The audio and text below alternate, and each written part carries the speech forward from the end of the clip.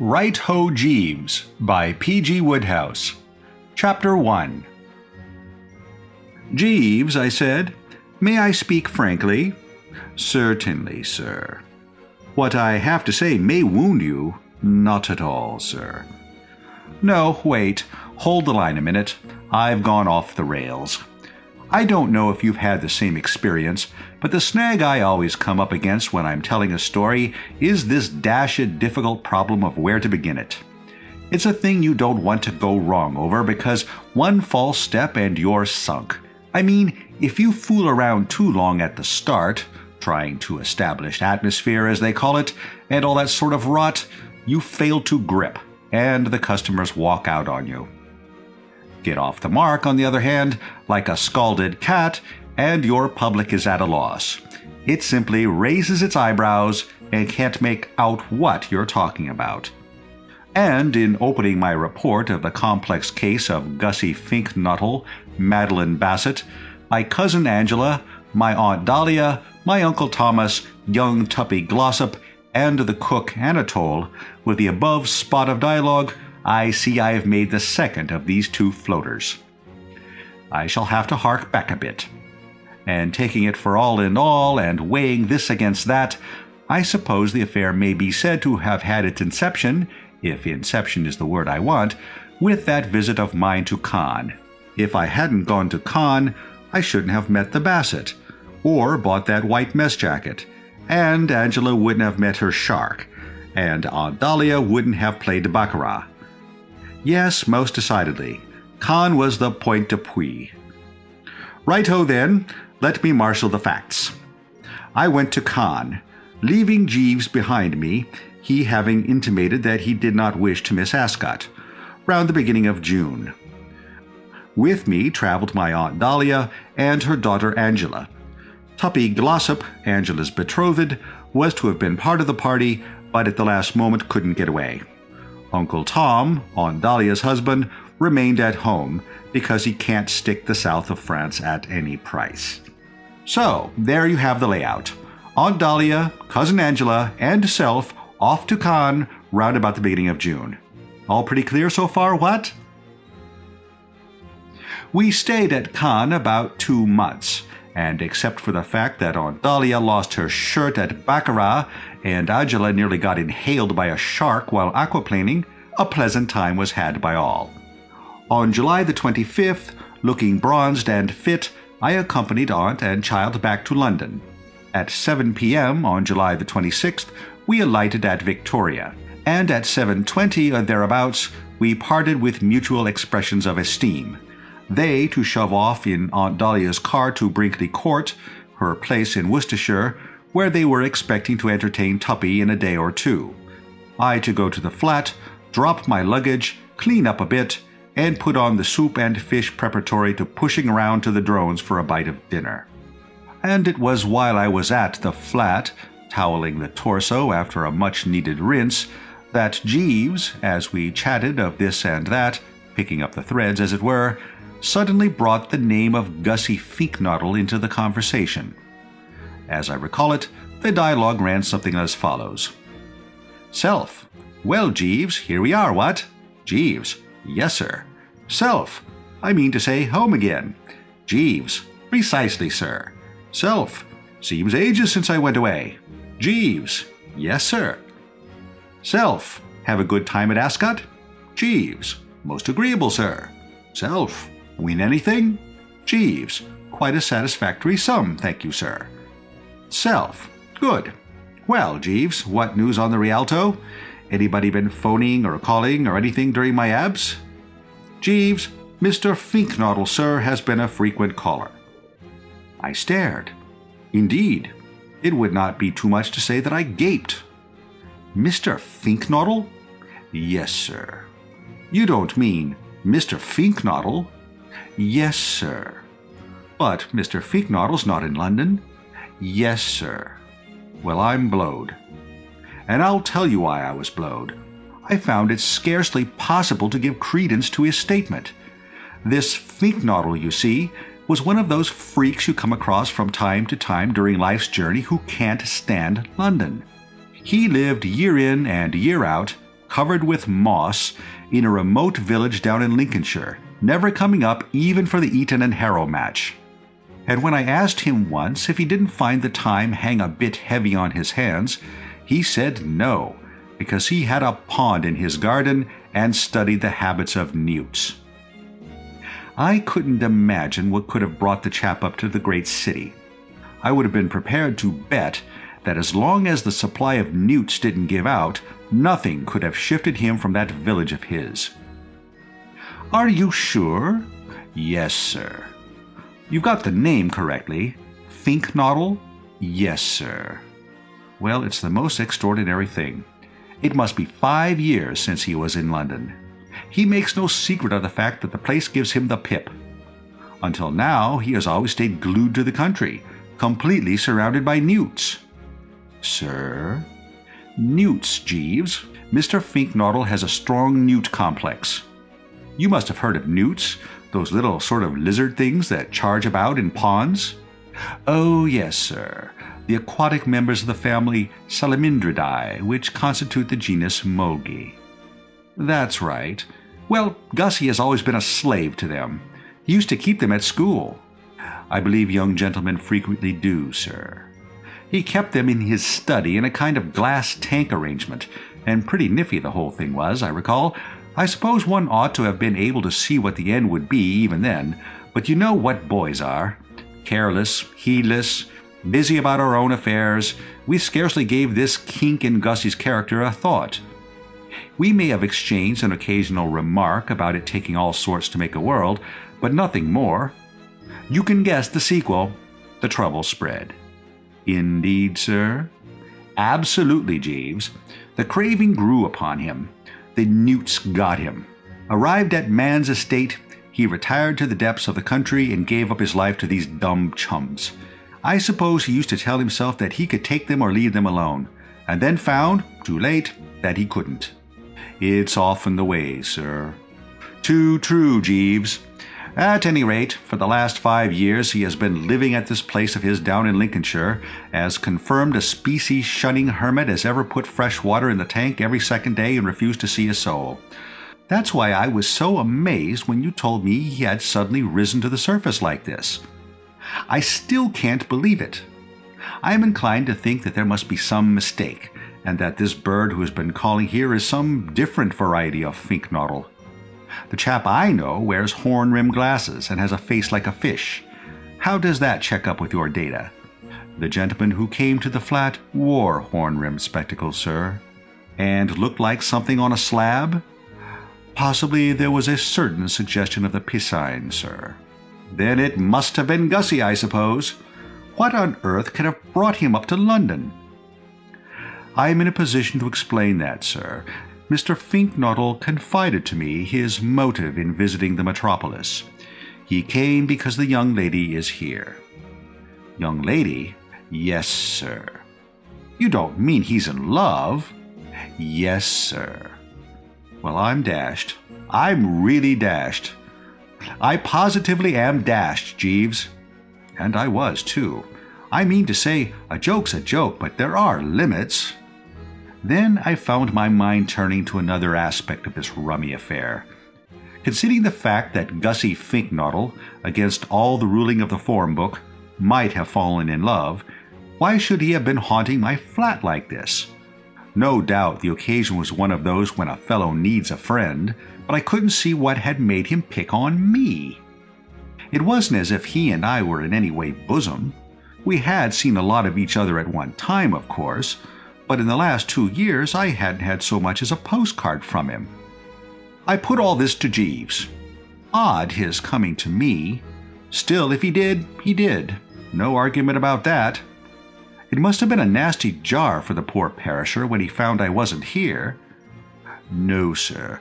Mr. Finknoddle did not call to see you, sir. Pull yourself together, Jeeves.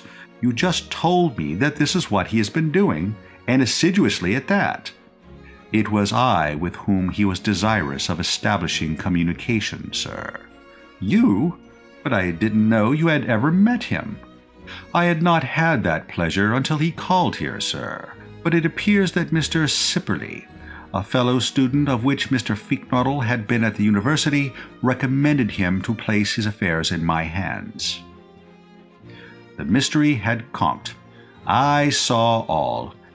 As I dare say you know, Jeeves's reputation as a counselor has long been established among the cognoscenti, and the first move of any of my little circle on discovering themselves in any form of soup is always to roll round and put the thing up to him. And when he's got A out of a bad spot, A puts B onto him, and then when he has fixed up B, B sends C along, and so on, if you get my drift, and so forth. That's how these big consulting practices like Jeeves's grow. Old Sippy, I knew, had been deeply impressed by the man's efforts on his behalf at the time when he was trying to get engaged to Elizabeth Moon. So it was not to be wondered at that he should have advised Gussie to apply. Pure routine, you might say. "Oh, you're acting for him, are you?" "Yes, sir." "Now I follow. Now I understand. And what is Gussie's trouble?" "Oddly enough, sir, precisely the same as that of Mr. Sipperley when I was enabled to be of assistance to him. No doubt you recall Mr. Sipperley's predicament, sir. Deeply attached to Miss Moon, he suffered from a rooted diffidence which made it impossible for him to speak." I nodded. "I remember. Yes. I recall the Sipperley case. He couldn't bring himself to the scratch. A marked coldness of the feet, was there not? I recollect you saying he was letting something do something? Cats entered into it, if I'm not mistaken." "Letting I dare not wait upon I would, sir." "That's right. But what about the cats?" "Like the poor cat of the adage, sir." "Exactly. It beats me how you think up these things. And Gussie, you say, is in the same position?" "Yes, sir. Each time he endeavors to formulate a proposal of marriage, his courage fails him." "And yet, if he wants this female to be his wife, he's got to say so, what? I mean, only civil to mention it." "Precisely, sir." I mused. Well, I suppose this was inevitable, Jeeves. I wouldn't have thought that this Finknottle would ever have fallen a victim to the divine P, but if he has, no wonder he finds the going sticky. "Yes, sir." "Look at the life he's led." "Yes, sir." "I don't suppose he has spoken to a girl for years. What a lesson this is to us, Jeeves, not to shut ourselves up in country houses and stare into glass tanks. You can't be the dominant male if you do that sort of thing. In this life, you can choose between two courses. You can either shut yourself up in a country house and stare into tanks, or you can be a dasher with the sex. You can't do both." "No, sir." I mused once more. Gussie and I, as I say, had rather lost touch, but all the same I was exercised about the poor fish as I am about all my pals, close or distant, who find themselves treading upon life's banana skins. It seemed to me that he was up against it. I threw my mind back to the last time I had seen him. About 2 years ago it had been. I had looked in at his place while on a motor trip, and he had put me right off my feed by bringing a couple of green things with legs to the luncheon table, crooning over them like a young mother, and eventually losing one of them in the salad. That picture, rising before my eyes, didn't give me much confidence in the unfortunate goof's ability to woo and win, I must say, especially if the girl he had earmarked was one of these tough modern thugs, all lipstick and cool, hard, sardonic eyes, as she probably was. "Tell me, Jeeves," I said, wishing to know the worst, "what sort of a girl is this girl of Gussie's?" "I have not met the young lady, sir. Mr. Finknottle speaks highly of her attractions." "Seemed to like her, did he?" "Yes, sir." "Did he mention her name? Perhaps I know her." "She is a Miss Bassett, sir. Miss Madeline Bassett." "What?" "Yes, sir." I was deeply intrigued. "Egad, Jeeves, fancy that! It's a small world, isn't it, what?" "The young lady is an acquaintance of yours, sir?" "I know her well. Your news has relieved my mind, Jeeves. It makes the whole thing begin to seem far more like a practical working proposition. Indeed, sir. Absolutely. I confess that until you supplied this information, I was feeling profoundly dubious about poor old Gussie's chances of inducing any spinster of any parish to join him in the saunter down the aisle. You will agree with me that he's not everybody's money. There may be something in what you say, sir. Cleopatra wouldn't have liked him. Possibly not, sir. And I doubt if he would go any too well with Tallulah Bankhead. No, sir. But when you tell me that the object of his affections is Miss Bassett, why then, Jeeves, hope begins to dawn a bit. He's just the sort of chap a girl like Madeline Bassett might scoop in with relish. This Bassett, I must explain, had been a fellow visitor of ours at Cannes, and as she and Angela had struck up one of those effervescent friendships which girls do strike up, I had seen quite a bit of her. Indeed, in my moodier moments, it sometimes seemed to me I could not move a step without stubbing my toe on the woman. And what made it all so painful and distressing was that the more we met, the less did I seem able to find to say to her. You know how it is with some girls. They seem to take the stuffing right out of you. I mean to say, there is something about their personality that paralyzes the vocal cords and reduces the contents of the brain to cauliflower. It was like that with this Bassett and me, so much so that I have known occasions when for minutes at a stretch, Bertram Wooster might have been observed fumbling with the tie, shuffling the feet, and behaving in all other respects in her presence like the complete dumb brick. When, therefore, she took her departure some 2 weeks before we did, you may readily imagine that in Bertram's opinion it was not a day too soon. It was not her beauty, mark you, that thus numbed me. She was a pretty enough girl in a droopy, blonde, saucer-eyed way, but not the sort of breath-taker that takes the breath. No, what caused this disintegration in a usually fairly fluent prattler with the sex was her whole mental attitude. I don't want to wrong anybody, so I won't go so far as to say that she actually wrote poetry, but her conversation, to my mind, was of a nature calculated to excite the liveliest suspicions. Well, I mean to say, when a girl suddenly asks you out of a blue sky if you don't sometimes feel that the stars are God's daisy chain, you begin to think a bit. As regards the fusing of her soul and mine, therefore there was nothing doing. But with Gussie, the position was entirely different. The thing that had stymied me, viz., that this girl was obviously all loaded down with ideals and sentiment and whatnot, was quite in order as far as he was concerned. Gussie had always been one of those dreamy, soulful birds. You can't shut yourself up in the country and live only for newts if you're not, and I could see no reason why, if he could somehow be induced to get the low, burning words off his chest, he and the Bassett shouldn't hit it off like ham and eggs.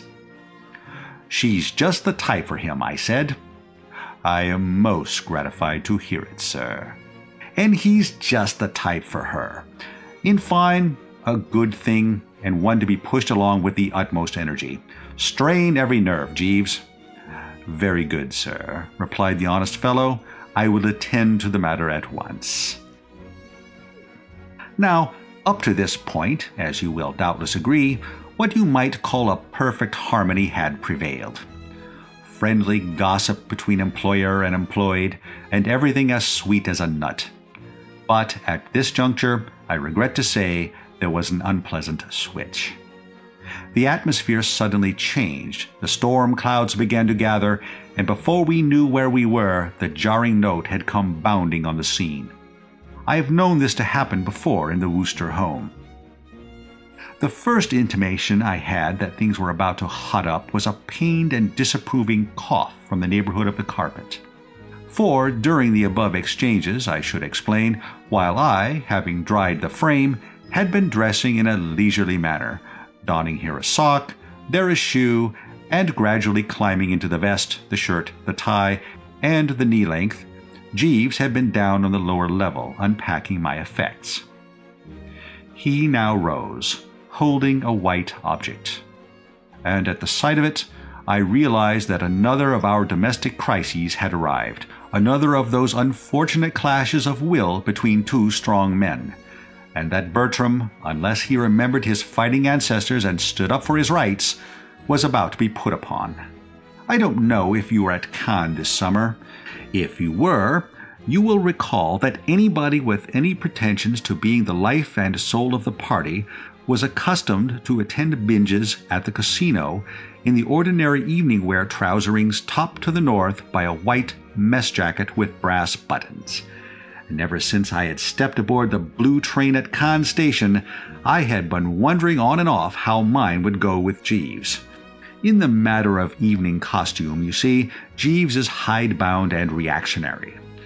I had had trouble with him before about soft-bosomed shirts, and while these mess jackets had, as I say, been all the rage, tout ce qui est de chic on the Côte d'Azur, I had never concealed it from myself, even when treading the measure at the Palm Beach Casino in the one I had hastened to buy, that there might be something of an upheaval about it upon my return. I prepared to be firm. "Yes, Jeeves," I said, and though my voice was suave, a close observer in a position to watch my eyes would have noticed a steely glint. Nobody has a greater respect for Jeeves's intellect than I have, but this disposition of his to dictate to the hand that fed him had got, I felt, to be checked. This mess jacket was very near to my heart, and I jolly well intended to fight for it with all the vim of grand old Sieur de Worcester at the Battle of Agincourt. "Yes, Jeeves," I said. "Something on your mind, Jeeves?" "I fear that you have inadvertently left Cannes in the possession of a coat belonging to some other gentleman, sir." I switched on the steely a bit more. "No, Jeeves," I said in a level tone. "The object under advisement is mine. I bought it out there." "You wore it, sir?" "Every night." "But surely you are not proposing to wear it in England, sir?" I saw that we had arrived at the nub. "Yes, Jeeves." "But, sir, you were saying, Jeeves?" "It is quite unsuitable, sir." "I do not agree with you, Jeeves. I anticipate a great popular success for this jacket. It is my intention to spring it on the public tomorrow at Pongo Twistleton's birthday party, where I confidently expect to be one long scream from start to finish. No argument, Jeeves. No discussion. Whatever fantastic objection you may have taken to it, I wear this jacket." "Very good, sir." He went on with his unpacking. I said no more on the subject. I had won the victory, and we Woosters do not triumph over a beaten foe.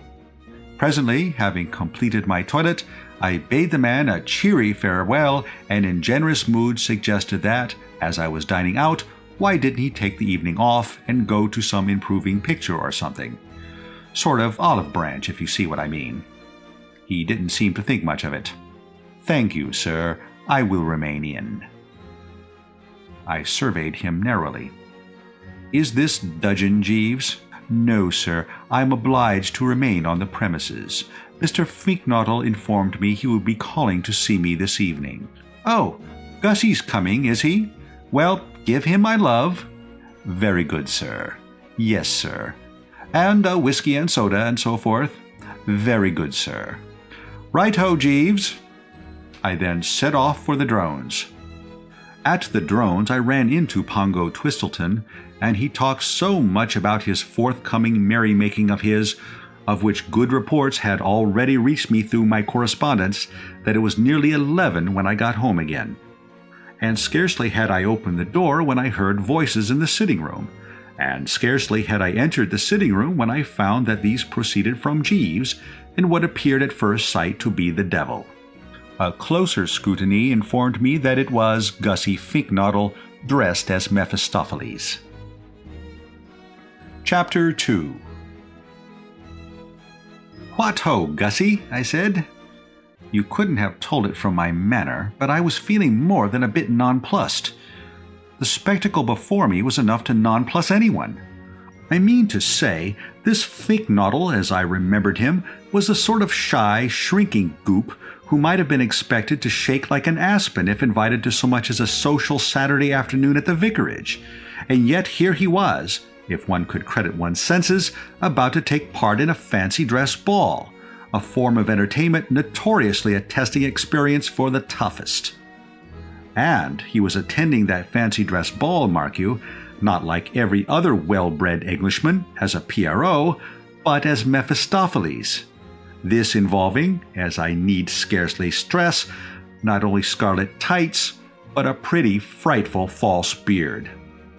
Rummy, you'll admit. However, one masks one's feelings. I betrayed no vulgar astonishment, but, as I say, what-hoed with civil nonchalance. He grinned through the fungus, rather sheepishly, I thought. "Oh, hello, Bertie." "Long time since I saw you. Have a spot?" "No, thanks. I must be off in a minute.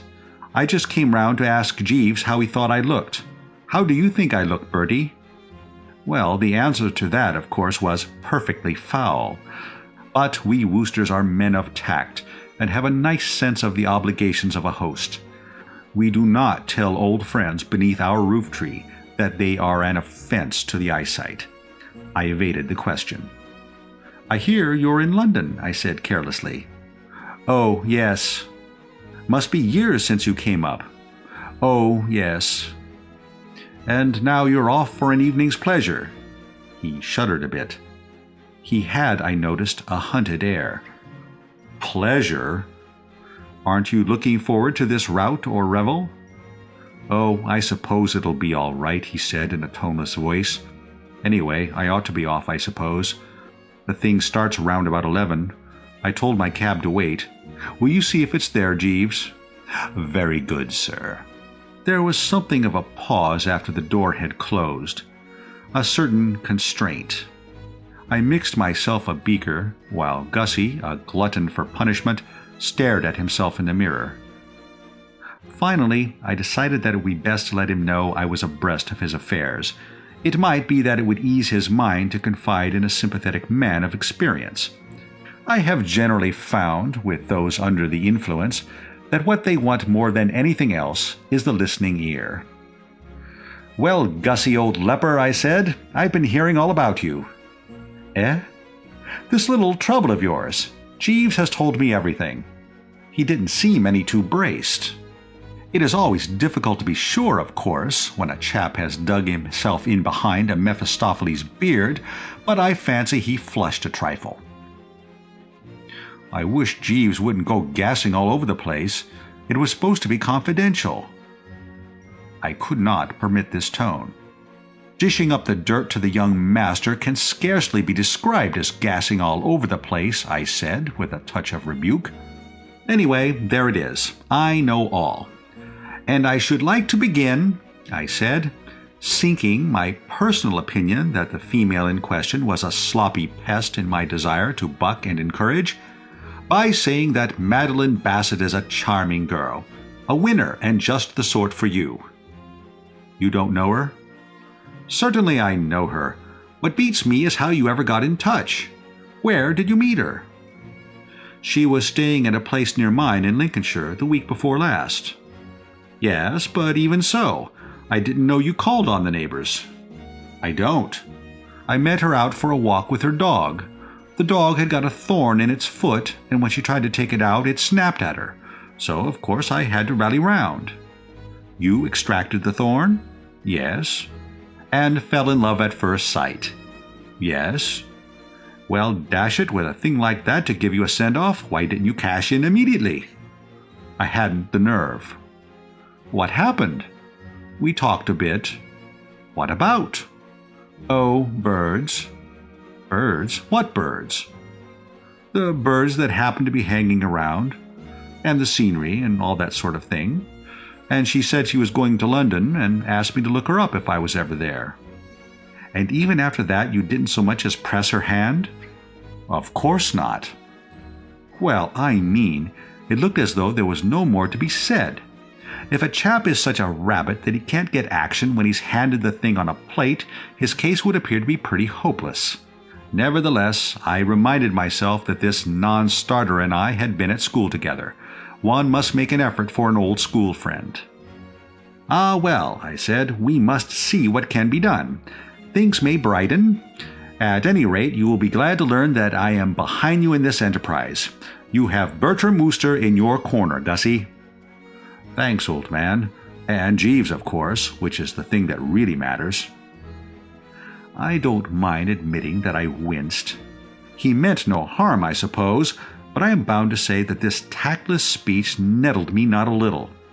People are always nettling me like that, giving me to understand, I mean to say, that in their opinion Bertram Wooster is a mere cipher, and that the only member of the household with brains and resources is Jeeves. It jars on me. And tonight it jarred on me more than usual, because I was feeling pretty dashed fed with Jeeves. Over the matter of the mess jacket, I mean. True, I had forced him to climb down, quelling him, as described, with the quiet strength of my personality, but I was still a trifle shirty at his having brought the thing up at all. It seemed to me that what Jeeves wanted was the iron hand. "And what is he doing about it?" I inquired stiffly. "He's been giving the position of affairs a lot of thought." "He has he?" "It's on his advice that I'm going to this dance." "Why?" "She is going to be there. In fact, it was she who sent me the ticket of invitation. And Jeeves considered—" "And why not as a Pierrot?" I said, taking up the point which had struck me before. "Why this break with a grand old tradition?" "He particularly wanted me to go as Mephistopheles." I started. "He did he? He specifically recommended that definite costume?" "Yes." "Ha!" "Eh?" "Nothing, just ha. And I'll tell you why I said ha. Here was Jeeves making heavy weather about me wearing a perfectly ordinary white mess jacket, a garment not only tout ce qu'il a de la chic, but absolutely de rigueur, and in the same breath, as you might say, inciting Gussie Finknottle to be a blot on the London scene in scarlet tights. Ironical, what? One looks askance at this sort of in-and-out running. What has he got against Pierrots? I don't think he objects to Pierrots as Pierrots, but in my case he thought a Pierrot would not be adequate. I don't follow that. He said the costume of the Pierrot, while pleasing to the eye, lacked the authority of the Mephistopheles costume. I still don't get it. Well, it's a matter of psychology, he said. There was a time when a remark like that would have had me snookered, but long association with Jeeves has developed the Wooster vocabulary considerably. Jeeves has always been a whale for the psychology of the individual, and now I follow him like a bloodhound when he snaps it out of the bag. Oh, psychology. Yes, Jeeves is a great believer in the moral effect of clothes. He thinks I might be emboldened in a striking costume like this. He said a pirate chief would be just as good.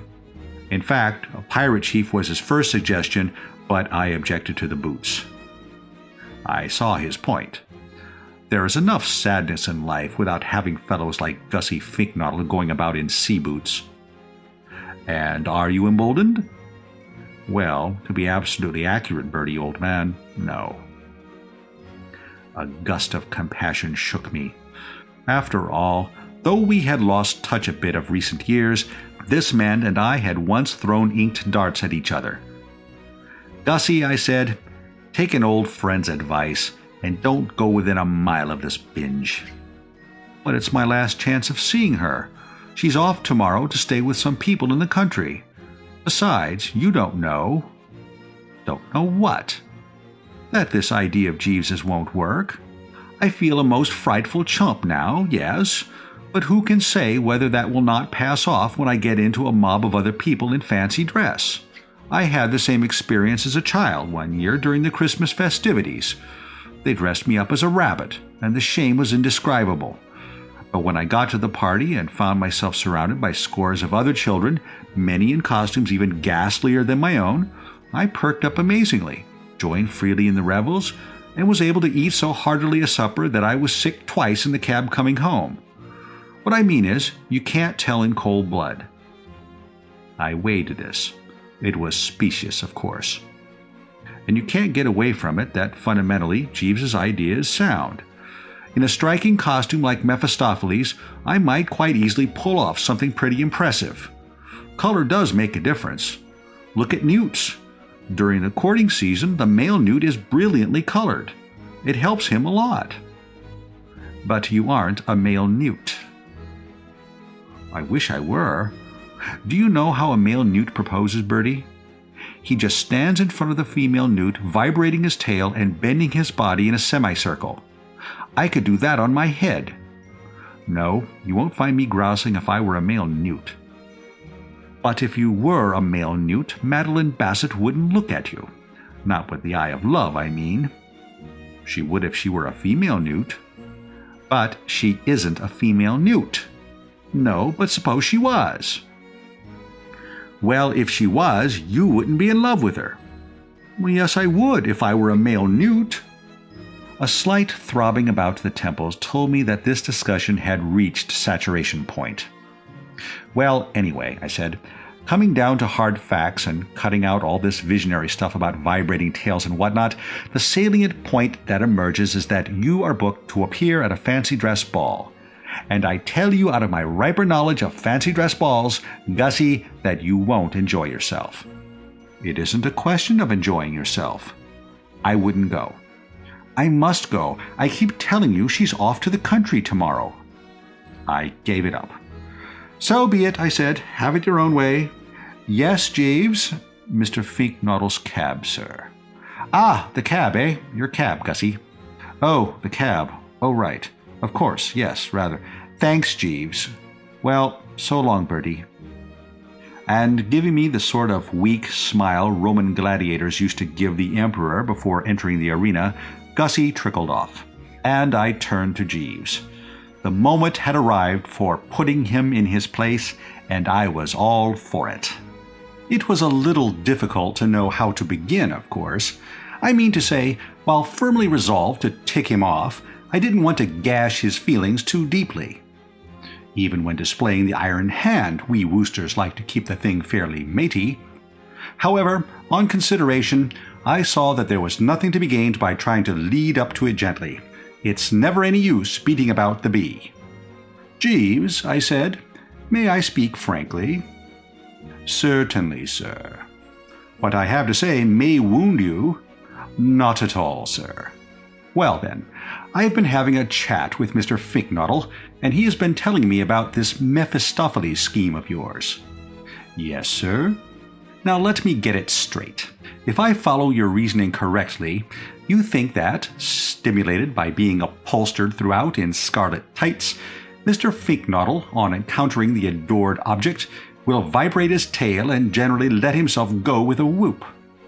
I am of opinion that he will lose much of his normal diffidence, sir. I don't agree with you, Jeeves. No, sir? No. In fact, not to put too fine a point upon it, I consider that of all the dashed, silly, drivelling ideas I have ever heard in my puff, this is the most blithering and futile. It won't work. Not a chance. All you have done is to subject Mr. Finknoddle to the nameless horrors of a fancy dress ball for nothing. And this is not the first time this sort of thing has happened. To be quite candid, Jeeves, I have frequently noticed before now a tendency or a disposition on your part to become, what's the word? I could not say, sir. Eloquent? No, it's not eloquent. Elusive? No, it's not elusive. It's on the tip of my tongue. Begins with an E and means a jolly sight too clever. Elaborate, sir? That is the exact word I was after. Too elaborate, Jeeves. That is what you are frequently prone to become. Your methods are not simple, not straightforward. You cloud the issue with a lot of fancy stuff that is not of the essence. All that Gussie needs is the elderly brotherly advice of a seasoned man of the world, so that what I suggest is that from now onward you leave this case to me. Very good, sir. You lay off and devote yourself to your duties about the home. Very good, sir. I shall no doubt think of something quite simple and straightforward, yet perfectly effective ere long. I will make a point of seeing Gussie tomorrow. Very good, sir. Right-ho, Jeeves. But on the morrow, all those telegrams started coming in, and I confess that for 24 hours I didn't give the poor chap a thought, having problems of my own to contend with. Chapter 3. The first of the telegram arrived shortly after noon, and Jeeves brought it in with the before-luncheon snifter. It was from my Aunt Dahlia, operating from Market Snodsbury, a small town of sorts, a mile or two along the main road as you leave her country seat. It ran as follows: "Come at once, Travers." And when I say it puzzled me like the dickens, I am understating it, if anything. As mysterious a communication I considered as was ever flashed over the wires. I studied it in a profound reverie for the best part of 2 dry martinis and a dividend. I read it backwards. I read it forwards. As a matter of fact, I have a sort of recollection of even smelling it. But it still baffled me. Consider the facts, I mean. It was only a few hours since this aunt and I had parted, after being in constant association for nearly 2 months. Yet here she was, with my farewell kiss still lingering on her cheek, so to speak, pleading for another reunion. Bertram Wooster is not accustomed to this gluttonous appetite for his society. Ask anyone who knows me, and they will tell you that after 2 months of my company, what the normal person feels is that will about do it for the present. Indeed, I have known people who couldn't stick it out for more than a few days. Before sitting down to the well-cooked, therefore, I sent this reply: "Perplexed. Explain. Bertie." To this I received an answer during the after-luncheon sleep. "What on earth is there to be perplexed about, ass? Come at once. Travers."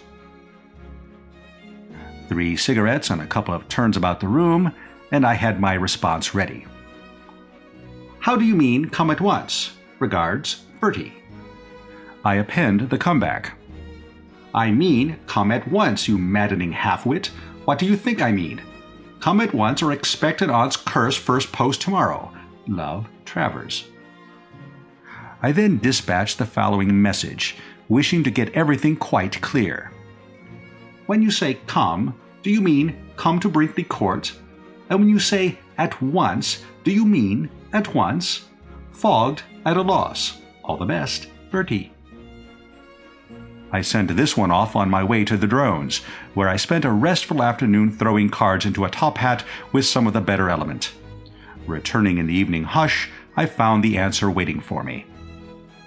"Yes, yes, yes, yes, yes, yes, yes. It doesn't matter whether you understand or not. You must come at once, as I tell you, and for heaven's sake, stop this back-chat. Do you think I have made of money that I can afford to send you telegrams every 10 minutes? Stop being a fathead and come immediately. Love, Travers." It was at this point that I felt the need of getting a second opinion. I pressed the bell. "Jeeves," I said. "A V-shaped rumminess has manifested itself from the direction of the Worcestershire. Read these," I said, handing him the papers in the case. He scanned them. "What do you make of it, Jeeves?" "I think Mrs. Travers wishes you to come at once, sir." "You gather that too, do you?" "Yes, sir." I put the same construction on the thing. "But why, Jeeves? Dash it all, she's just had nearly 2 months of me." "Yes, sir. And many people consider the medium dose for an adult 2 days." "Yes, sir. I appreciate the point you raise. Nevertheless, Mrs. Travers appears very insistent. I think it would be well to acquiesce in her wishes." "Pop down, you mean?" "Yes, sir." "Well, I certainly can't go at once. I've an important conference on at the Drones tonight. Pongo Twistleton's birthday party, you remember?" "Yes, sir." There was a slight pause. We were both recalling the little unpleasantness that had arisen. I felt obliged to allude to it. "You're all wrong about that mess jacket, Jeeves. These things are matters of opinion, sir. When I wore it at the casino at Cannes, beautiful women nudged one another and whispered, 'Who is he?' The code at continental casinos is notoriously lax, sir. And when I described it to Pongo last night, he was fascinated. Indeed, sir. So were all the rest of those present. One and all admitted that I had got hold of a good thing. Not a dissident voice. Indeed, sir. I am convinced that you will eventually learn to love this mess jacket, Jeeves. I fear not, sir. I gave it up. It is never any use trying to reason with Jeeves on these occasions. Pig-headed is the word that springs to the lips. One sighs and passes on. Well, anyway, returning to the agenda, I can't go down to Brinkley Court or anywhere else yet a while. That's final. I'll tell you what, Jeeves. Give me form and pencil, and I'll wire her that I'll be with her sometime next week, or the week after. Dash it all, she ought to be able to hold out without me for a few days. It only requires willpower. Yes, sir. Right-ho, then. I'll wire, expect me tomorrow fortnight, or words to some such effect. That ought to meet the case. Then if you will toddle round the corner and set it off, that will be that. Very good, sir. And so the long day wore on till it was time for me to dress for Pongo's party. Pongo had assured me, while chatting of the affair on the previous night, that this birthday binge of his was to be on a scale calculated to stagger humanity, and I must say I participated in less fruity functions. It was well after 4 when I got home, and by that time I was about ready to turn in. I can just remember groping for the bed and crawling into it, and it seemed to me that the lemon had scarcely touched the pillow before I was aroused by the sound of the door opening. I was barely ticking over, but I contrived to raise an eyelid. "Is that my tea, Jeeves?" "No, sir. It is Mrs. Travers." And a moment later there was a sound like a mighty rushing wind, and the relative had crossed the threshold at 50 miles per hour under her own steam. Chapter 4. It has been well said of Bertram Wooster that, while no one views his flesh and blood with a keener and more remorselessly critical eye, he is nevertheless a man who delights in giving credit where credit is due. And if you have followed these memoirs of mine with proper care, you will be aware that I have frequently had occasion to emphasize the fact that Aunt Dahlia is all right. She is the one, if you remember, who married old Tom Travers, au second noces, as I believe the expression is, the year Bluebottle won the Cambridgeshire, and once induced me to write an article on what the well-dressed man is wearing for that paper she runs, Milady's Boudoir. She is a large, genial soul, with whom it is a pleasure to hobnob. In her spiritual make-up, there is none of that subtle gosh-awfulness which renders such an exhibit, say, as my Aunt Agatha, the curse of the home counties and a menace to one and all. I have the highest esteem for Aunt Dahlia, and have never wavered in my cordial appreciation of her humanity, sporting qualities, and general good eggishness. This being so, you may conceive of my astonishment at finding her at my bedside at such an hour. I mean to say, I've stayed at her place many a time and oft, and she knows my habits. She is well aware that until I have had my cup of tea in the morning, I do not receive. This crashing in at a moment when she knew that solitude and repose were of the essence was scarcely, I could not but feel, the good old form. Besides, what business had she being in London at all? That was what I asked myself. When a conscientious housewife has returned to her home after an absence of 7 weeks, one does not expect her to start racing off again the day after her arrival. One feels that she ought to be sticking around, ministering to her husband, conferring with the cook, feeding the cat, combing and brushing the Pomeranian. In a word, staying put. I was more than a little bleary-eyed, but I endeavored, as far as the fact that my eyelids were more or less glued together would permit, to give her an austere and censorious look. She didn't seem to get it. "Wake up, Bertie, old ass," she cried, in a voice that hit me between the eyebrows and went out the back of my head. If Aunt Dahlia has a fault, it is that she is apt to address a vis-a-vis as if he were somebody a half-mile away whom she had observed riding over hounds. A throwback, no doubt, to the time when she counted the day lost that was not spending in chivying up some unfortunate fox over the countryside. I gave her another of the austere and censorious, and this time it registered. All the effect it had, however, was to cause her to descend to personalities. "Don't blink at me in that obscene way," she said. "I wonder, Bertie," she proceeded, gazing at me as I should imagine Gussie would have gazed at some newt that was not up to sample, "if you have the faintest conception how perfectly loathsome you look. A cross between an orgy scene in the movies and some low form of pond life. I suppose you were out on the tiles last night?" "I attended a social function, yes," I said coldly. "Pongo Twistleton's birthday party. I couldn't let Pongo down. Noblesse oblige." "Well, get up and dress." I felt I could not have heard her aright. "Get up and dress?" "Yes."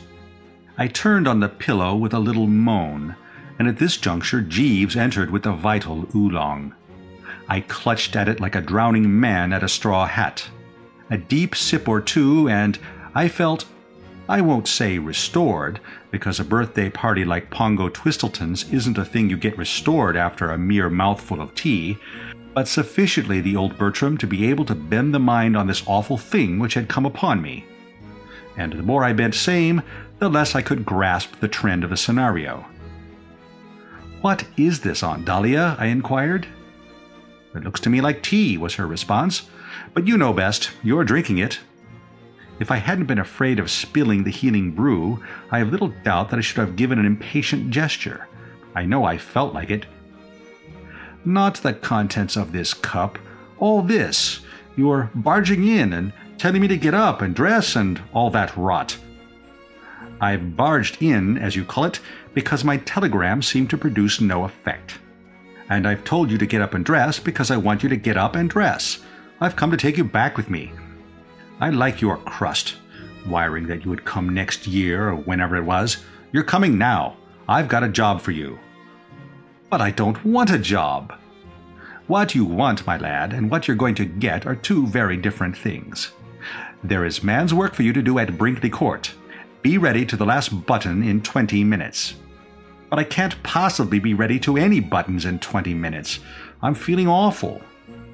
She seemed to consider. "Yes," she said, "I suppose it's only humane to give you a day or two to recover. All right, then. I shall expect you on the 30th at the latest." "But dash it, what is all this? How do you mean a job? Why a job? What sort of job?" "I'll tell you if you only stop talking for a minute. It's quite an easy, pleasant job. You will enjoy it. Have you ever heard of Market Snodsbury Grammar School?" "Never." "It's a grammar school at Market Snodsbury." I told her a little frigidly that I had divined as much. "Well, how was I to know that a man with a mind like yours would grasp it so quickly?" she protested. "All right, then. Market Snodsbury Grammar School is, as you have guessed, the grammar school at Market Snodsbury. I'm one of the governors." "You mean one of the governesses?" "I don't mean one of the governesses.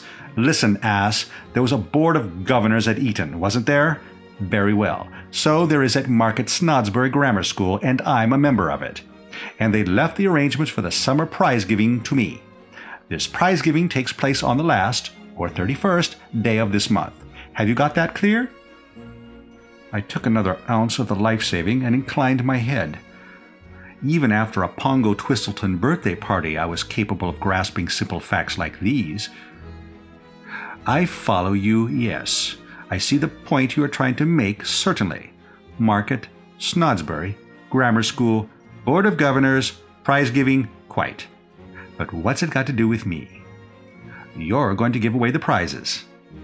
I goggled. Her words did not appear to make sense. They seemed the mere aimless vaporing of an ant who has been sitting out in the sun without a hat. "Me?" "You." I goggled again. "You don't mean me?" "I mean you, in person." I goggled a third time. "You're pulling my leg." "I am not pulling your leg. Nothing would induce me to touch your beastly leg. The vicar was to have officiated, but when I got home I found a letter from him saying that he had strained a fetlock and must scratch his nomination. You can imagine the state I was in. I telephoned all over the place. Nobody would take it on. And then suddenly I thought of you. I decided to check all this rot at the outset. Nobody is more eager to oblige deserving aunts than Bertram Wooster. But there are limits, and sharply denned limits at that." So you think I'm going to strew prizes at this bally Dotheboys Hall of yours? I do. And make a speech. Exactly. I laughed derisively. For goodness sake, don't start gargling now. This is serious. I was laughing. Oh, were you? Well, I'm glad to see you taking it in this merry spirit. Derisively, I explained. I won't do it. That's final. I simply will not do it. You will do it, young birdie, or never darken my doors again. And you know what that means. No more of Anatole's dinners for you. A strong shudder shook me.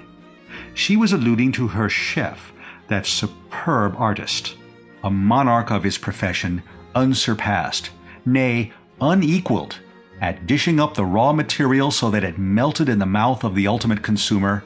Anatole had always been a magnet that drew me to Brinkley Court with my tongue hanging out. Many of my happiest moments had been those which I had spent champing this great man's roasts and ragouts, and the prospect of being barred from digging into them in the future was a numbing one. No, I say, dash it! I thought that would rattle you, greedy young pig. Greedy young pigs have nothing to do with it, I said with a touch of hauteur. One is not a greedy young pig because one appreciates the cooking of a genius. Well, I will say I'd like it myself, conceded the relative, but not another bite of it will you get if you refuse to do this simple, easy, pleasant job. No, not so much as another sniff. So put that in your 12-inch cigarette holder and smoke it. I began to feel like some wild thing caught in a snare. But why do you want me? I mean, what am I? Ask yourself that. I often have. I mean to say I'm not the type. You have to have some terrific nib to give away prizes. I seem to remember that when I was at school it was generally a prime minister or somebody. Ah, but that was at Eton. At Market Snodsbury we aren't nearly so choosy. Anybody in spats impresses us. Why don't you get Uncle Tom? Uncle Tom? Well, why not? He's got spats. Bertie, she said, I will tell you why not Uncle Tom. You remember me losing all that money at baccarat at Cannes? Well, very shortly I shall have to sidle up to Tom and break the news to him. If, right after that, I ask him to put on lavender gloves and a topper and distribute the prizes at Market Snodsbury Grammar School, there will be a divorce in the family. He would pin a note to the pincushion and be off like a rabbit. No, my lad, you're for it, so you may as well make the best of it. But, Aunt Dahlia, listen to reason. I assure you, you've got hold of the wrong man. I'm hopeless at a game like that. Ask Jeeves about the time I got lugged in to address a girls' school. I made the most colossal ass of myself. And I confidently anticipate that you will make an equally colossal ass of yourself on the 31st of this month. That's why I want you. The way I look at it is that, as the thing is bound to be a frost anyway, one may as well get a hearty laugh out of it. I shall enjoy seeing you distribute those prizes, Bertie. Well, I won't keep you, as no doubt you want to do your Swedish exercises. I shall expect you in a day or two. And with these heartless words she beetled off, leaving me a prey to the gloomiest emotions.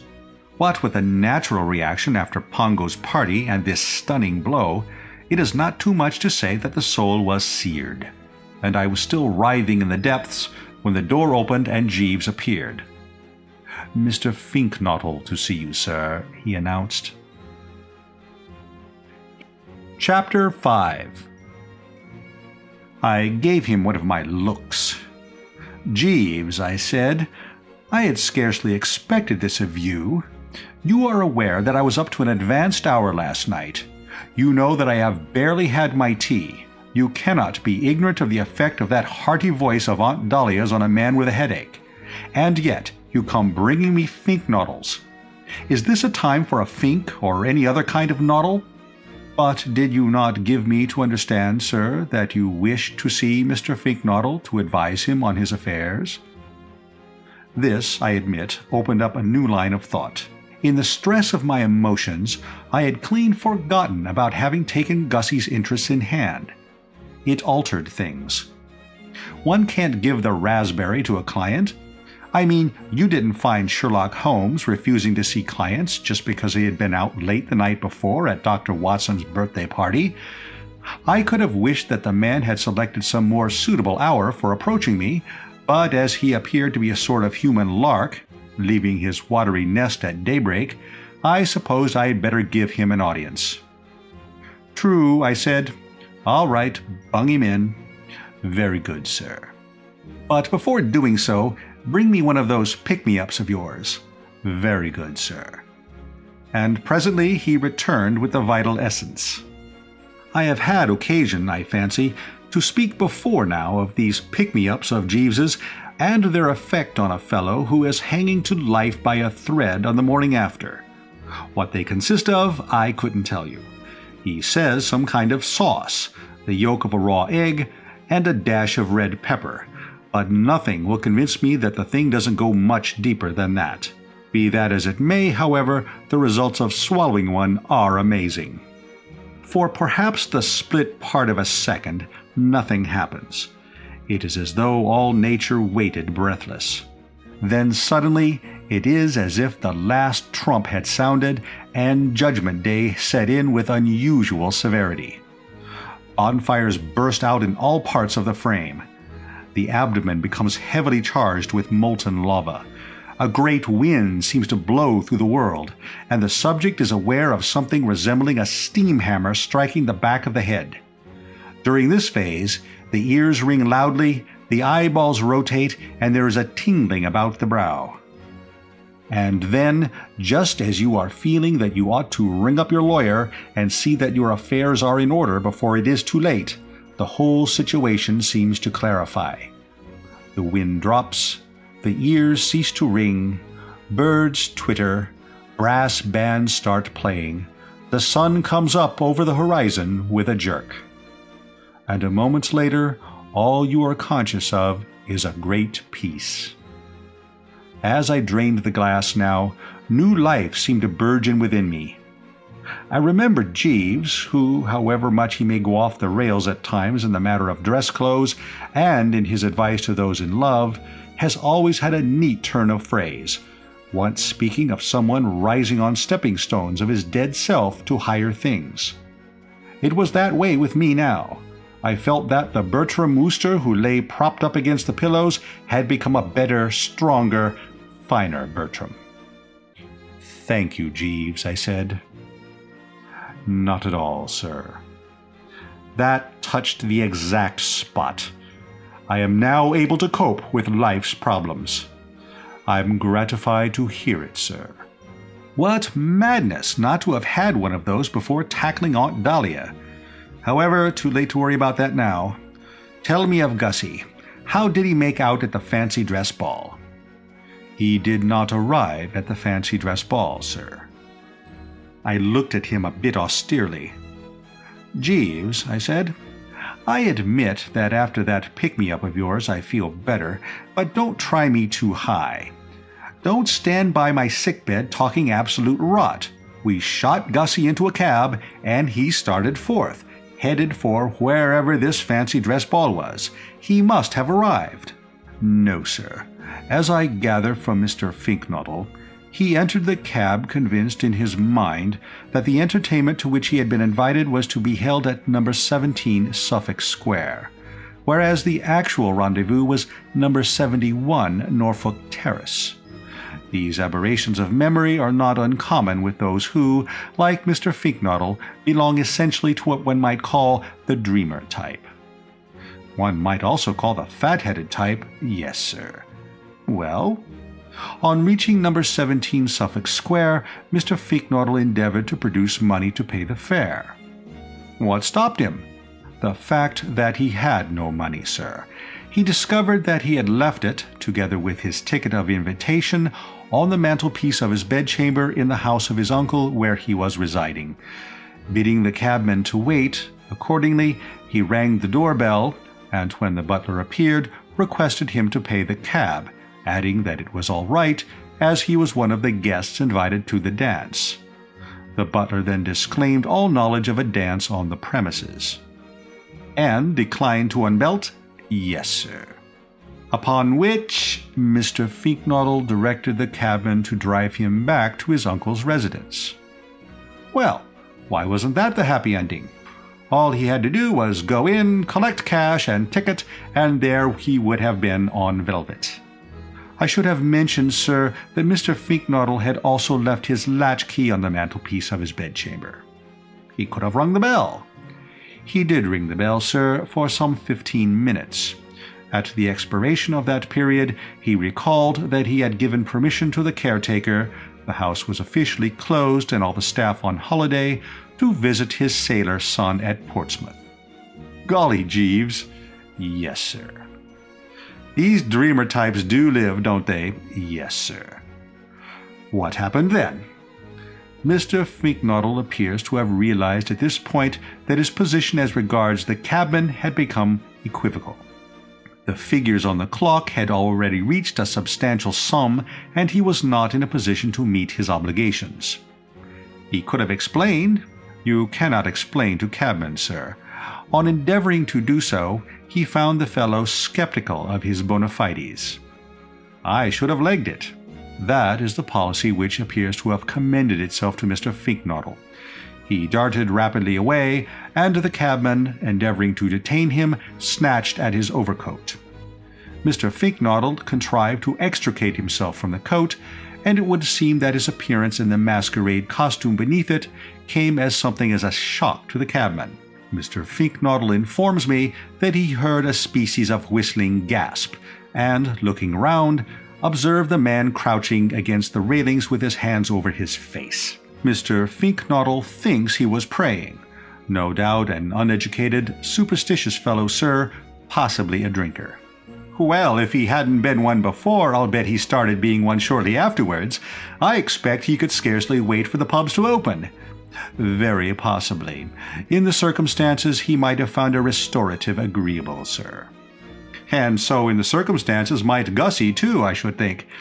What on earth did he do after that?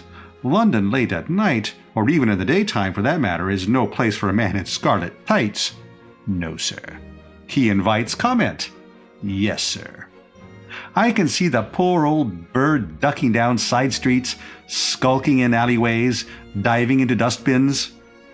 I gathered from Mr. Finknottle's remarks, sir, that something very much on those lines was what occurred. Eventually, after a trying night, he found his way to Mr. Sipperley's residence, where he was able to secure lodging and a change of costume in the morning. I nestled against the pillows, the brow a bit drawn.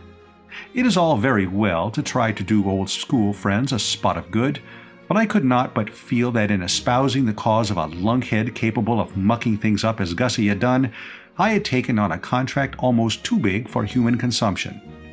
It seemed to me that what Gussie needed was not so much the advice of a seasoned man of the world as a padded cell in Colney Hatch and a couple of good keepers to see that he did not set the place on fire.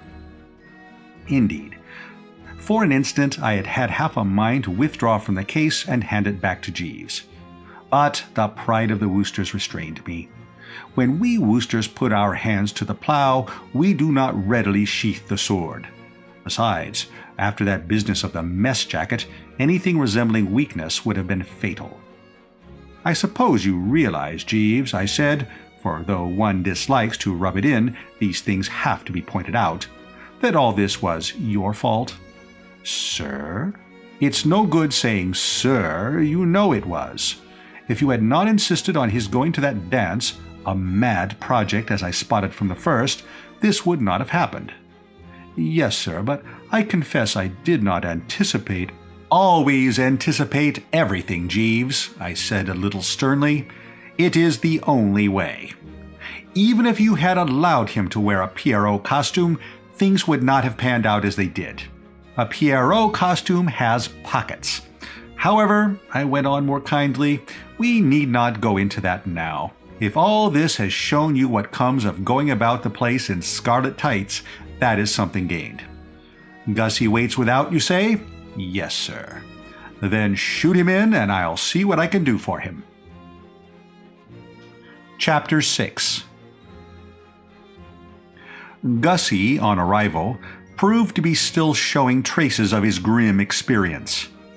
The face was pale, the eyes gooseberry-like, the ears drooping, and the whole aspect of a man who has passed through the furnace and been caught in the machinery. I hitched myself up a bit higher on the pillows and gazed at him narrowly. It was a moment I could see when first aid was required, and I prepared to get down to cases. "Well, Gussie." "Hello, Bertie." "What ho?" "What ho?" These civilities concluded, I felt that the moment had come to touch delicately on the past. "I hear you've been through it a bit." "Yes." "Thanks to Jeeves." "It wasn't Jeeves's fault." "Entirely Jeeves's fault." "I don't see that. I forgot my money and latchkey." "And now you'd better forget Jeeves. For you will be interested to hear, Gussie," I said, deeming it best to put him in touch with the position of affairs right away, "that he is no longer handling your little problem." This seemed to slip it across him properly. The jaws fell, the ears drooped more limply. He had been looking like a dead fish. Now he looked like a deader fish, one of last year's, cast up on some lonely beach and left there at the mercy of the wind and tides. "What?" "Yes." "You don't mean that Jeeves isn't going to—" "No." "But dash it." I was kind but firm. "You will be much better off without him. Surely your terrible experiences of that awful night have told you that Jeeves needs a rest. The keenest of thinkers strikes a bad patch occasionally. That is what has happened to Jeeves. I have seen it coming on for some time. He has lost his form. He wants his plugs decarbonized. No doubt this is a shock to you. I suppose you came here this morning to seek his advice." "Of course I did." "On what point?" "Madeline Bassett has gone to stay with these people in the country, and I want to know what he thinks I ought to do." "Well, as I say, Jeeves is off the case." "But, Bertie, dash it, Jeeves," I said with a certain asperity, "is no longer on the case. I am now in sole charge." "But what on earth can you do?" I curbed my resentment. We Woosters are fair-minded. We can make allowances for men who have been parading London all night in scarlet tights. "That," I said quietly, "we shall see. Sit down and let us confer. I am bound to say the thing seems quite simple to me. You say this girl has gone to visit friends in the country. It would appear obvious that you must go there too, and flock around her like a poultice. Elementary. But I can't plant myself on a lot of perfect strangers." "Don't you know these people?" "Of course I don't. I don't know anybody." I pursed the lips. This did seem to complicate matters somewhat. All that I know is that their name is Travers, and it's a place called Brinkley Court down in Worcestershire. I unpursed my lips. "Gussie," I said, smiling paternally, "it was a lucky day for you when Bertram Wooster interested himself in your affairs. As I foresaw from the start, I can fix everything. This afternoon you shall go to Brinkley Court, an honored guest." He quivered like a moose. I suppose it must always be a rather thrilling experience for the novice to watch me taking hold. "But, Bertie, you don't mean you know these Traverses?" "They are my Aunt Dahlia." "My gosh!" "You see now," I pointed out, "how lucky you were to get me behind you. You go to Jeeves, and what does he do? He dresses you up in scarlet tights and one of the foulest false beards of my experience, and sends you off to fancy dress balls. Result: agony of spirit and no progress. I then take over and put you on the right lines. Could Jeeves have got you into Brinkley Court? Not a chance. Aunt Dahlia isn't his aunt. I merely mention these things." "By Jove, Bertie, I don't know how to thank you." "My dear chap, but I say—" "Now what?" "What do I do when I get there?" If you knew Brinkley Court, you would not ask that question. In those romantic surroundings you can't miss. Great lovers throughout the ages have fixed up the preliminary formalities at Brinkley. The place is simply ill with atmosphere. You will stroll with a girl in the shady walks, you will sit with her on the shady lawns, you will row on the lake with her, and gradually you will find yourself working up to a point where... By Jove, I believe you're right. Of course I'm right. I've gotten engaged 3 times at Brinkley. No business resulted, but the fact remains, and I went there without the foggiest idea of indulging in the tender pash. I hadn't the slightest intention of proposing to anybody, yet no sooner had I entered those romantic grounds than I found myself reaching for the nearest girl in sight and slapping my soul down in front of her. It's something in the air. I see exactly what you mean. That's just what I want to be able to do. Work up to it. And in London, curse the place, everything's in such a rush that you don't get a chance. Quite. You see a girl alone for about 5 minutes a day, and if you want to ask her to be your wife, you've got to charge into it as if you are trying to grab the gold ring on a merry-go-round. That's right. London rattles one. I should be a different man altogether in the country. What a bit of luck this Travers woman turning out to be your aunt. I don't know what you mean by turning out to be my aunt. She has been my aunt all along. I mean how extraordinary that it should be your aunt that Madeline's going to stay with. Not at all. She and my cousin Angela are close friends. At Cannes she was with us all the time. Oh, you met Madeline at Cannes, did you? By Jove, Bertie, said the poor lizard devoutly. I wish I could have seen her at Cannes. How wonderful she must have looked in beach pajamas. Oh, Bertie. Quite, I said a little distantly. Even when restored by one of Jeeves's depth bombs, one doesn't want this sort of thing after a hard night. I touched the bell and, when Jeeves appeared, requested him to bring me telegraph form and pencil. I then wrote a well-worded communication to Aunt Dahlia, informing her that I was sending my friend, Augustus Fink-Noddle, down to Brinkley today to enjoy her hospitality, and handed it to Gussie. Push that in at the first post office you pass, I said. She will find it waiting on her return. Gussie popped along, flapping the telegram and looking like a close-up of Joan Crawford, and I turned to Jeeves and gave him a précis of my operations. Simple, you observe, Jeeves. Nothing elaborate. No, sir. Nothing far-fetched, nothing strained or bizarre, just nature's remedy. Yes, sir. This is the attack as it should have been delivered. What do you call it when 2 people of opposite sexes are bunged together in close association in a secluded spot, meeting each other every day and seeing a lot of each other? Is propinquity the word you wish, sir? It is. I stake everything on propinquity, Jeeves. Propinquity, in my opinion, is what will do the trick. At the moment, as you are aware, Gussie is a mere jelly when in the presence. But ask yourself how he will feel in a week or so, after he and she have been helping themselves to sausages out of the same dish day after day at the breakfast sideboard, cutting the same ham, ladling out communal kidneys and bacon. Why... I broke off abruptly. I had had one of my ideas. Golly, Jeeves, sir, here's an instance of how you have to think of everything. You heard me mention sausages, kidneys, and bacon and ham? Yes, sir. Well, there must be nothing of that. Fatal. The wrong note entirely. Give me that telegraph form and pencil. I must warn Gussie without delay. What he's got to do is create in this girl's mind the impression that he's pining away for love of her. This cannot be done by wolfing sausages.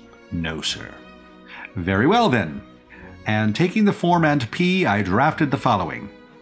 Fink-Noddle, Brinkley Court, Market Snodsbury, Worcestershire. Lay off the sausages. Avoid the ham. Bertie. Send that off, Jeeves, instanter. Very good, sir. I sank back on the pillows. Well, Jeeves, I said, you see how I am taking hold? You notice the grip I am getting on the case? No doubt you realize now that it would pay you to study my methods. No doubt, sir. And even now you aren't on to the full depths of the extraordinary sagacity I've shown. Do you know what brought Aunt Dahlia up here this morning? She came to tell me I'd got to distribute the prizes at some beastly seminary she's a governor of down at Market Snodsbury. Indeed, sir, I fear you will scarcely find that a congenial task. Ah, but I'm not going to do it. I'm going to shove it off on to Gussie.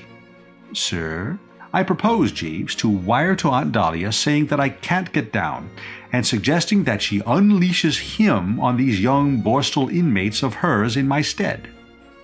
But if Mr. Feeknoddle should decline, sir. Decline? Can you see him declining?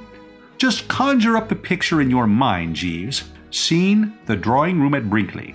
Gussie wedged into a corner, with Aunt Dahlia standing over him making hunting noises.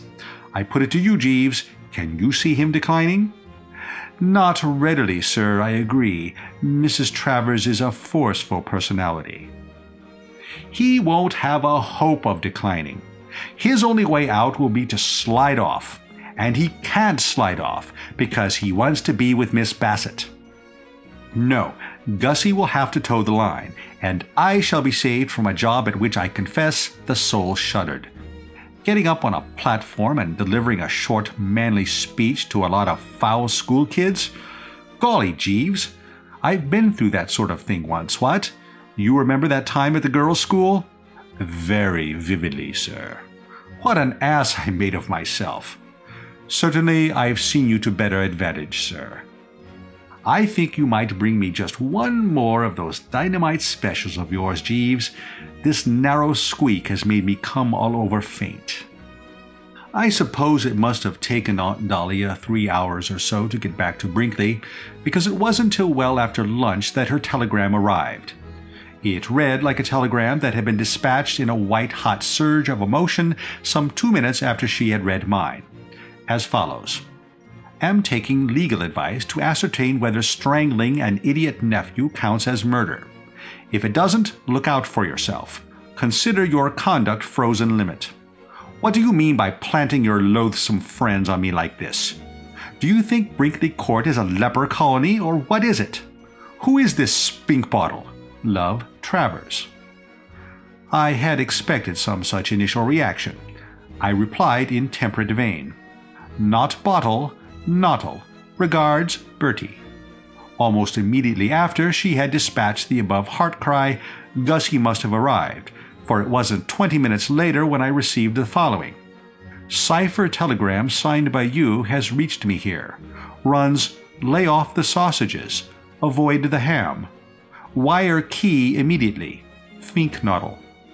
I replied, also kidneys. Cheerio, Bertie.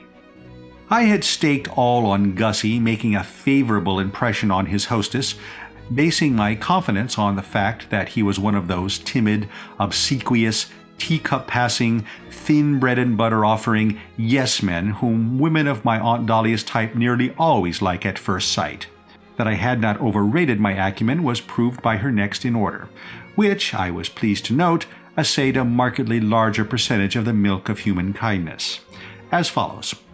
Well, this friend of yours has got here, and I must say that for a friend of yours, he seems less subhuman than I had expected. A bit of a pop-eyed bleater, but on the whole clean and civil, and certainly most informative about newts. I am considering arranging series of lectures for him in neighborhood. All the same, I'd like your nerve using my house as your summer hotel resort, and shall have much to say to you on subject when you come down. Expect you 30th. Bring spats. Love, Travers. To this I reposted. On consulting engagement book, find impossible come Brinkley Court. Deeply regret. Toodaloo, Bertie. Hers in reply stuck a sinister note. Oh, so it's like that, is it? You and your engagement book indeed. Deeply regret my foot. Let me tell you, my lad, that you will regret it a jolly sight more deeply if you don't come down. If you imagine for one moment that you are going to get out of distributing those prizes, you are very much mistaken. Deeply regret Brinkley Court 100 miles from London as unable to hit you with a brick. Love, Travers. I then put my fortune to the test, to win or lose it all. It was not a moment for petty economies. I let myself go regardless of expense. No, but dash it, listen. Honestly, you don't want me. Get Feeknoddle distribute prizes. a born distributor who will do you credit. Confidently anticipate Augustus Fink Noddle as Master of Revels on 31st inst. Would make genuine sensation. Do not miss this great chance, which may never occur again. Tinkerty-tonk, Bertie. There was an hour of breathless suspense, and then the joyful tidings arrived. Well, all right. Something in what you say, I suppose. Consider you treacherous worm and contemptible, spineless, cowardly custard, but have booked Spink Bottle. Stay where you are, then, and I hope you get run over by an omnibus. Love, Travers. The relief, as you may well imagine, was stupendous. A great weight seemed to have rolled off my mind. It was as if somebody had been pouring Jeeves's pick-me-ups into me through a funnel. I sang as I dressed for dinner that night. At the Drones, I was so gay and cheery that there were several complaints. And when I got home and turned into the old bed, I fell asleep like a little child within 5 minutes of inserting the person between the sheets. It seemed to me that the whole distressing affair might now be considered definitely closed. Conceive my astonishment, therefore, when waking on the morrow and sitting up to dig into the morning teacup, I beheld on the tray another telegram. My heart sank. Could Aunt Dahlia have slept on it and changed her mind? Could Gussie, unable to face the ordeal confronting him, have legged it during the night down a water pipe? With these speculations racing through the bean, I tore open the envelope, and as I noted contents, I uttered a startled yip. "Sir?" said Jeeves, pausing at the door. I read the thing again. Yes, I had got the gist all right. No, I had not been deceived in the substance. "Jeeves," I said, "do you know what?" "No, sir." "You know my cousin Angela?" "Yes, sir." "You know young Tuppy Glossop?" "Yes, sir." "They've broken off their engagement." "I am sorry to hear that, sir. I have here a communication from Aunt Dahlia specifically stating this. I wonder what the row was about." "I could not say, sir." "Of course you couldn't. Don't be an ass, Jeeves." "No, sir." I brooded. I was deeply moved. "Well, this means that we shall have to go down to Brinkley today. Aunt Dahlia is obviously all of a twitter, and my place is by her side. You had better pack this morning and catch that 12:45 train with the luggage. I have a lunch engagement, so we'll follow in the car." "Very good, sir." I brooded some more. "I must say, this has come as a great shock to me, Jeeves." "No doubt, sir." "A very great shock. Angela and Tuppy, tut-tut. Why, they seemed like the paper on the wall. Life is full of sadness, Jeeves." "Yes, sir." "Still, there it is. Undoubtedly, sir." "Right-ho, then switch on the bath." "Very good, sir." Chapter 7. I meditated pretty freely as I drove to Brinkley in the old two-seater that afternoon.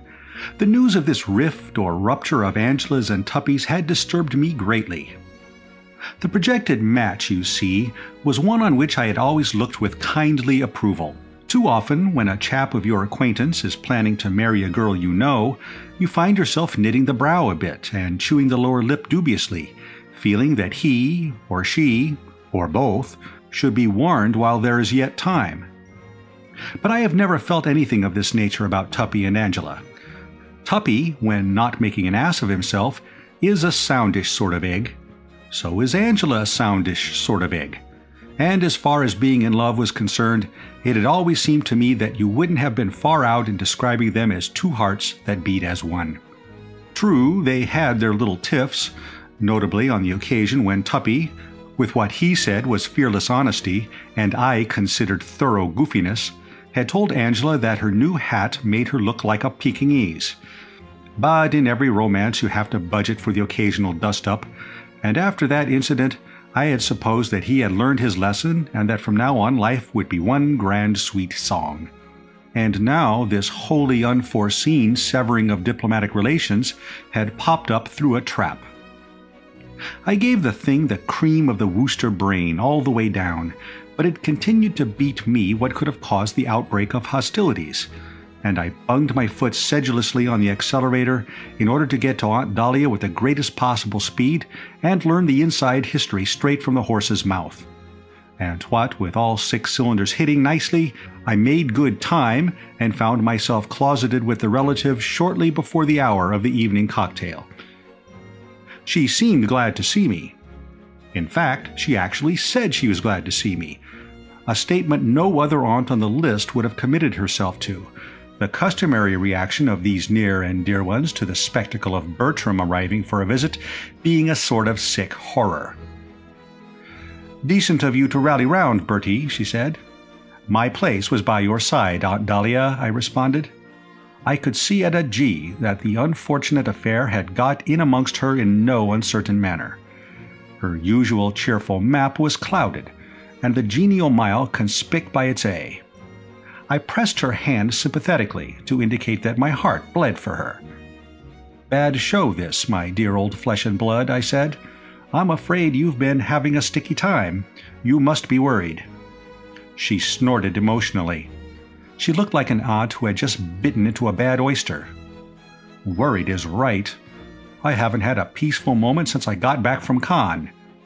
Ever since I put my foot across this blasted threshold," said Aunt Dahlia, returning to the nonce to the hearty argot of the hunting field, "everything's been at 6s and 7s. First there was that mix-up about the prize-giving." She paused at this point and gave me a look. "I have been meaning to speak freely to you about your behavior in that matter, Bertie," she said. "I had some good things all stored up. But as you've rallied round like this, I suppose I shall have to let you off. And anyway, it is probably all for the best that you evaded your obligations in that sickeningly craven way. I have an idea that this spink bottle of yours is going to be good, if only he can keep off the newts." Has he been talking about newts? He has, fixing me with a glittering eye like the ancient mariner. But if that was the worst I had to bear, I wouldn't mind. What I'm worrying about is what Tom says when he starts talking. "Uncle Tom?" "I wish there was something else you could call him except Uncle Tom," said Aunt Dahlia a little testily. "Every time you do it, I expect to see him turn black and start playing the banjo. Yes, Uncle Tom, if you must have it. I shall have to tell him soon about losing all that money at baccarat, and when I do, he will go up like a rocket. Still, no doubt, time the great heather be blowed. I've got to get a cheque for £500 out of him for milady's boudoir by August the 3rd at the latest." I was concerned. Apart from a nephew's natural interest in an aunt's refined weekly paper, I had always had a soft spot in my heart for milady's boudoir, ever since I contributed that article to it on What the Well-Dressed Man is Wearing. Sentimental, possibly, but we old journalists do have these feelings. "Is the boudoir on the rocks?" "It will be if Tom doesn't cough up. It needs help till it has turned the corner." "But wasn't it turning the corner 2 years ago?" "It was, and it's still at it. Till you've run a weekly paper for women, you don't know what corners are." "And do you think the chances of getting into Uncle by Marriage's ribs are slight?" "I'll tell you, Bertie. Up till now, when these subsidies were required, I have always been able to come to Tom in the gay, confident spirit of an only child touching an indulgent father for chocolate cream. But he's just had a demand from the income tax people for an additional £58, 1 3 and all he's been talking about since I got back has been ruin and the sinister trend of socialist legislation and what will become of us all." I could readily believe it. This Tom has a peculiarity I've noticed in other very oofy men. Nick him for the paltriest sum, and he lets out a squawk you can hear at Land's End. He has the stuff in gobs, but he hates giving it up. If it wasn't for Anatole's cooking, I doubt if he would bother to carry on. Thank God for Anatole, I say. I bowed my head reverently. "Good old Anatole," I said. "Amen," said Aunt Dahlia. Then the look of holy ecstasy, which is always the result of letting the mind dwell, however briefly, on Anatole's cooking, died out of her face. "But don't let me wander from the subject," she resumed. "I was telling you of the way Hell's foundations have been quivering since I got home. First the prize-giving, then Tom, And now, on top of everything else, this infernal quarrel between Angela and young Glossop. I nodded gravely. I was frightfully sorry to hear of that. Terrible shock. What was the row about? Sharks. Sharks. Or rather, one individual shark. The brute that went for the poor child when she was aquaplaning at Cannes. You remember Angela's shark? Certainly I remembered Angela's shark. A man of sensibility does not forget about a cousin nearly being chewed by monsters of the deep. The episode was still green in my memory. In a nutshell, what had occurred was this. You know how you aquaplane. A motorboat nips on ahead, trailing a rope. You stand on a board, holding the rope, and the boat tows you along. And every now and then you lose your grip on the rope and plunge into the sea and have to swim to your board again. A silly process it has always seemed to me, though many find it diverting. Well, on the occasion referred to, Angela had just regained her board after taking a toss when a great beastly shark came along and cannoned into it, flinging her into the salty once more. It took her quite a bit of time to get on again and make the motorboat chap realize what was up and haul her to safety, and during that interval you can readily picture her embarrassment. According to Angela, the finny denizen kept snapping at her ankles virtually without cessation, so that by the time help arrived, she was feeling more like a salted almond at a public dinner than anything human. Very shaken the poor child had been, I recall, and had talked of nothing else for weeks. I remember the whole incident vividly, I said. But how did that start the trouble? She was telling him the story last night. Well? Her eyes shining and her little hands clasped in girlish excitement. No doubt. And instead of giving her the understanding and sympathy to which she was entitled, what do you think this blasted Glossop did? He sat listening like a lump of dough, as if she'd been talking about the weather, and when she had finished, he took his cigarette holder out of his mouth and said, "I expect it was only a floating log." He didn't. He did. And when Angela described how the thing had jumped and snapped at her, he took his cigarette holder out of his mouth again and said, probably a flatfish. Quite harmless. No doubt it was just trying to play." Well, I mean, what would you have done if you'd been Angela? She has pride, sensibility, all the natural feelings of a good woman. She told him he was an ass and a fool and an idiot, and didn't know what he was talking about. I must say I saw the girl's viewpoint. It's only about once in a lifetime that anything sensational ever happens to one, and when it does, you don't want people taking all the color out of it. I remember at school having to read that stuff where that chap Othello tells the girl what a hell of a time he's been having among the cannibals and whatnot. Well, imagine his feelings if, after he had described some particularly sticky passage with a cannibal chief and was waiting for the awestruck, "Oh, not really," she had said that the whole thing had no doubt been greatly exaggerated and that the man had probably really been a prominent local vegetarian. Yes, I saw Angela's point of view. But don't tell me that when he saw how shirty she was about it, the chump didn't back down. He didn't. He argued. And one thing led to another until by easy stages they had arrived at the point where she was saying that she didn't know if he was aware of it, but if he didn't knock off starchy foods and do exercises every morning, he would be getting as fat as a pig. And he was talking about this modern habit of girls putting makeup on their faces, of which he had always disapproved. This continued for a while, and then there was a loud pop, and the air was full of mangled fragments of their engagement. I'm distracted about it. Thank goodness you've come, Bertie. Nothing could have kept me away, I replied, touched. I felt you needed me. Yes. Quite. Or rather, she said, not you, of course, but Jeeves. The minute all this happened, I thought of him. The situation obviously cries out for Jeeves. If ever in the whole history of human affairs there was a moment when that lofty brain was required about the home, this is it. I think if I had been standing up, I would have staggered. In fact, I'm pretty sure I would. But it isn't so dashed easy to stagger when you're sitting in an armchair. Only my face, therefore, showed how deeply I'd been stung by these words. Until she spoke them, I had been all sweetness and light, the sympathetic nephew prepared to strain every nerve to do his bit. I now froze, and the face became hard and set. "Jeeves," I said between clenched teeth, "Umberoofen," said Aunt Dahlia. I saw that she had got the wrong angle. I was not sneezing, I was saying Jeeves. And well you may. What a man. I'm going to put the whole thing up to him. There's nobody like Jeeves. My frigidity became more marked. "I venture to take issue with you, Aunt Dahlia." "You take what?" "Issue." "You do you?" "I emphatically do. Jeeves is hopeless." "What?" "Quite hopeless. He has lost his grip completely. Only a couple of days ago, I was compelled to take him off a case because his handling of it was so footling. And anyway, I resent this assumption, if assumption is the word I want, that Jeeves is the only fellow with brain. I object to the way everybody puts things up to him without consulting me and letting me have a stab at them first." She seemed about to speak, but I checked her with a gesture. "It is true that in the past I have sometimes seen fit to seek Jeeves's advice. It is possible that in the future I may seek it again, but I claim the right to have a pop at these problems as they arise in person without having everybody behave as if Jeeves was the only onion in the hash. I sometimes feel that Jeeves, though admittedly not unsuccessful in the past, has been lucky rather than gifted." "Have you and Jeeves had a row?" "Nothing of the kind." "You seem to have it in for him." "Not at all."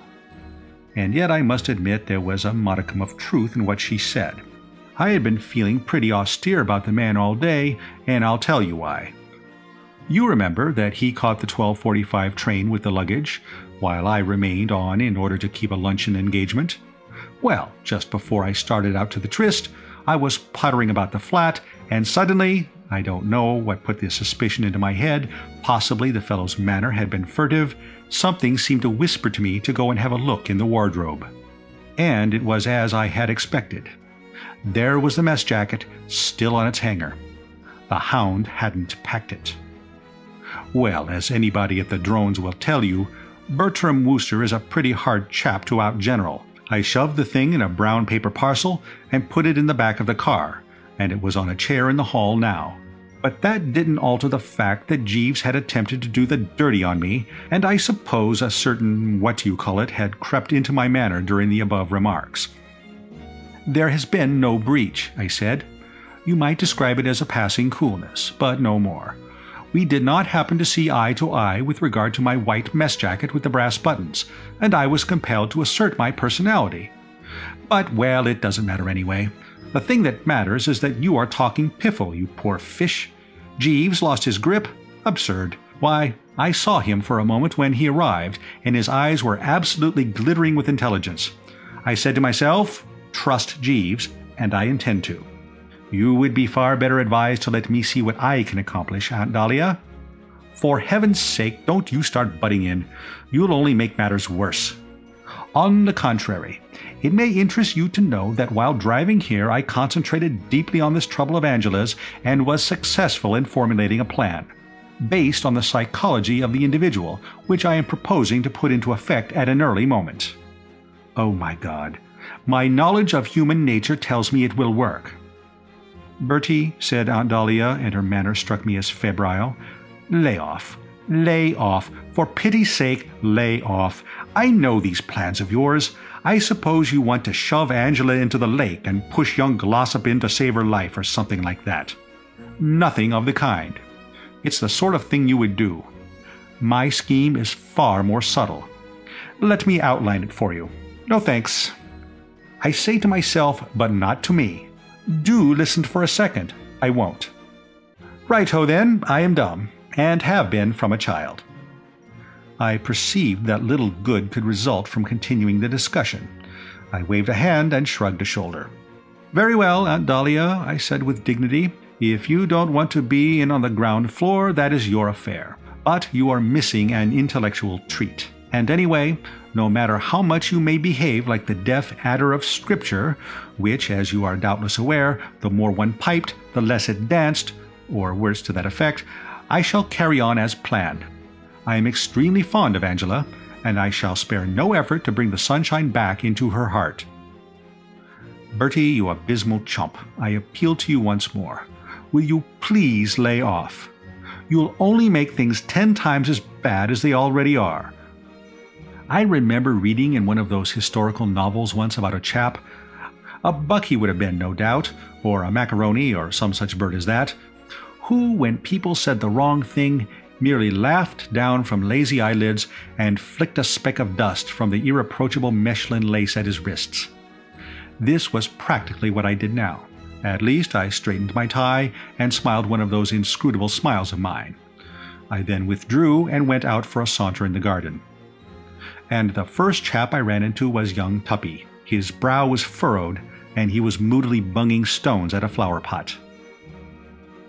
Chapter 8. I think I have told you before about young Tuppy Glossop.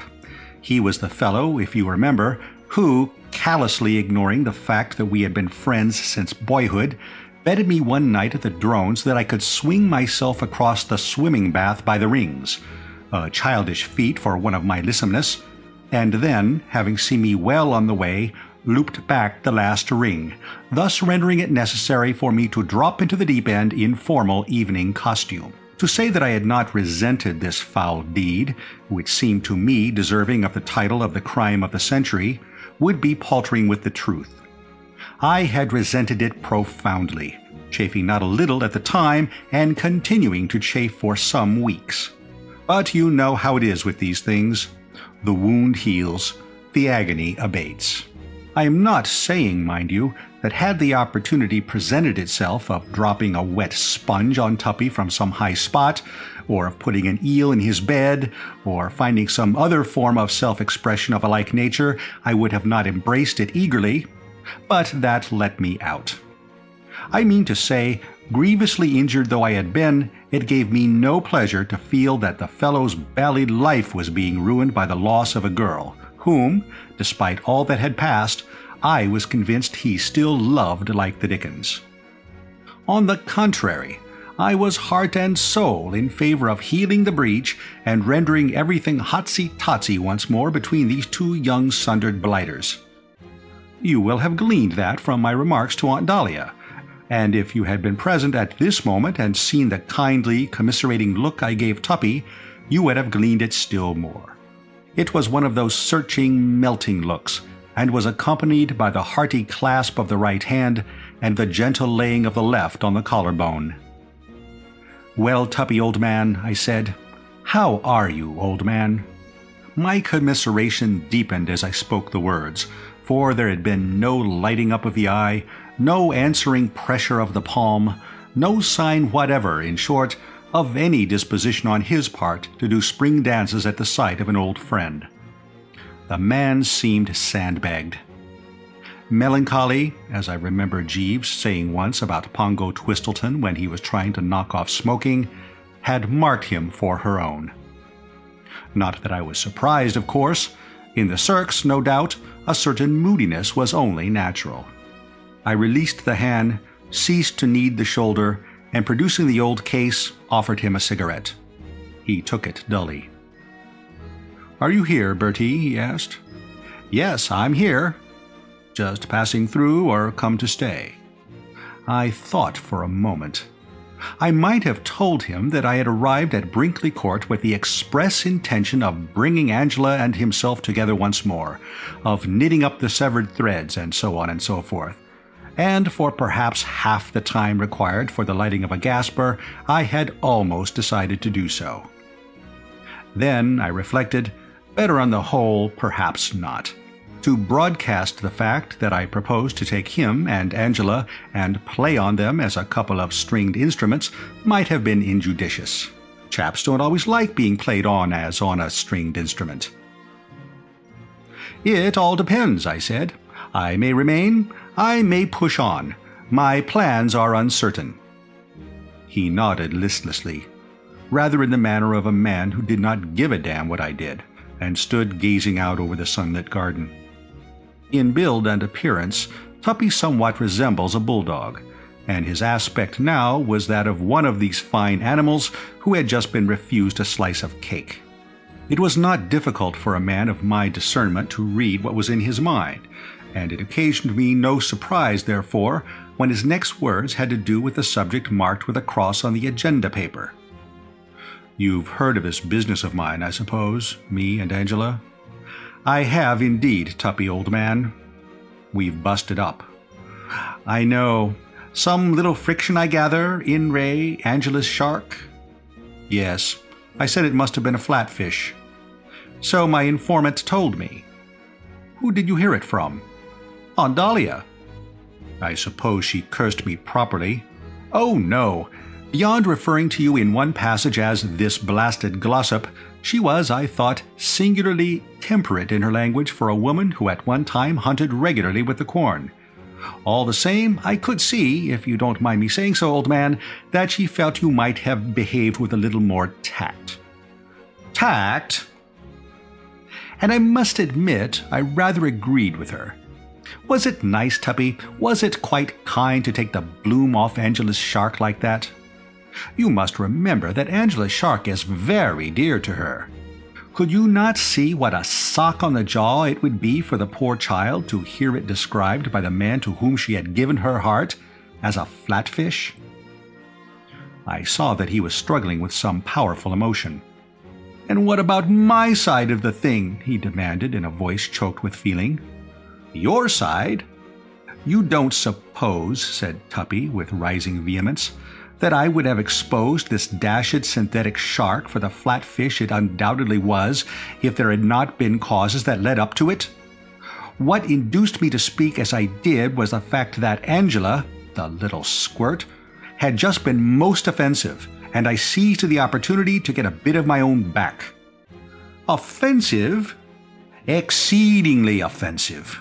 Purely on the strength of my having let fall some casual remark, simply by way of saying something and keeping the conversation going, to the effect that I wondered what Anatole was going to give us for dinner. She said that I was too material, and ought not to always be thinking of food.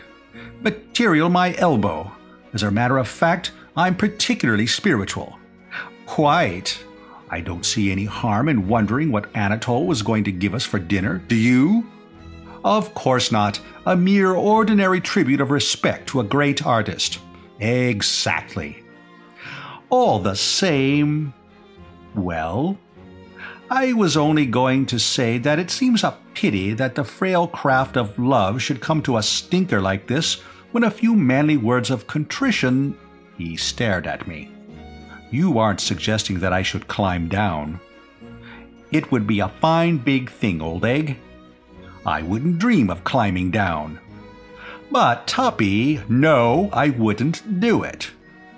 But you love her, don't you? This touched the spot. He quivered noticeably, and his mouth twisted. Quite the tortured soul. I'm not saying I don't love the little blighter, he said, obviously moved. I love her passionately. But that doesn't alter the fact that I consider that what she needs most in this world is a swift kick in the pants. A Wooster could scarcely pass this. Tuppy, old man. It's no good saying, Tuppy, old man. Well, I do say, Tuppy, old man. Your tone shocks me. One raises the eyebrows. Where is the fine, old, chivalrous spirit of the Glossops? That's all right about the fine, old, chivalrous spirit of the Glossops. Where is the sweet, gentle, womanly spirit of the Angelas? Telling a fellow he was getting a double chin. Did she do that? She did. Oh, well, girls will be girls. Forget it, Tuppy. Go to her and make it up. He shook his head. No, it is too late. Remarks have been passed about my tummy which it is impossible to overlook. But, Tuppy, be fair. You once told her new hat made her look like a Pekingese. It did make her look like a Pekingese.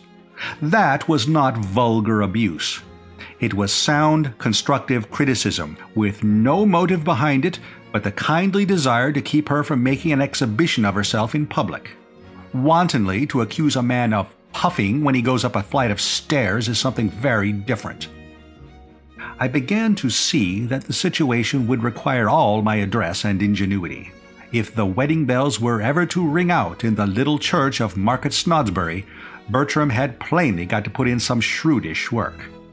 I had gathered, during my conversation with Aunt Dahlia, that there had been a certain amount of frank speech between the two contracting parties, but I had not realized till now that matters had gone so far. The pathos of the thing gave me the pip. Tuppy had admitted in so many words that love still animated the Glossop bosom, and I was convinced that even after all that occurred, Angela had not ceased to love him.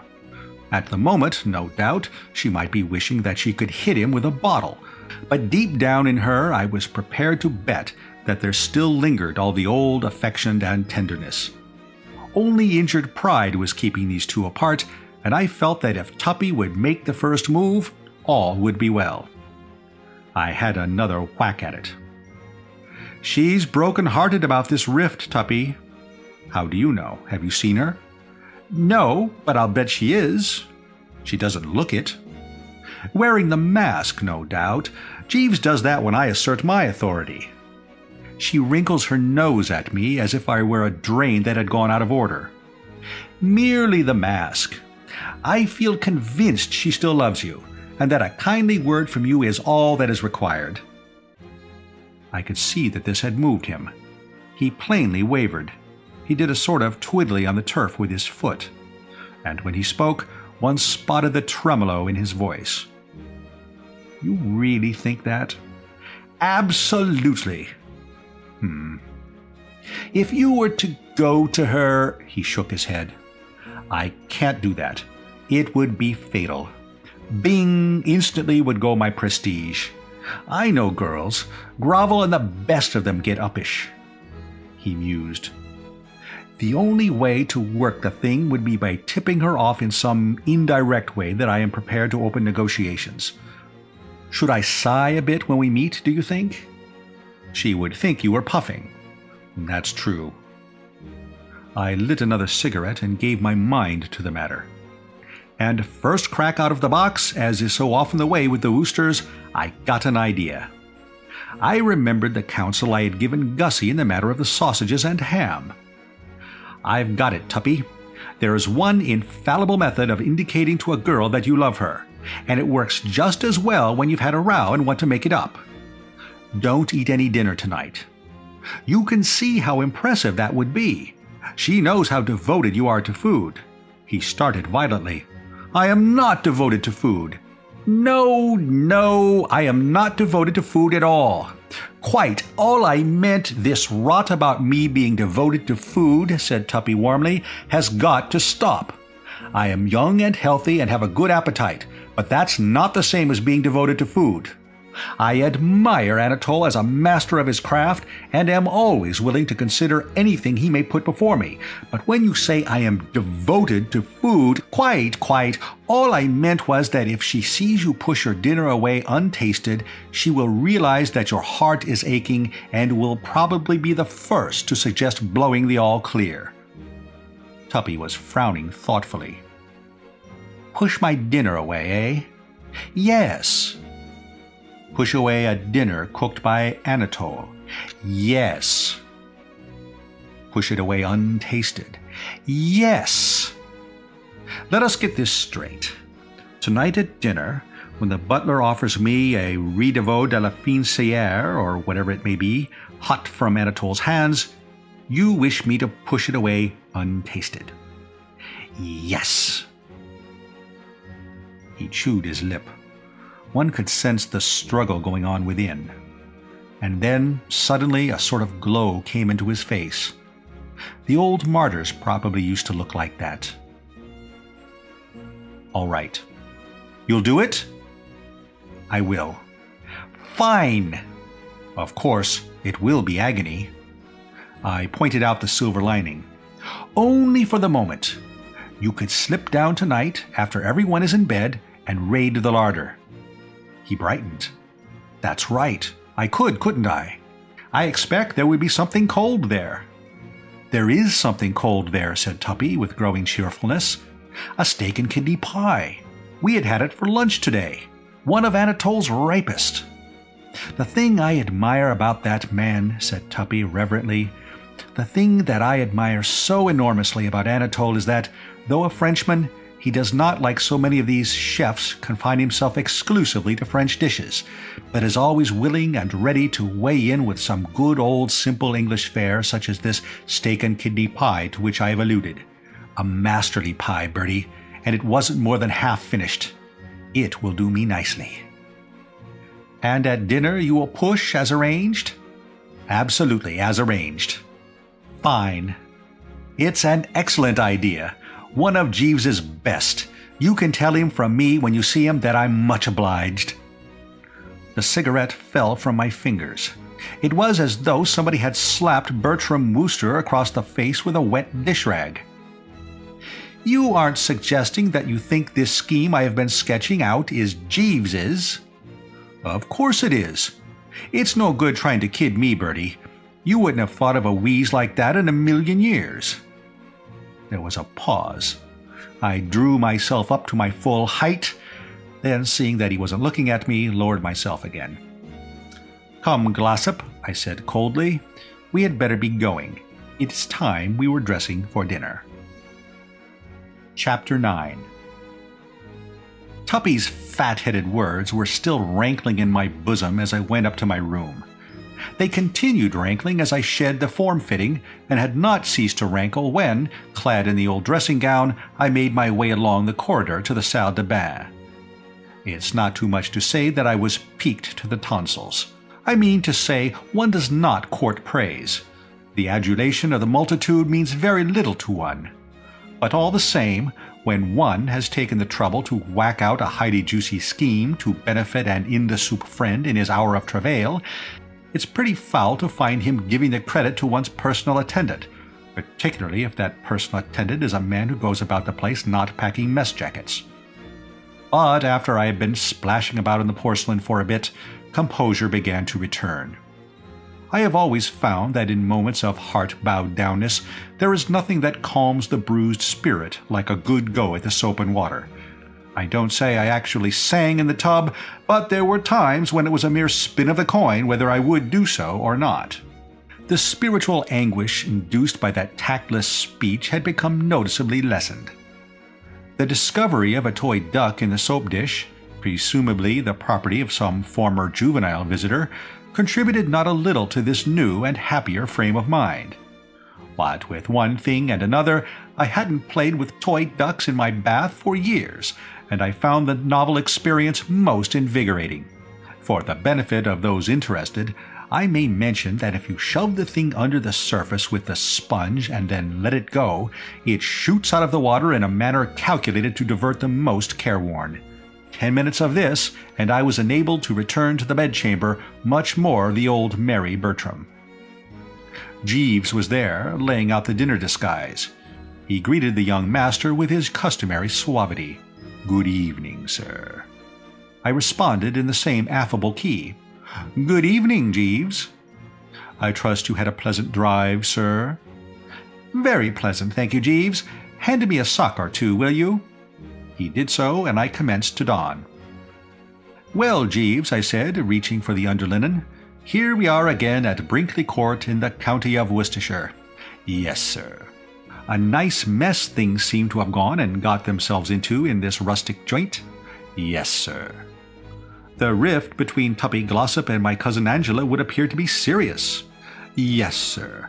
Opinion in the servants' hall is inclined to take a grave view of the situation." "And the thought that springs to your mind, no doubt, is that I shall have my work cut out to fix things up." "Yes, sir." "You are wrong, Jeeves. I have the thing well in hand." "You surprise me, sir." "I thought I should. Yes, Jeeves, I pondered on the matter most of the way down here, and with the happiest results. I have just been in conference with Mr. Glossop, and everything is taped out." "Indeed, sir. Might I inquire—" "You know my methods, Jeeves. Apply them. Have you," I asked, slipping into the shirt and starting to adjust the cravat, "been gnawing on the thing at all?" "Oh, yes, sir. I have always been much attached to Miss Angela, and I felt that it would afford me great pleasure were I to be able to be of service to her." "A laudable sentiment, but I suppose you drew blank?" "No, sir. I was rewarded with an idea." "What was it?" It occurred to me that a reconciliation might be effected between Mr. Glossop and Miss Angela by appealing to that instinct which prompts gentlemen in time of peril to hasten to the rescue of I had to let go of the cravat in order to raise a hand. I was shocked. Don't tell me you were contemplating descending to that old he saved her from drowning gag. I am surprised, Jeeves, surprised and pained.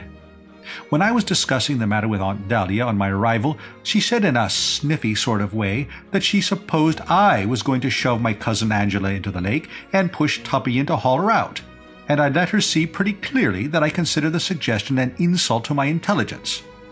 And now, if your words have the meaning I read into them, you are mooting precisely the same drivelling scheme. Really, Jeeves? No, sir, not that. But the thought did cross my mind, as I walked in the grounds and passed the building where the fire bell hangs, that a sudden alarm of fire in the night might result in Mr. Glossop endeavouring to assist Miss Angela to safety. I shivered. Rotten, Jeeves. Well, sir, no good, not a bit like it.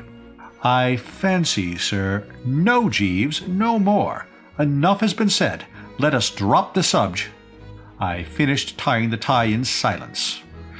My emotions were too deep for speech. I knew, of course, that this man had for the time being lost his grip, but I had never suspected that he had gone absolutely to pieces like this. Remembering some of the swift ones he had pulled in the past, I shrank with horror from the spectacle of his present ineptitude. Or is it ineptness? I mean this frightful disposition of his to stick straws in his hair and talk like a perfect ass. It was the old story, I supposed. A man's brain whizzes along for years, exceeding the speed limit, and something suddenly goes wrong with the steering gear, and it skids and comes to a smeller in the ditch. A bit elaborate, I said, trying to put the thing in as kindly a light as possible. Your old failing. You can see that it's a bit elaborate? Possibly the plan I suggested might be considered open to that criticism, sir, but faute de mieux. I don't get you, Jeeves. A French expression, sir, signifying for want of anything better. A moment before I had been feeling for this wreck of a once fine thinker nothing but gentle pity. These words jarred the Worcester pride, inducing asperity. I understand perfectly well what faute de mieux means, Jeeves. I did not recently spend 2 months among our Gallic neighbours for nothing. Besides, I remember that one from school. What caused my bewilderment was that you should be employing the expression, well knowing that there is no bally faute de mieux about it at all. Where did you get that faute de mieux stuff? Didn't I tell you I had everything taped out? Yes, sir, but... What do you mean, but? Well, sir, push on, Jeeves. I am ready, even anxious to hear your views. Well, sir, if I may take the liberty of reminding you of it, your plans in the past have not always been uniformly successful. There was a silence, rather a throbbing one, during which I put on my waistcoat in a marked manner. Not till I had got the buckle at the back satisfactorily adjusted did I speak. It is true, Jeeves, I said formally, that once or twice in the past I may have missed the bus. This, however, I attribute purely to bad luck. Indeed, sir. In the present occasion I shall not fail, and I'll tell you why I shall not fail, because my scheme is rooted in human nature. Indeed, sir. It is simple, not elaborate, and furthermore, based on the psychology of the individual. Indeed, sir. Jeeves, I said, don't keep saying indeed, sir. No doubt nothing is further from your mind than to convey such a suggestion, but you have a way of stressing the in and then coming down with a thud on the deed, which makes it virtually tantamount to, oh yeah? Correct this, Jeeves. Very good, sir. I tell you I have everything nicely lined up. Would you care to hear what steps I have taken? Very much, sir. Then listen. Tonight at dinner I have recommended Tuppy to lay off the food. Sir? Tut, Jeeves, surely you can follow the idea, even though it is one that would never have occurred to yourself. Have you forgotten the telegram I sent to Gussie Finknoddle, steering him away from the sausages and ham? This is the same thing. Pushing the food away untasted is a universally recognized sign of love. It cannot fail to bring home the gravy. You must see that." "Well, sir," I frowned.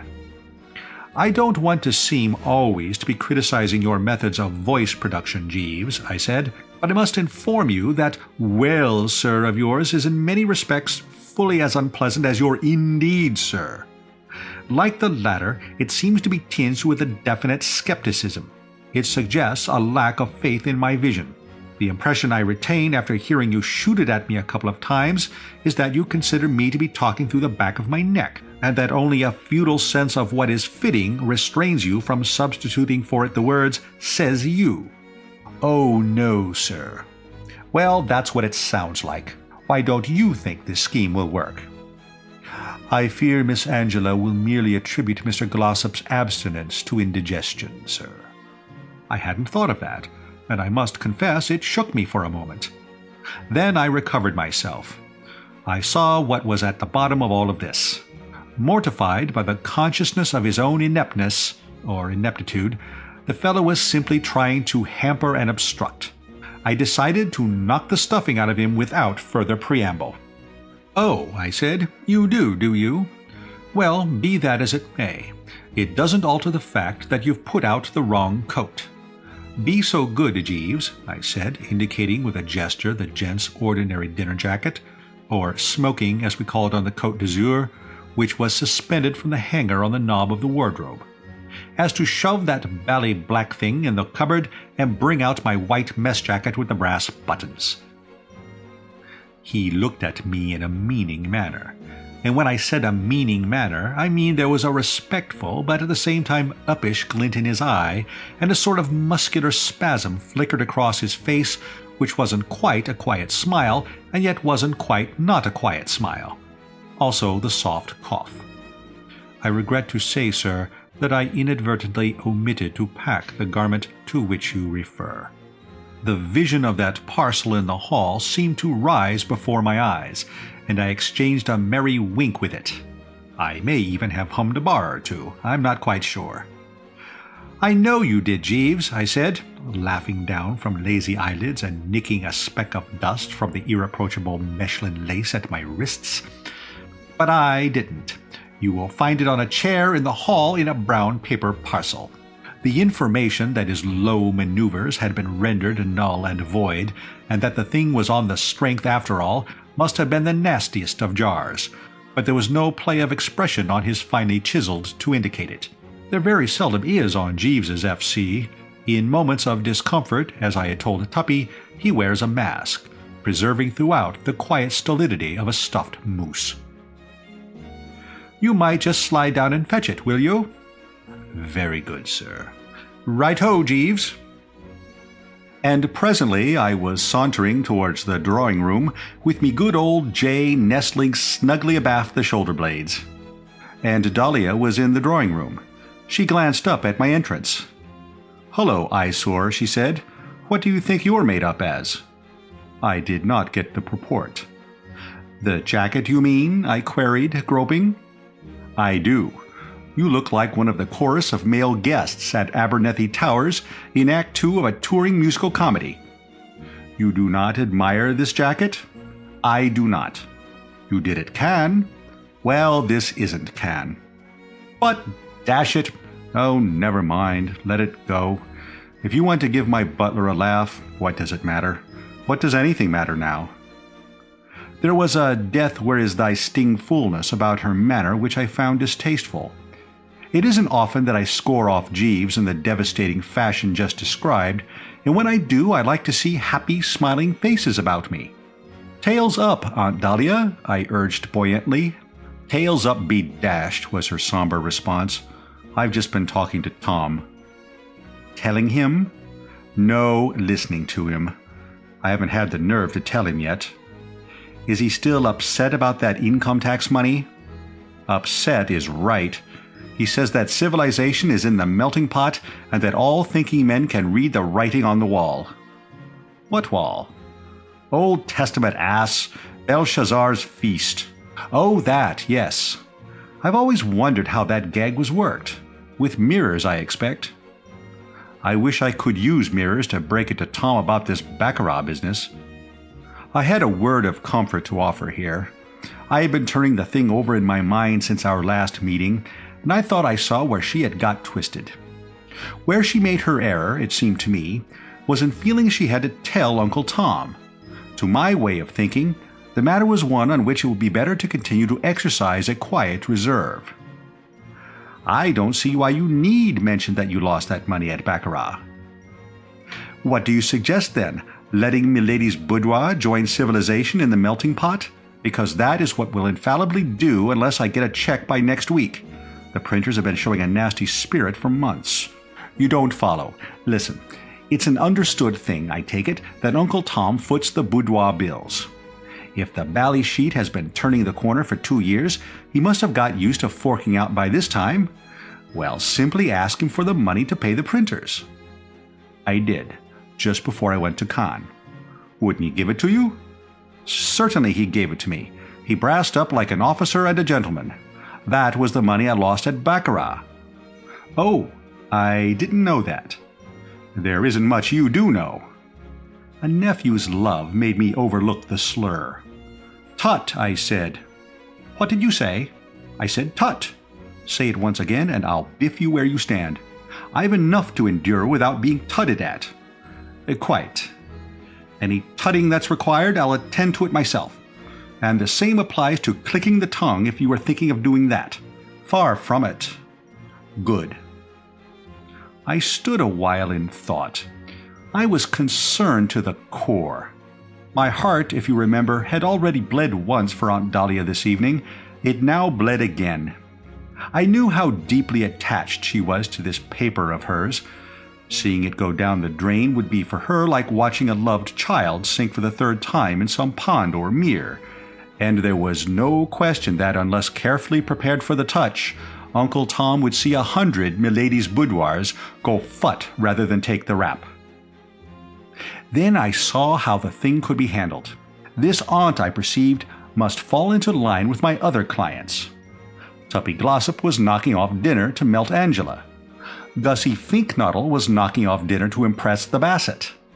Aunt Dahlia must knock off dinner to soften Uncle Tom. For the beauty of this scheme of mine was that there was no limit to the number of entrants. Come one, come all, the more the merrier, and satisfaction guaranteed in every case. I've got it, I said. There is only one course to pursue. Eat less meat. She looked at me in a pleading sort of way. I wouldn't swear that her eyes were wet with unshed tears, but I rather think they were. Certainly she clasped her hands in piteous appeal. Must you drivel, Bertie? Won't you stop it just this once? Just for tonight, to please Aunt Dahlia? I'm not driveling. I dare to say that to a man of your high standards it doesn't come under the head of drivel, but I saw what had happened. I hadn't made myself quite clear. It's all right, I said. I have no misgivings. This is the real Tabasco. When I said eat less meat, what I meant was that you must refuse your oats at dinner tonight. Just sit there, looking blistered, and wave away each course as it comes with a weary gesture of resignation. You see what will happen.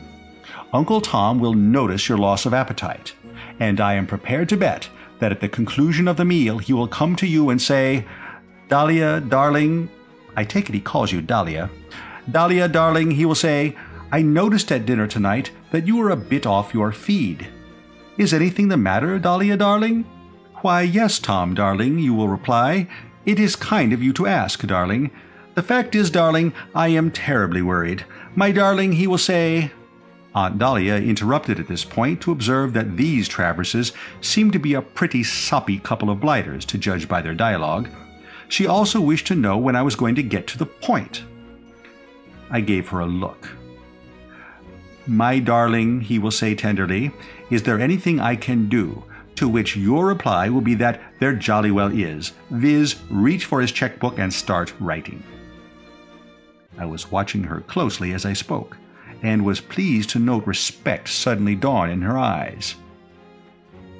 But, Bertie, this is positively bright.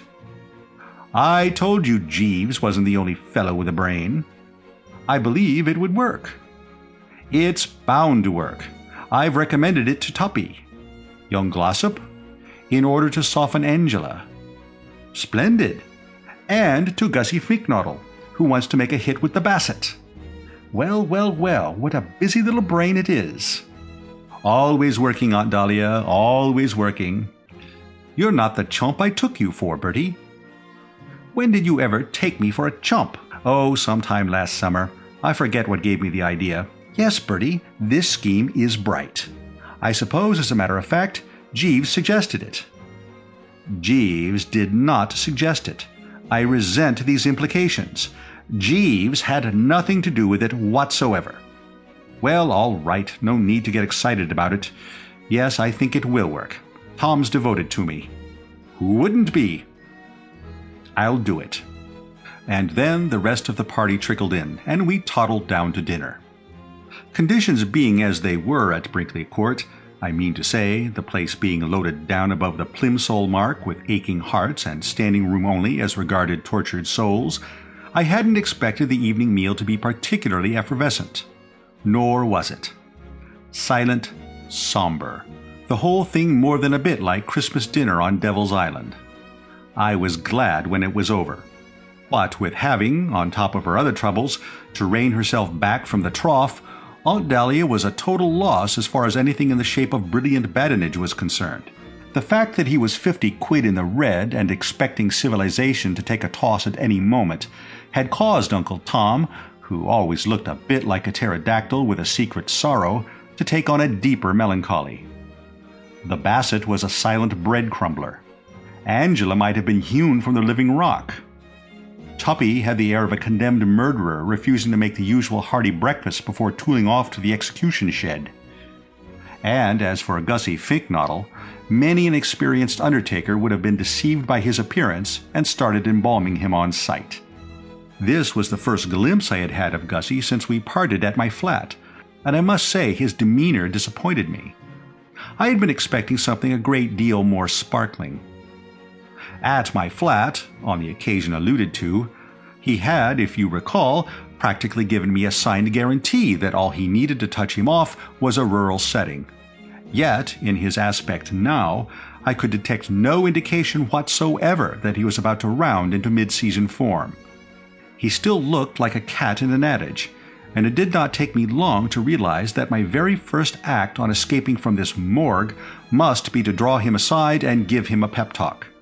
If ever a chap wanted the clarion note, it looked as if it was this Finknottle. In the general exodus of mourners, however, I lost sight of him, and owing to the fact that Aunt Dahlia roped me in for a game of backgammon, it was not immediately that I was able to institute a search. But after we had been playing for a while, the butler came in and asked her if she would speak to Anatole, so I managed to get away. And some 10 minutes later, having failed to find scent in the house, I started to throw out the dragnet through the grounds, and flushed him in the rose garden. He was smelling a rose at the moment in a limp sort of way, but removed the beak as I approached. "Well, Gussie," I said. I had beamed genially upon him as I spoke, such being my customary policy on meeting an old pal, but instead of beaming back genially, he gave me a most unpleasant look. His attitude perplexed me. It was as if he were not glad to see Bertram. For a moment he stood letting this unpleasant look play upon me, as it were, and then he spoke. "You and your well, Gussie." He said this between clenched teeth, always an unmatey thing to do, and I found myself more fogged than ever. "How do you mean, me and my well, Gussie?" "I like your nerve, coming bounding about the place, saying, 'Well, Gussie.' That's about all the well, Gussie, I shall require from you, Wooster. And it's no good looking like that. You know what I mean. That damned prize-giving. It was a dastardly act to crawl out as you did and shove it off onto me. I will not mince my words. It was the act of a hound and a stinker." Now, though, as I have shown, I had devoted most of the time on the journey down to meditating upon the case of Angela and Tuppy, I had not neglected to give a thought or two to what I was going to say when I encountered Gussie. I had foreseen that there might be some little temporary unpleasantness when we met, and when a difficult interview is in the offing, Bertram Wooster likes to have his story ready. So now I was able to reply with a manly, disarming frankness. The sudden introduction of the topic had given me a bit of a jolt, it is true, for in the stress of recent happenings, I had rather let that prize-giving business slide to the back of my mind. But I had speedily recovered, and, as I say, was able to reply with a manly DF. "But, my dear chap," I said, "I took it for granted that you would understand that that was all part of my schemes." He said something about my schemes which I did not catch. "Absolutely. Crawling out is entirely the wrong way to put it. You don't suppose I didn't want to distribute those prizes, do you? Left to myself, there is nothing I would find a greater treat.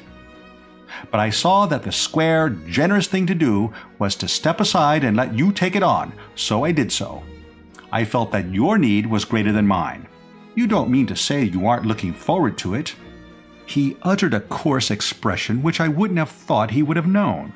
It just shows that you can bury yourself in the country and still somehow acquire a vocabulary. No doubt one picks up things from the neighbors, the vicar, the local doctor, the man who brings the milk, and so on. "But, dash it," I said, "can't you see what this is going to do for you?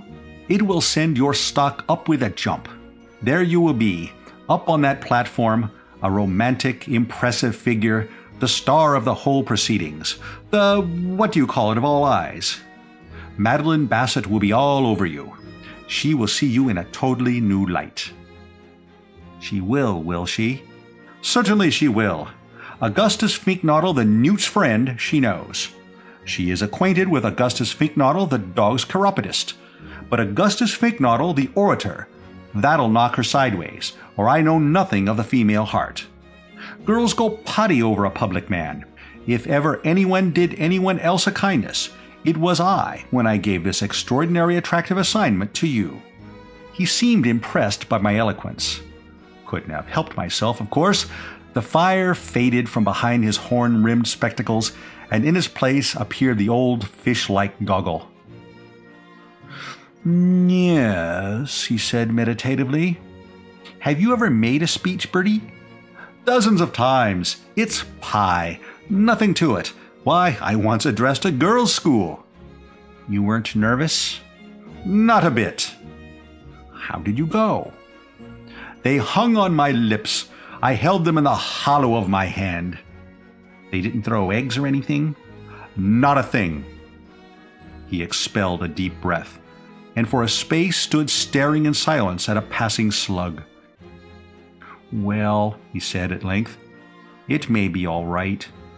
Possibly I'm letting the thing prey on my mind too much. I may be wrong in supposing in the fate that is worse than death. But I'll tell you this much.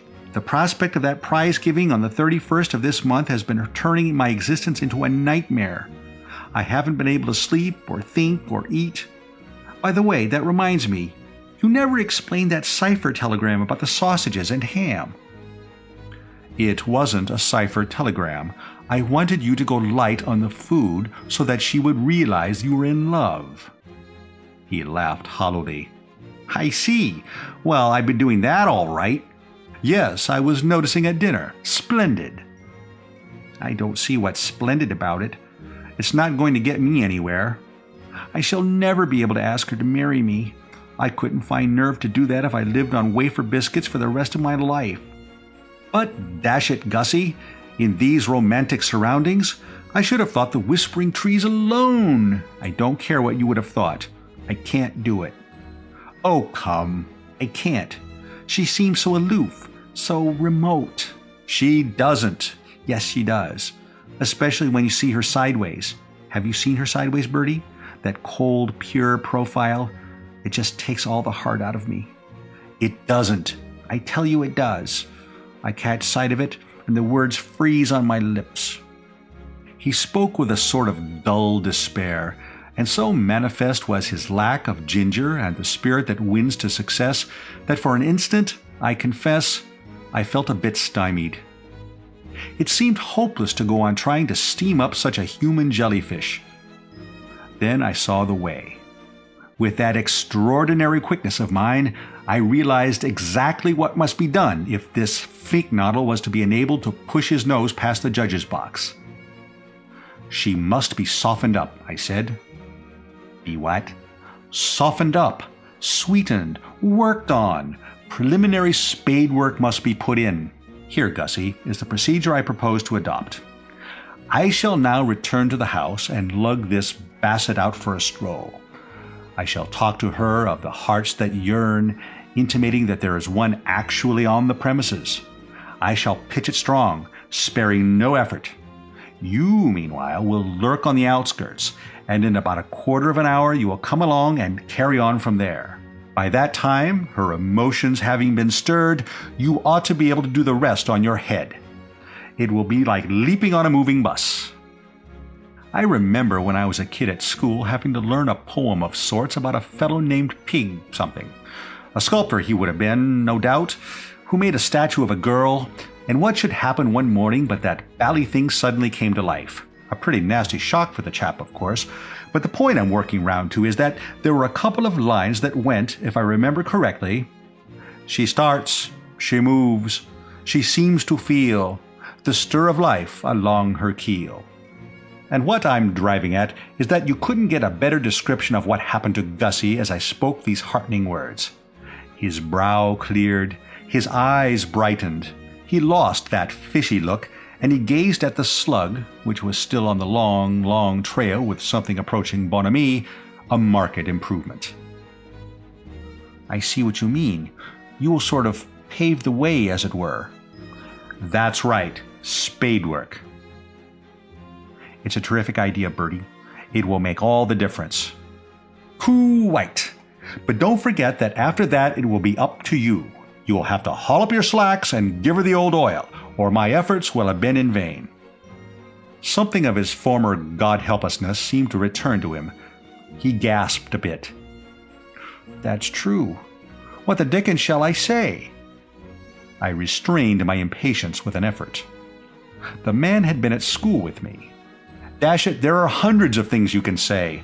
Talk about the sunset." "The sunset?" "Certainly.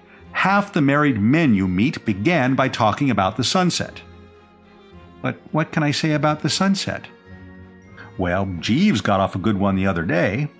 I met him airing the dog in the park one evening, and he said, 'Now fades the glimmering landscape on the sight, sir, and all the air a solemn stillness holds.'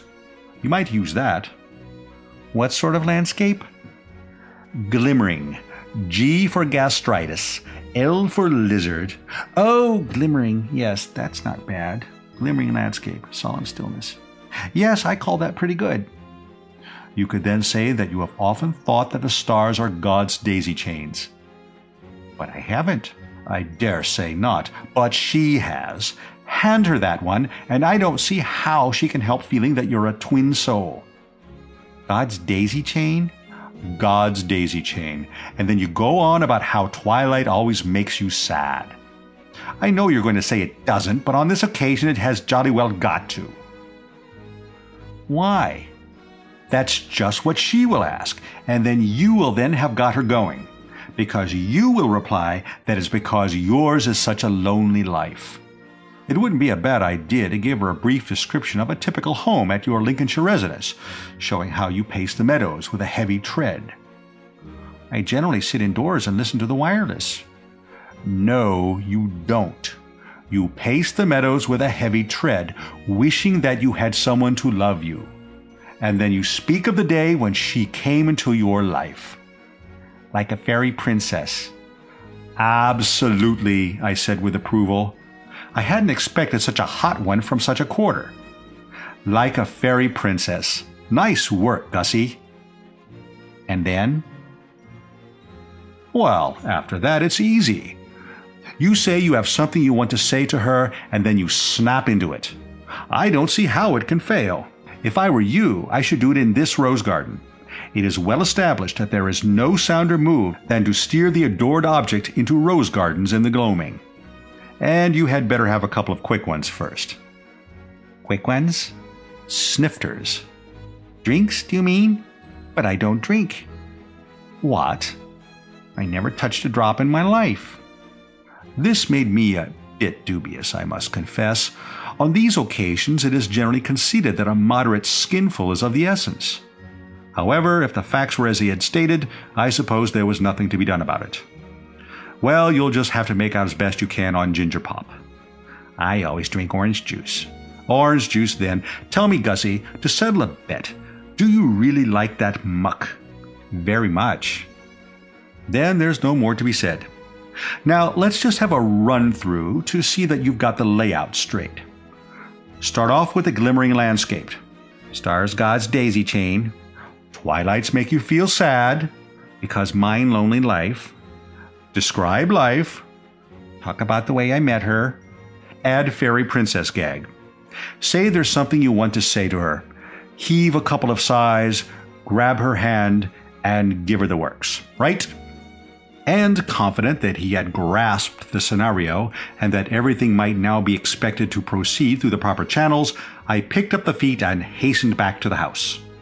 It was not until I had reached the drawing room and was enabled to take a square look at the Bassett that I found the debonair gaiety with which I had embarked on this affair beginning to wane a trifle.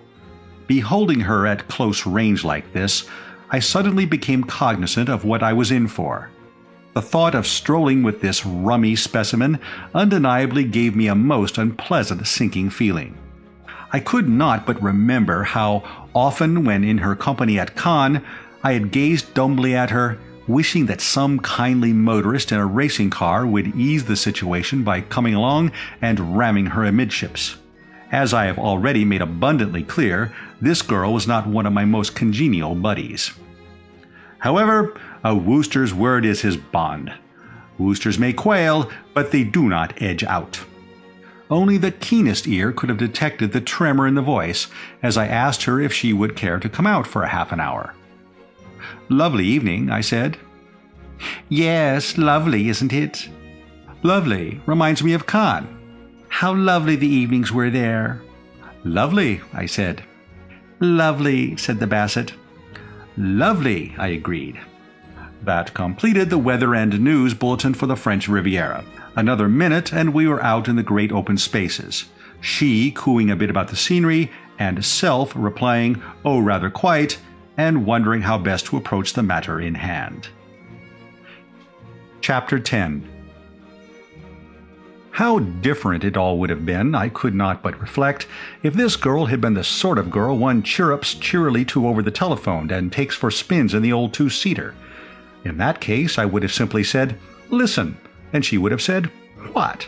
And I would have said, "You know Gussie Finknottle," and she would have said, "Yes," and I would have said, "He loves you," and she would have said, either, "What, that mutt? Well, thank heaven for one good laugh today," or else in more passionate vein, "Hot dog, tell me more." I mean to say, in either event, the whole thing over and done with in under a minute. But with the Bassett, something less snappy and a good deal more glutinous was obviously indicated. What with all this daylight saving stuff, we had hit the great open spaces at a moment when twilight had not yet begun to cheese it in favor of the shades of night. There was a fag end of sunset still functioning. Stars were beginning to peep out. Bats were fooling around. The garden was full of the aroma of those niffy white flowers which only start to put in their heavy work at the end of the day. In short, the glimmering landscape was fading on the sight, and all the air held a solemn stillness, and it was plain that this was having the worst effect on her. Her eyes were enlarged, and her whole map a good deal too suggestive of the soul's awakening for comfort.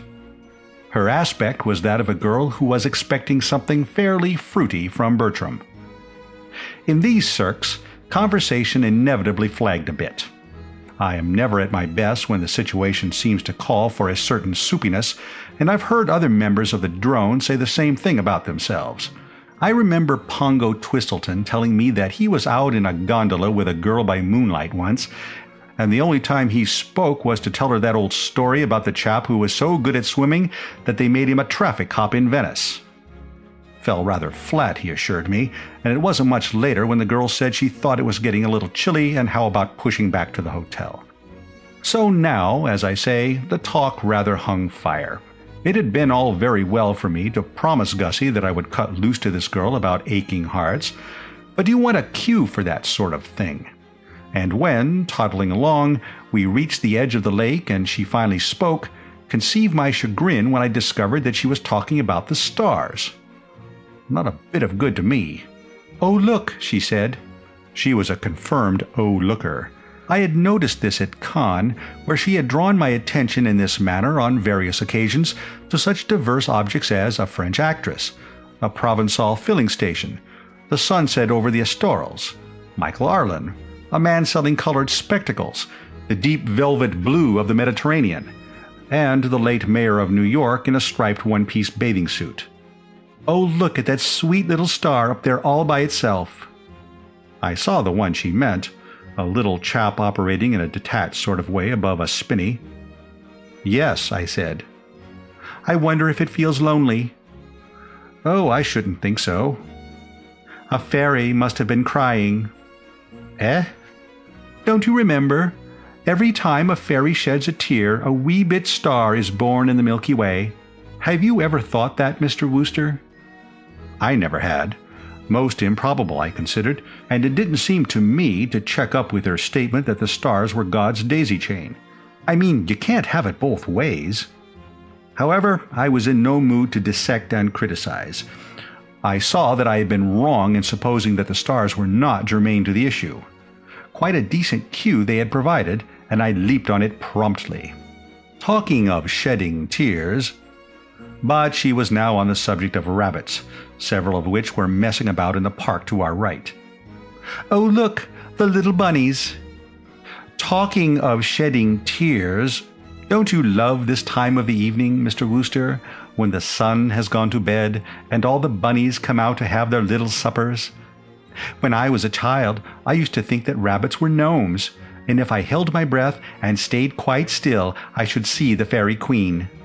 Indicating with a reserved gesture that this was just a sort of loony thing I should have expected her to think as a child, I returned to the point.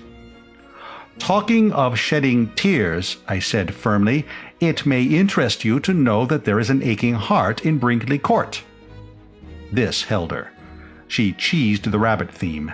Her face, which had been aglow with what I supposed was a pretty animation, clouded. She unshipped a sigh that sounded like the wind going out of a rubber duck. "Ah, yes. Life is very sad, isn't it? It is for some people. This aching heart, for instance. Those wistful eyes of hers, drenched irises. And they used to dance like elves of delight, and all through a foolish misunderstanding about a shark. What a tragedy misunderstandings are! That pretty romance broken and over just because Mr. Glossop would insist that it was a flatfish." I saw that she had got the wires crossed. "I'm not talking about Angela." "But her heart is aching." "I know it's aching, but so is somebody else's." She looked at me perplexed. "Somebody else? Mr. Glossop's, you mean?" "No, I don't." "Mrs. Travers's?" The exquisite code of politeness of the Woosters prevented me clipping her one on the ear-hole, but I would have given a shilling to be able to do it. There seemed to me something deliberately fat-headed in the way she persisted in missing the gist. "No, not Aunt Dahlia's either." "I'm sure she is dreadfully upset." "Quite, but this heart I'm talking about isn't aching because of Tuppy's row with Angela. It's aching for a different reason altogether. I mean to say, dash it, you know why hearts ache." She seemed to shimmy a bit. Her voice, when she spoke, was whispery.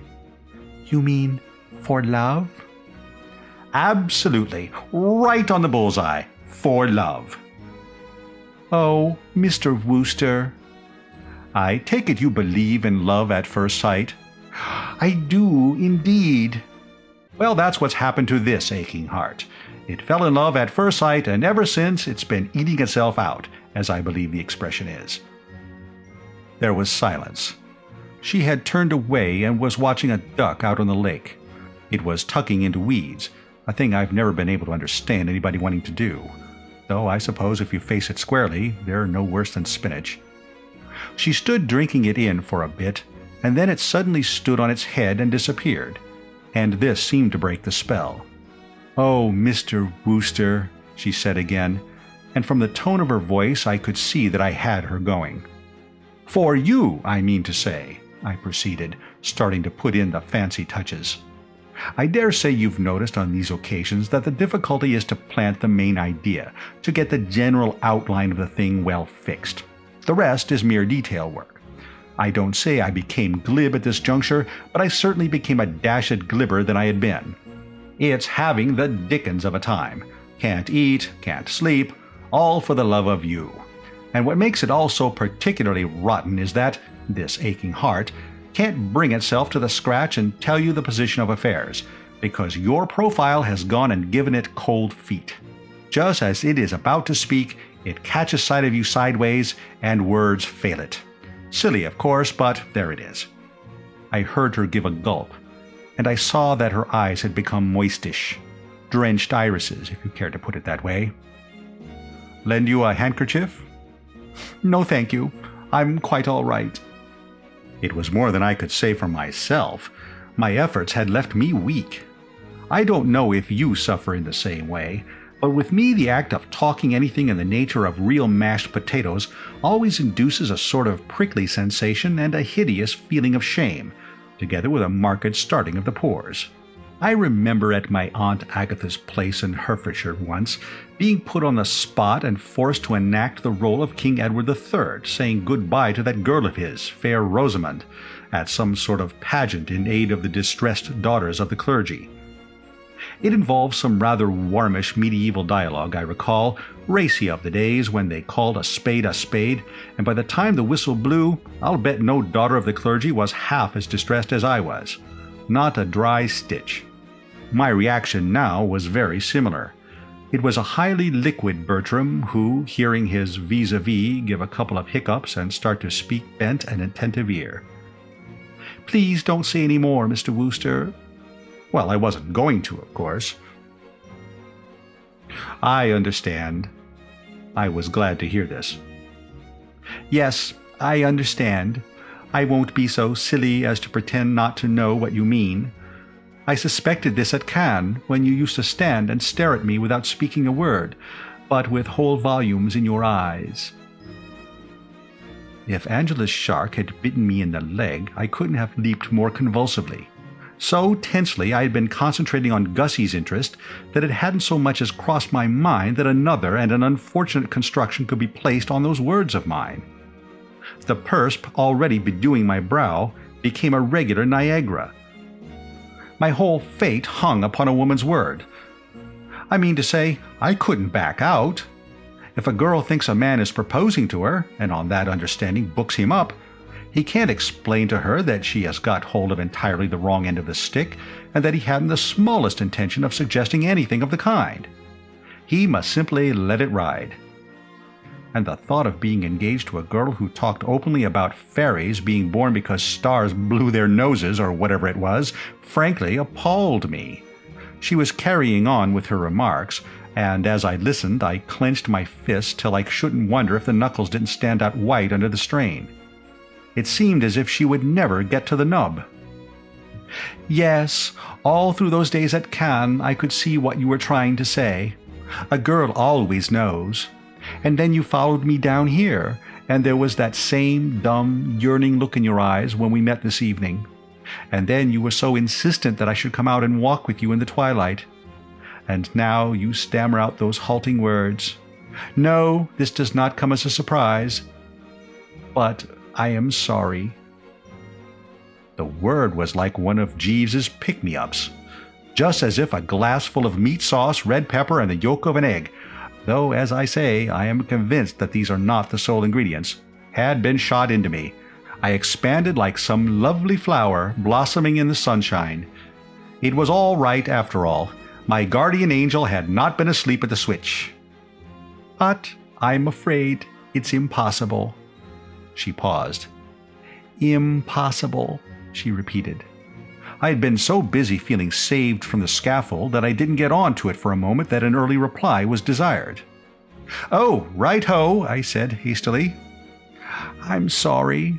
"Quite all right. Sorrier than I can say. Don't give it another thought. We can still be friends. Oh, rather. Then shall we just say no more about it? Keep what has happened as a tender little secret between ourselves? Absolutely. We will, like something lovely and fragrant laid away in lavender. In lavender, right.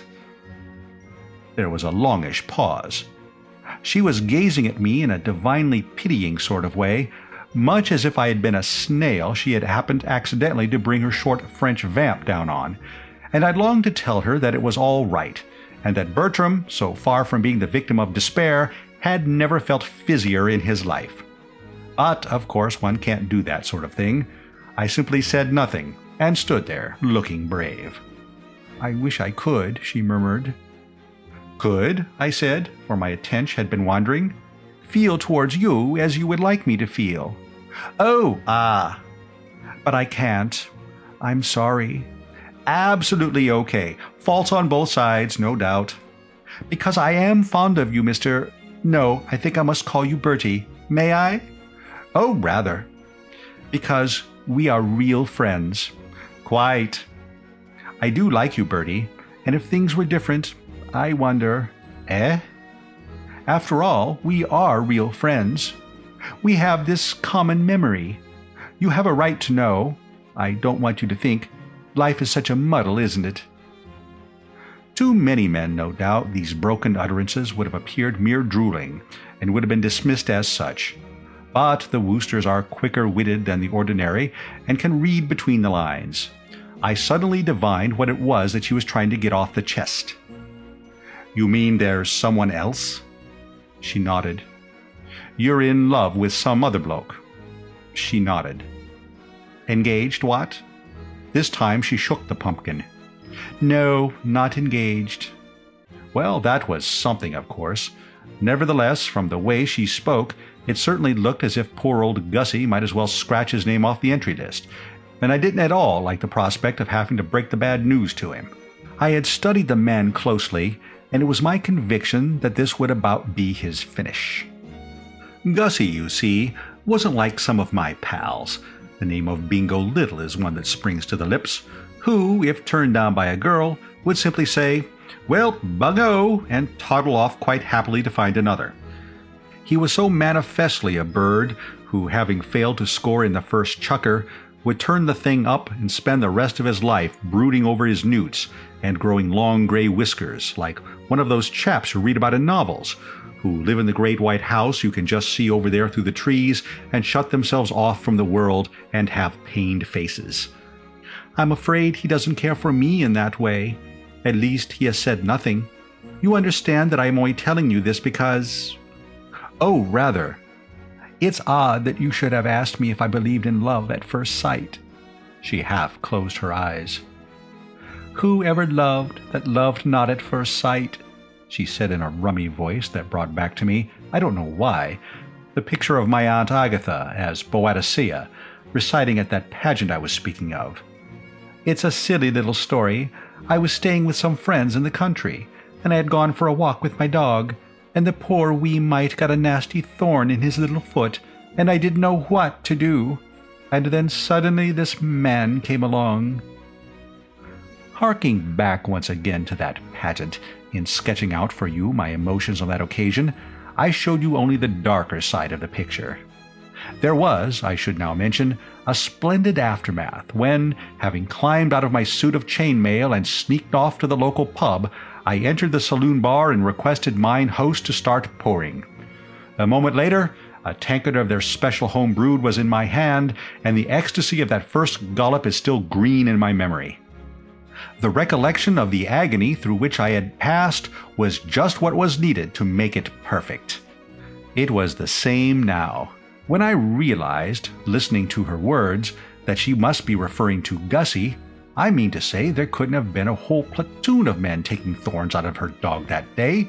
The animal wasn't a pincushion, and became aware that Gussie, who an instant before had, to all appearances, gone so far back in the betting as not to be worth a quotation, was the big winner after all. A positive thrill permeated the frame, and there escaped my lips a "wow," so crisp and hearty that the Basset leaped a liberal 1.5 inches from terra firma. "I beg your pardon," she said. I waved a jaunty hand. "Nothing," I said, "nothing. Just remember there's a letter I have to write tonight without fail. If you don't mind, I think I'll be going in. Here," I said, "comes Gussie Finknottle. He will look after you." And as I spoke, Gussie came sidling out from behind a tree. I passed away and left them to it. As regards these two, everything was beyond a question absolutely in order. All Gussie had to do was keep his head down and not press. Already, I felt, as I legged it back to the house, the happy ending must have begun to function. I mean to say, when you leave a girl and a man, each of whom has admitted in set terms that she and he loves him and her, in close juxtaposition in the twilight, there doesn't seem much more to do but start pricing fish slices. Something attempted, something done, seemed to me to have earned 2 pennyworth of wassail in the smoking room. I proceeded thither. Chapter 11. The makings were neatly laid out on a side table, and to pour into a glass an inch or so of the raw spirit and shoosh some soda water on top of it was with me the work of a moment. This done, I retired to an armchair and put my feet up, sipping the mixture with carefree enjoyment, rather like Caesar having one in his tent the day he overcame the Nervi. As I let the mind dwell on what must even now be taking place in that peaceful garden, I felt bucked and uplifted. Though never for an instant faltering in my opinion that Augustus Finknottle was nature's final word and cloth-headed guffins, I liked the man and wished him well, and could not have felt more deeply involved in the success of his wooing if I, and not he, had been under the ether. The thought that by this time he might quite easily have completed the preliminary pourparlers and be deep in an informal discussion of honeymoon plans was very pleasant to me. Of course, considering the sort of girl Madeline Basset was, stars and rabbits and all that, I mean, you might say that a sober sadness would have been more fitting. But in these matters you have to realize that tastes differ. The impulse of right-thinking men might be to run a mile when they saw the Basset, but for some reason she appealed to the deeps in Gussie, so that was that. I had reached this point in my meditations when I was aroused by the sound of the door opening. Somebody came in and started moving like a leopard toward the side table, and lowering the feet, I perceived that it was Tuppy Glossop. The sight of him gave me a momentary twinge of remorse, reminding me, as it did, that in the excitement of getting Gussie fixed up, I had rather forgotten about this other client. It was often that way when you're trying to run 2 cases at once. However, Gussie now being off my mind, I was prepared to devote my whole attention to the Glossop problem. I had been much pleased by the way he had carried out the task assigned him at the dinner table. No easy one, I can assure you, for the browsing and sluicing had been of the highest quality, and there had been one dish in particular, I allude to the nonettes de poulet agnée sorel, which might well have broken down the most iron resolution. But he had passed it up like a professional fasting man, and I was proud of him. "Oh, hello, Tuppy," I said. "I wanted to see you." He turned, snifter in hand, and it was easy to see that his privations had tried him sorely. He was looking like a wolf on the steppes of Russia, which has seen its peasant shin up a high tree. "Yes," he said rather unpleasantly. "Well, here I am." "Well? What do you mean, well?" "Make your report." "What report?" "Have you nothing to tell me about Angela?" "Only that she's a blister." I was concerned. "Hasn't she come clustering round you yet?" "She has not." "Very odd." "Why odd?" "She must have noted your lack of appetite." He barked raspingly, as if he were having trouble with the tonsils of the soul. "Lack of appetite? I'm as hollow as the Grand Canyon." "Courage, Tuppy. Think of Gandhi." "What about Gandhi?" "He hasn't had a square meal for years." "Nor have I, or I could swear I hadn't. Gandhi my left foot." I saw that it might be best to let the Gandhi motif slide. I went back to where we had started. "She's probably looking for you now." Who is? Angela? Yes, she must have noticed your supreme sacrifice. I don't suppose she noticed it at all, the little fathead. I'll bet it didn't register in any way whatsoever. Come, Tuppy, I urged. This is morbid. Don't take this gloomy view. She must have at least have spotted that you refused those nonettes de poulet Agnes Sorel. It was a sensational renunciation and stuck out like a sore thumb, and the sapé à la Rossini, a hoarse cry broke from his twisted lips. Will you stop it, Bertie? Do you think I'm made of marble? Isn't it bad enough to have sat watching one of Anatole's supremest dinners flit by, course after course, without having you making a song about it? Don't remind me of those nonettes. I can't stand it. I endeavored to hearten and console. Be brave, Tuppy. Fix your thoughts on that cold steak and kidney pie in the larder. As the good book says, it cometh in the morning. Yes, in the morning, and it's now 9:30 at night. You would bring that pie up, wouldn't you? Just when I was trying to keep my mind off it. I saw what he meant. Hours must pass before he could dig into that pie. I dropped the subject, and we sat for a pretty good time in silence. Then he rose and began to pace the room in an overwrought sort of way, like a zoo lion who has heard the dinner gong go and is hoping the keeper won't forget him in the general distribution. I averted my gaze tactfully, but I could hear him kicking chairs and things. It was plain that the man's soul was in travail and his blood pressure high. Presently he returned to his seat, and I saw that he was looking at me intently. There was that about his demeanor that led me to think that he had something to communicate. Nor was I wrong.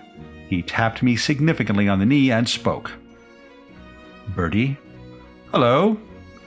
Shall I tell you something? Certainly, old bird, I said cordially. I was just beginning to feel that the scene could do with a bit more dialogue. This business of Angela and me? Yes? I've been putting in a lot of solid thought about it. Oh, yes? I have analyzed the situation pitilessly, and one thing stands out as clear as damn it. There has been dirty work afoot. I don't get you. All right, let me review the facts. Up to the time she went to Cannes, Angela loved me. She was all over me. I was the blue-eyed boy in every sense of the term. You'll admit that.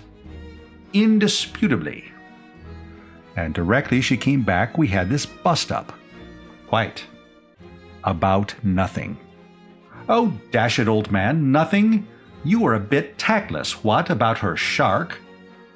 I was frank and candid about her shark, and that's my point. Do you seriously believe that a trifling disagreement about sharks would have made a girl hand a man his hat if her heart were really his? Certainly. It beats me why he couldn't see it. But then poor old Tuppy has never been very hot on the finer shades. He's one of those large, tough, football-playing blokes who lack the more delicate sensibilities, as I've heard Jeeves call them. Excellent at blocking a punt or walking across an opponent's face in cleated boots, but not so good when it comes to understanding the high-strung female temperament. It simply wouldn't occur to him that a girl might be prepared to give up her life's happiness rather than wave her shark. Rot. It was just pretext. What was? This shark business. She wanted to get rid of me and grabbed at the first excuse. No. I tell you she did. What on earth would she want to get rid of you for? Exactly. That's the very question I asked myself. And here's the answer. Because she has fallen in love with somebody else. It sticks out a mile. There's no other possible solution. She goes to Cannes all for me. She comes back all off me. Obviously, during those 2 months, she must have transferred her affections to some foul blister she met out there. No. Don't keep saying no. She must have done. But I'll tell you one thing, and you can take this as official. If I ever find this slimy, slithery snake in the grass, he had better make all the necessary arrangements at his favorite nursing home without delay, because I'm going to be very rough with him. I propose, if and when found, to take him by his beastly neck, shake him till he froths, and pull him inside out and make him swallow himself." With which words he biffed off, and I, having given him a minute or two to get out of the way, rose and made for the drawing-room. The tendency of females to roost in drawing-rooms after dinner being well marked, I expected to find Angela there. It was my intention to have a word with Angela. To Tuppy's theory that some insinuating bird had stolen the girl's heart from him at Cannes, I had given, as I have indicated, little credence, considering it the mere unbalanced applesauce of a bereaved man. It was, of course, the shark, and nothing but the shark, that had caused love's young dream to go temporarily off the boil, and I was convinced that a word or two with a cousin at this juncture would set everything right. For frankly, I thought it incredible that a girl of her natural sweetness and tender-heartedness should not have been moved to her foundations by what she had seen at dinner that night. Even Seppings, Aunt Dahlia's butler, a cold, unemotional man, had gasped and practically reeled when Tuppy waved aside those nonettes de poulet Agnès Sorel, while the footman, standing by with the potatoes, had stared like one seeing a vision. I simply refused to consider the possibility of the significance of the thing having been lost on a nice girl like Angela. I fully expected to find her in the drawing-room with her heart bleeding freely, all ripe for an immediate reconciliation. In the drawing-room, however, when I entered, only Aunt Dahlia met the eye. It seemed to me that she gave me a rather jaundiced look as I hove in sight, but this, having so recently beheld Tuppy in his agony, I attributed to the fact that she, like him, had been going light on the menu. You can't expect an empty aunt to beam like a full aunt. "Oh, it's you, is it?" she said. Well, of course it was. "Where's Angela?" I asked. "Gone to bed." "Already?" "She said she had a headache." I wasn't so sure I liked the sound of that so much. A girl who has observed the sundered lover sensationally off his feed does not go to bed with headaches if love has been reborn in her heart.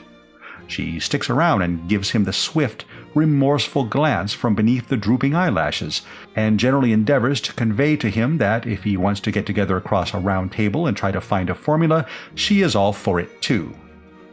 Yes, I am bound to say I found that going-to-bed stuff a bit disquieting. "Gone to bed, eh?" I murmured musingly. "What did you want her for?" "I thought she might like a stroll and a chat." "Are you going for a stroll?" said Aunt Dahlia with a sudden show of interest. "Where?" "Oh, hither and thither. Then I wonder if you would mind doing something for me." "Give it a name." "It won't take you long. You know that path that runs past the greenhouses into the kitchen garden? If you go along it, you come to a pond." "That's right." "Well, will you get a good stout piece of rope or cord and go down on that path till you come to the pond?" "To the pond, right." "And look about till you find a nice heavy stone. Or a fairly large brick will do." "I see," I said, although I didn't, being still fogged. "Stone or brick, yes, and then?" "Then," said the relative, "I want you, like a good boy, to fasten the rope to the brick and tie it around your damned neck and jump into the pond and drown yourself. In a few days I will send and have you fished up and buried, because I shall need to dance on your grave." I was more fogged than ever, and not only fogged, wounded and resentful. I remember reading a book where a girl suddenly fled from the room, afraid to stay for fear dreadful things would come tumbling from her lips, determined that she would not remain another day in this house to be insulted and misunderstood. I felt much about the same. Then I reminded myself that one has got to make allowances for a woman with only about half a spoonful of soup inside her, and I checked the red-hot crack that rose to the lips. "What," I said gently, "is this all about? You seem pipped with Bertram." "Pipped?" "Noticeably pipped. Why all this ill-concealed animus?" A sudden flame shot from her eyes, singeing my hair. "Who was the ass? Who was the chump? Who was the dithering idiot who talked me, against my better judgment, into going without my dinner? I might have guessed."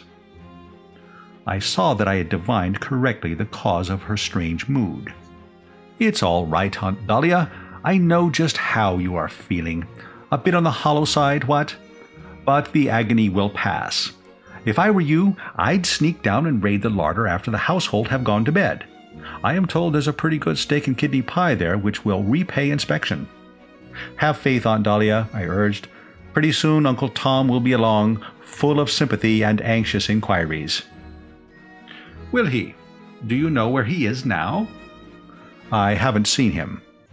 "He is in his study, with his face buried in his hands, muttering about civilization and melting pots." "Eh? Why?" "Because it has been my painful duty to inform him that Anatole has given notice." I own that I reeled. "What?" "Given notice. As the result of that driveling scheme of yours. What did you expect a sensitive, temperamental French cook to do if you went about urging everybody to refuse all food?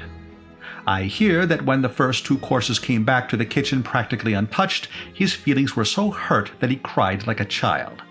And when the rest of the dinner followed, he came to the conclusion that the whole thing was a studied and calculated insult and decided to hand in his portfolio." "Golly!" "You may well say golly. Anatole, God's gift to the gastric juices, gone like the dew off the petal of a rose, and all through your idiocy. Perhaps you'll understand now why I want you to go and jump in that pond. I might have known that some hideous disaster would strike this house like a thunderbolt if once you wriggled your way into it and started trying to be clever." Harsh words, of course, as from aunt to nephew, but I bore her no resentment. No doubt, if you looked at it from a certain angle, Bertram might be considered to have made something of a floater. "I am sorry." "What's the good of being sorry?" "I acted for what I deemed the best." "Another time try acting for the worst. Then we may possibly escape with a mere flesh wound."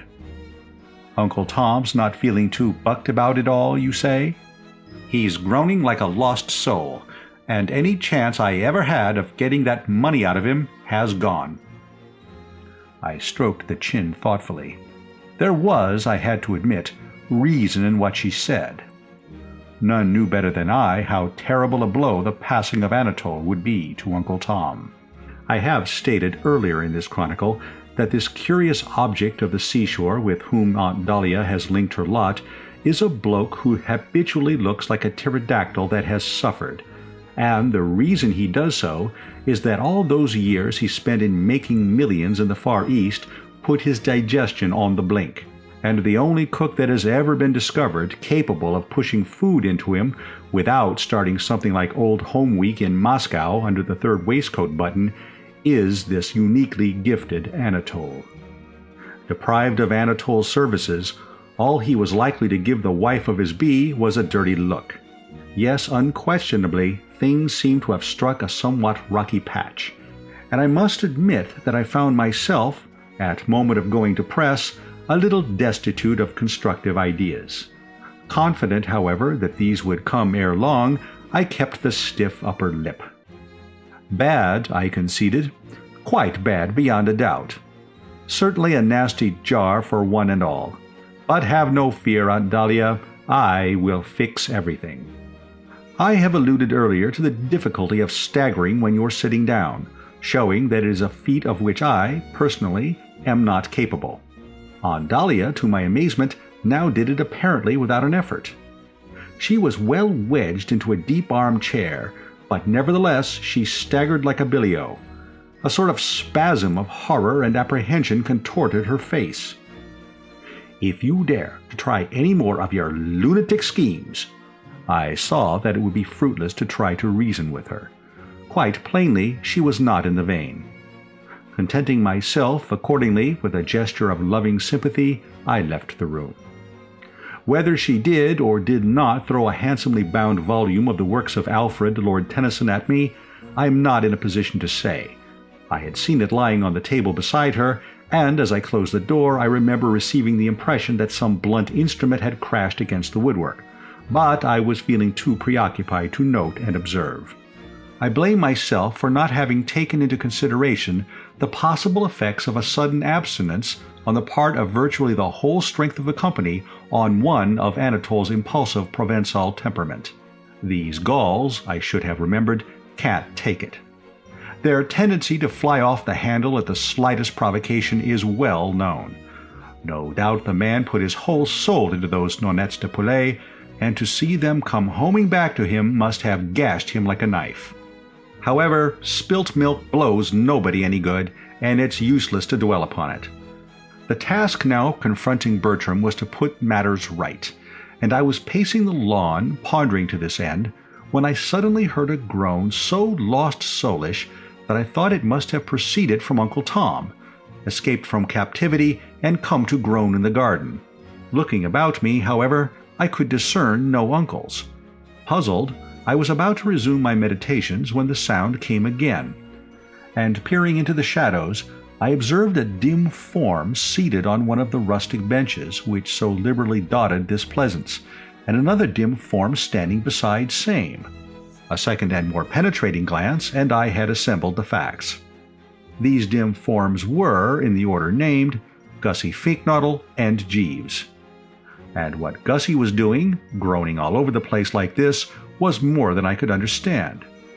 Because, I mean to say, there was no possibility of error. He wasn't singing. As I approached, he gave an encore, and it was beyond question a groan. Moreover, I could now see him clearly, and his whole aspect was definitely sandbagged. "Good evening, sir," said Jeeves. "Mr. Finknottle is not feeling well." Nor was I. Gussie had begun to make a low, bubbling noise, and I could no longer disguise it from myself that something must have gone seriously wrong with the works. I mean, I know marriage is a pretty solemn business, and the realization that he is in for it frequently churns a chap up a bit, but I'd never come across a case of a newly engaged man taking it on the chin so completely as this. Gussie looked up. His eye was dull. He clutched the thatch. "Goodbye, Bertie," he said, rising. "I seem to spot an error." "You mean hello, don't you?" "No, I don't. I mean goodbye. I'm off." "Off where?" "To the kitchen garden, to drown myself." "Don't be an ass." "I'm not an ass. Am I an ass, Jeeves?" "Possibly a little injudicious, sir." "Drowning myself, you mean?" "Yes, sir." "You think on the whole not drown myself?" "I should not advocate it, sir." "Very well, Jeeves. I accept your ruling. After all, it would be unpleasant for Mrs. Travers to find a swollen body floating in her pond." "Yes, sir." "And she has been very kind to me." "Yes, sir." "And you have been very kind to me, Jeeves." "Thank you, sir." "So have you, Bertie. Very kind. Everybody has been very kind to me. Very, very kind. Very kind indeed. I have no complaints to make. All right, I'll go for a walk instead." I followed him with bulging eyes as he tottered off into the dark. "Jeeves," I said, and I am free to admit that in my emotion I bleated like a lamb drawing itself to the attention of the parent sheep, "what the dickens is all this?" "Mr. Finknottle is not quite himself, sir. He has passed through a trying experience." I endeavored to put together a brief synopsis of previous events. "I left him out here with Miss Bassett." "Yes, sir." "I had softened her up." "Yes, sir." "He knew exactly what he had to do. I had coached him thoroughly in lines and business." "Yes, sir, so Mr. Finknottle informed me." "Well, then?" "I regret to say, sir, there was a slight hitch." "You mean something went wrong?" "Yes, sir." I could not fathom. The brain seemed to be tottering on its throne. "But how could anything go wrong? She loves him, Jeeves." "Indeed, sir?" "She definitely told me so. All he had to do was propose." "Yes, sir." "Well, didn't he?" "No, sir." "Then what the dickens did he talk about?" "Newts, sir." "Newts?" "Yes, sir." "Newts?" Yes, sir. But why did he want to talk about newts?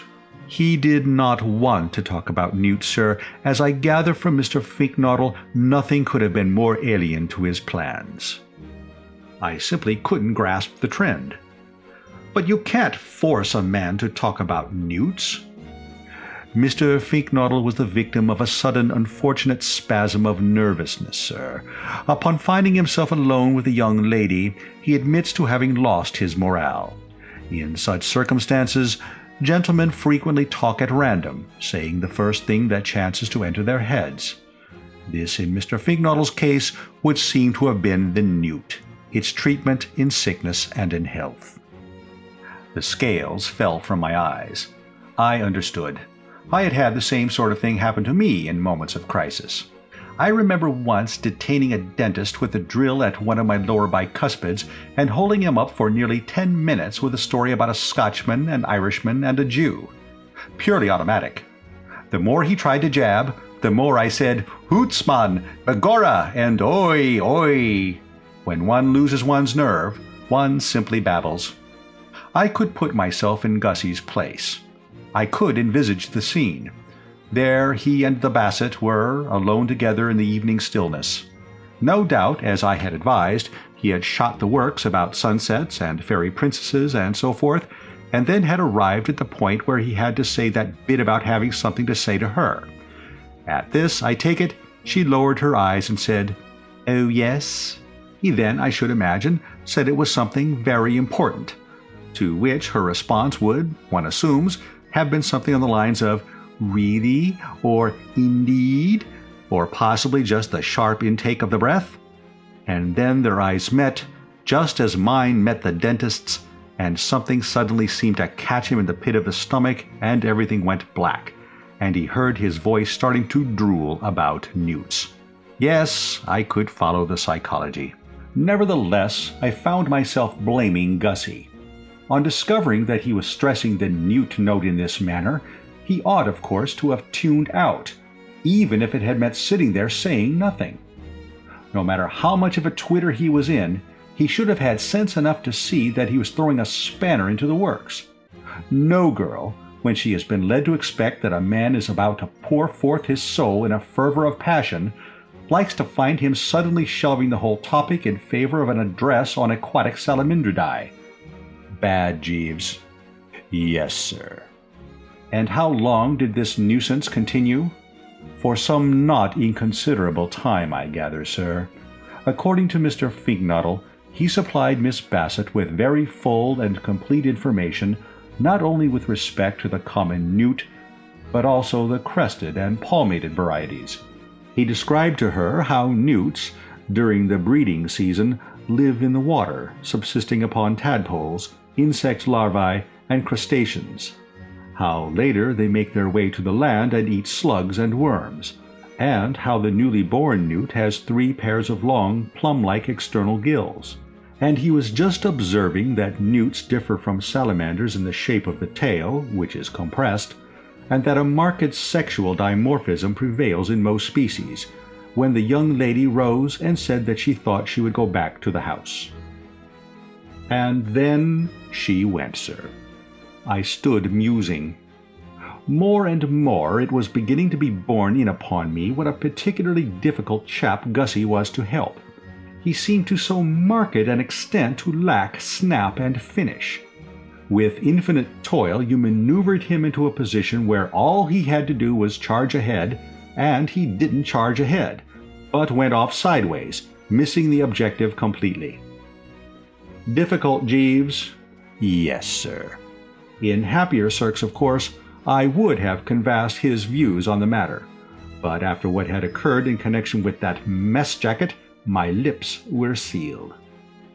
Well, I must think it over. Yes, sir. Burnish the brain a bit and endeavor to find the way out. Yes, sir.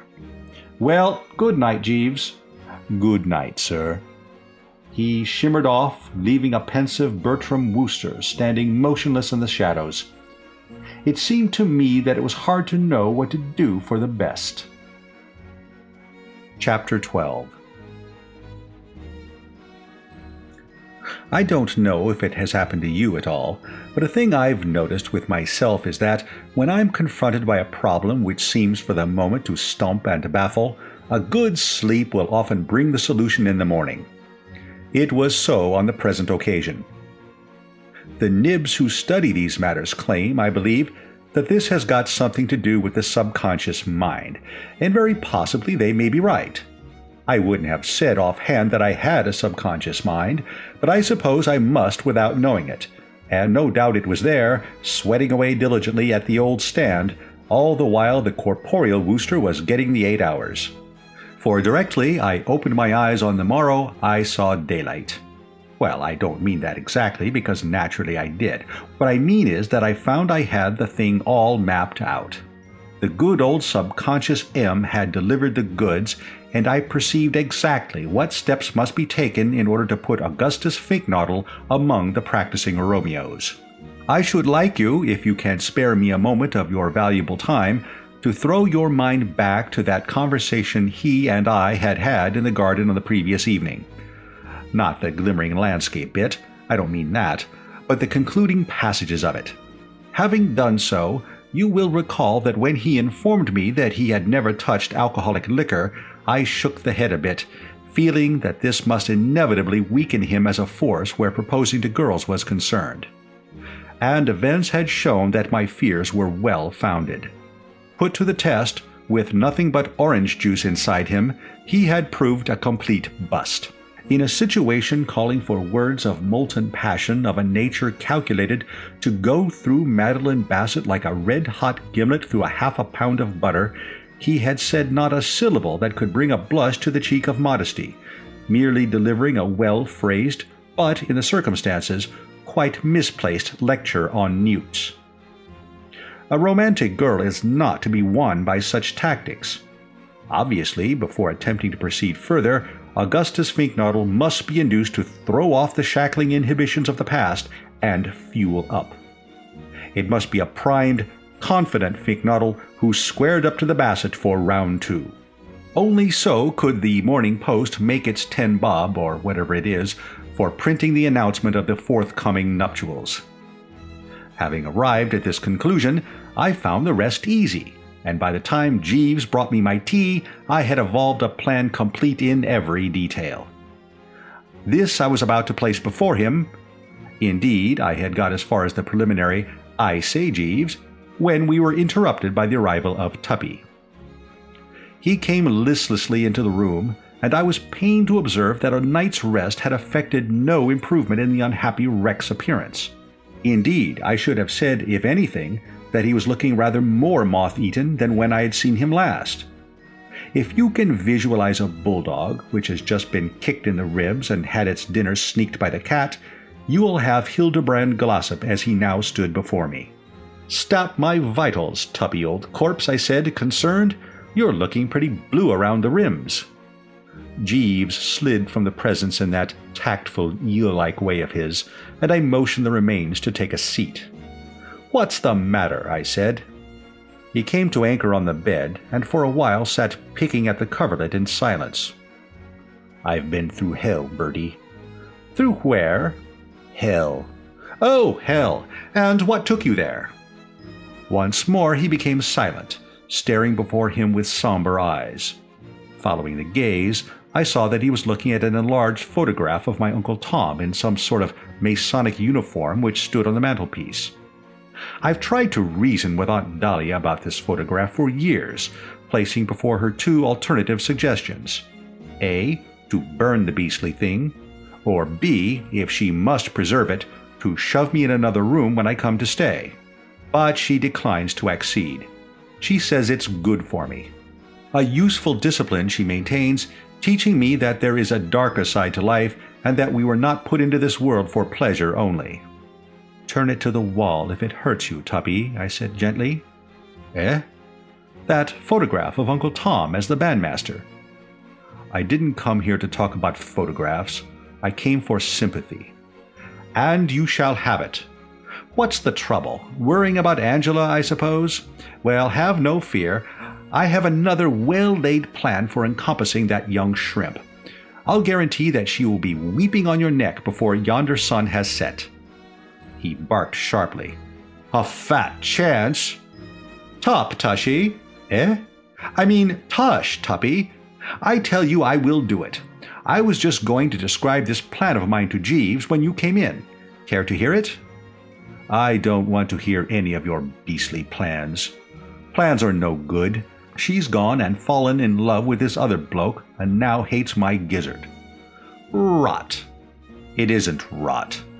I tell you, Tuppy, as one who can read the female heart, that this Angela loves you still." "Well, it didn't look like it much in the larder last night." "Oh, you went to the larder last night?" "I did." "And Angela was there?" "She was." "And your aunt?" "Also your uncle." I saw that I should require footnotes. All this was new stuff to me. I had stayed at Brinkley Court quite a lot in my time, but I had no idea the larder was such a social vortex. More like a snack bar on a race course than anything else it seemed to have become. "Tell me the whole story in your own words," I said, omitting no detail, however apparently slight, for one never knows how important the most trivial detail may be. He inspected the photograph for a moment, with growing gloom. "All right," he said. "This is what happened. You know my views about that steak and kidney pie." "Quite." "Well, round about 1 a.m., I thought the time was ripe. I stole from my room and went downstairs. The pie seemed to beckon me. I nodded. I know how pies do. I got to the larder.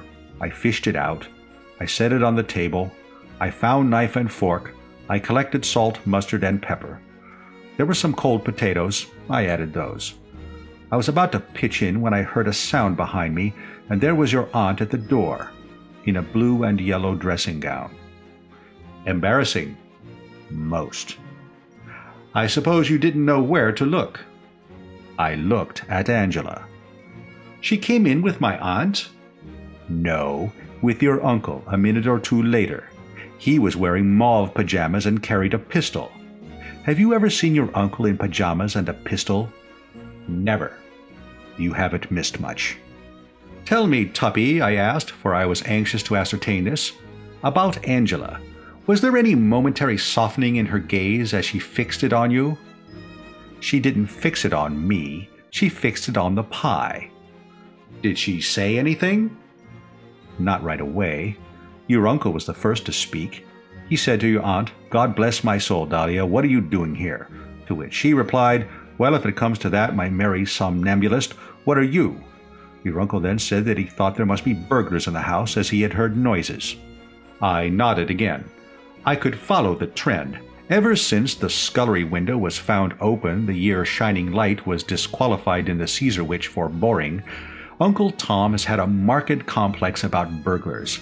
I can still recall my emotions when, paying my first visit after he had bars put on all the windows, and attempting to thrust the head out in order to get a sniff of country air, I nearly fractured my skull on a sort of iron grill, as worn by the tougher kinds of medieval prison. What sort of noises? Said your aunt. Funny noises, said your uncle. Whereupon Angela, with a nasty, steely tinkle in her voice, a little buzzard, observed, "I expect it was Mr. Glossop eating." And then she did give me a look. It was the sort of wondering, revolted look a very spiritual woman would give a fat man gulping soup in a restaurant. The kind of look that makes a fellow feel he's 46 around the waist and has great rolls of superfluous flesh pouring down over the back of his collar. And still speaking in the same unpleasant tone, she added, "I ought to have told you, Father, that Mr. Glossop always likes to have a good meal 3 or 4 times during the night. It helps to keep him going till breakfast. He has the most amazing appetite. See, he has practically finished the large steak and kidney pie already." As he spoke these words, a feverish animation swept over Tuppy. His eyes glittered with a strange light, and he thumped the bed violently with his fist, nearly catching me a juicy one on the leg. That was what hurt, Bertie. That what was stung. I hadn't so much as started on that pie. But that's a woman all over. The eternal feminine. She continued her remarks. "You've no idea," she said, "how Mr. Glossop loves food. He just lives for it. He always eats 6 or 7 meals a day, and then starts in again after bedtime. I think it's rather wonderful." Your aunt seemed interested, and said it reminded her of a boa constrictor. Angela said, didn't she mean a python? And then they argued as to which of the two it was. Your uncle, meanwhile, poking about with that damned pistol of his till human life wasn't safe in the vicinity. And the pie lying there on the table, and me unable to touch it. You begin to understand why I said I had been through hell. Quite. Can't have been at all pleasant. Presently your aunt and Angela settled their discussion, deciding that Angela was right, and that it was a python that I reminded them of. And shortly after that, we all pushed back to bed, Angela warning me in a motherly voice not to take the stairs too quickly. After 7 or 8 solid meals, she said, a man of my build ought to be very careful because of the danger of apoplectic fits. She said it was the same with dogs. When they became very fat and overfed, you had to see that they didn't hurry upstairs, as it made them puff and pant, and that was bad for their hearts. She asked your aunt if she remembered the late spaniel, Ambrose, and your aunt said, poor old Ambrose, you couldn't keep him away from the garbage pail. And Angela said, exactly, so do please be careful, Mr. Glossop. And you tell me she loves me still. I did my best to encourage. Girlish banter, what? Girlish banter be dashed. She's right off me. Once her ideal, I am now less than the dust between her chariot wheels. She became infatuated with this chap, whoever he is, at Cannes, and now she can't stand the sight of me. My dear Tuppy, you are not showing your usual good sense in this Angela chap at Cannes matter. If you will forgive me saying so, you have got an idée fixe. A what? An idée fixe. You know, one of those things fellows get. Like Uncle Tom's delusion that everybody who is known even slightly to the police is lurking in the garden, waiting for a chance to break into the house. You keep talking about this chap at Cannes, and there never was a chap at Cannes, and I'll tell you why I'm so sure about this. During those 2 months on the Riviera, it so happens that Angela and I were practically inseparable. If there had been somebody nosing round her, I should have spotted it in a second. He started. I could see that this had impressed him. Oh, she was with you all the time at Cannes, was she? I don't suppose she said 2 words to anybody else, except, of course, idle conf at the crowded dinner table, or a chance remark in a throng at the casino. I see. You mean that anything in the shape of mixed bathing and moonlight strolls she conducted solely in your company. That's right. It was quite a joke at the hotel. You must have enjoyed that.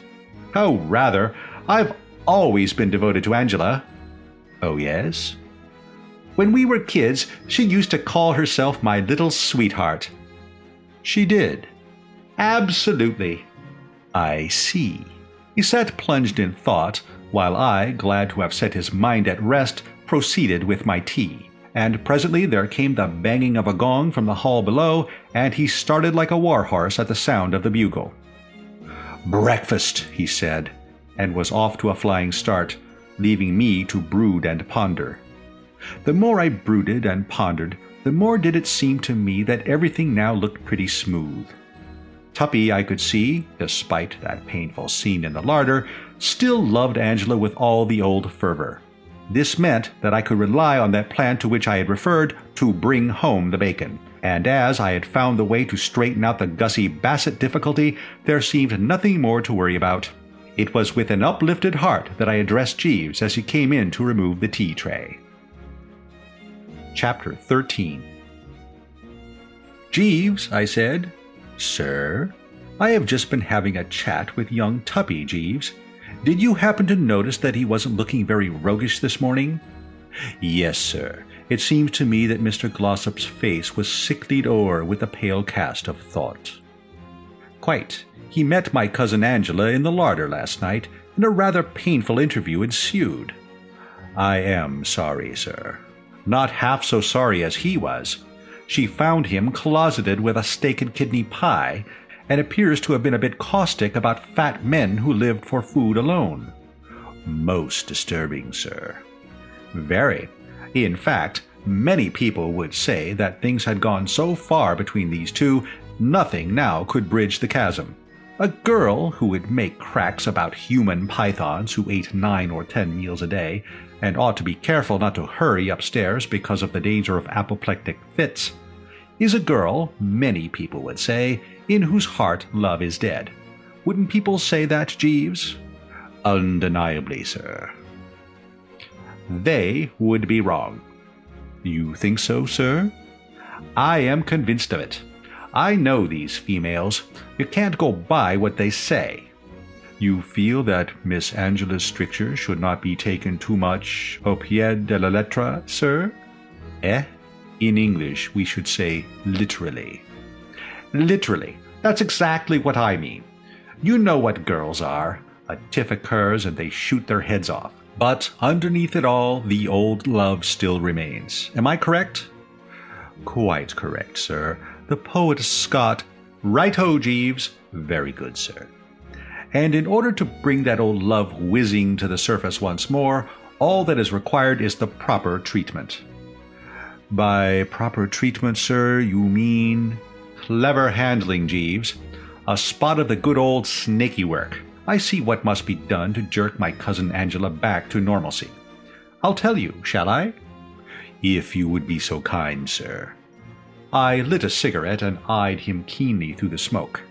He waited respectfully for me to unleash the words of wisdom. I must say for Jeeves that, till, as he is so apt to do, he starts shoving his oar in and cavilling and obstructing, he makes a very good audience. I don't know if he is actually agog, but he looks agog, and that's the great thing. Suppose you were strolling through the illimitable jungle, Jeeves, and happened to meet a tiger cub. The contingency is a remote one, sir. Never mind, let us suppose it. Very good, sir. Let us now suppose that you sloshed that tiger cub, and let us suppose further that word reached its mother that it was being put upon. What would you expect the attitude of that mother to be? In what frame of mind do you consider that that tigress would approach you? I should anticipate a certain show of annoyance, sir. And rightly. Due to what is known as the maternal instinct, what? Yes, sir. Very good, Jeeves. We will now suppose that there has recently been some little coolness between this tiger cub and this tigress. For some days, let us say, they have not been on speaking terms. Do you think that that would make any difference to the vim with which the latter would leap to the former's aid? No, sir. Exactly. Here then, in brief, is my plan, Jeeves. I am going to draw my cousin Angela aside to a secluded spot and roast Tuppy properly. Roast, sir?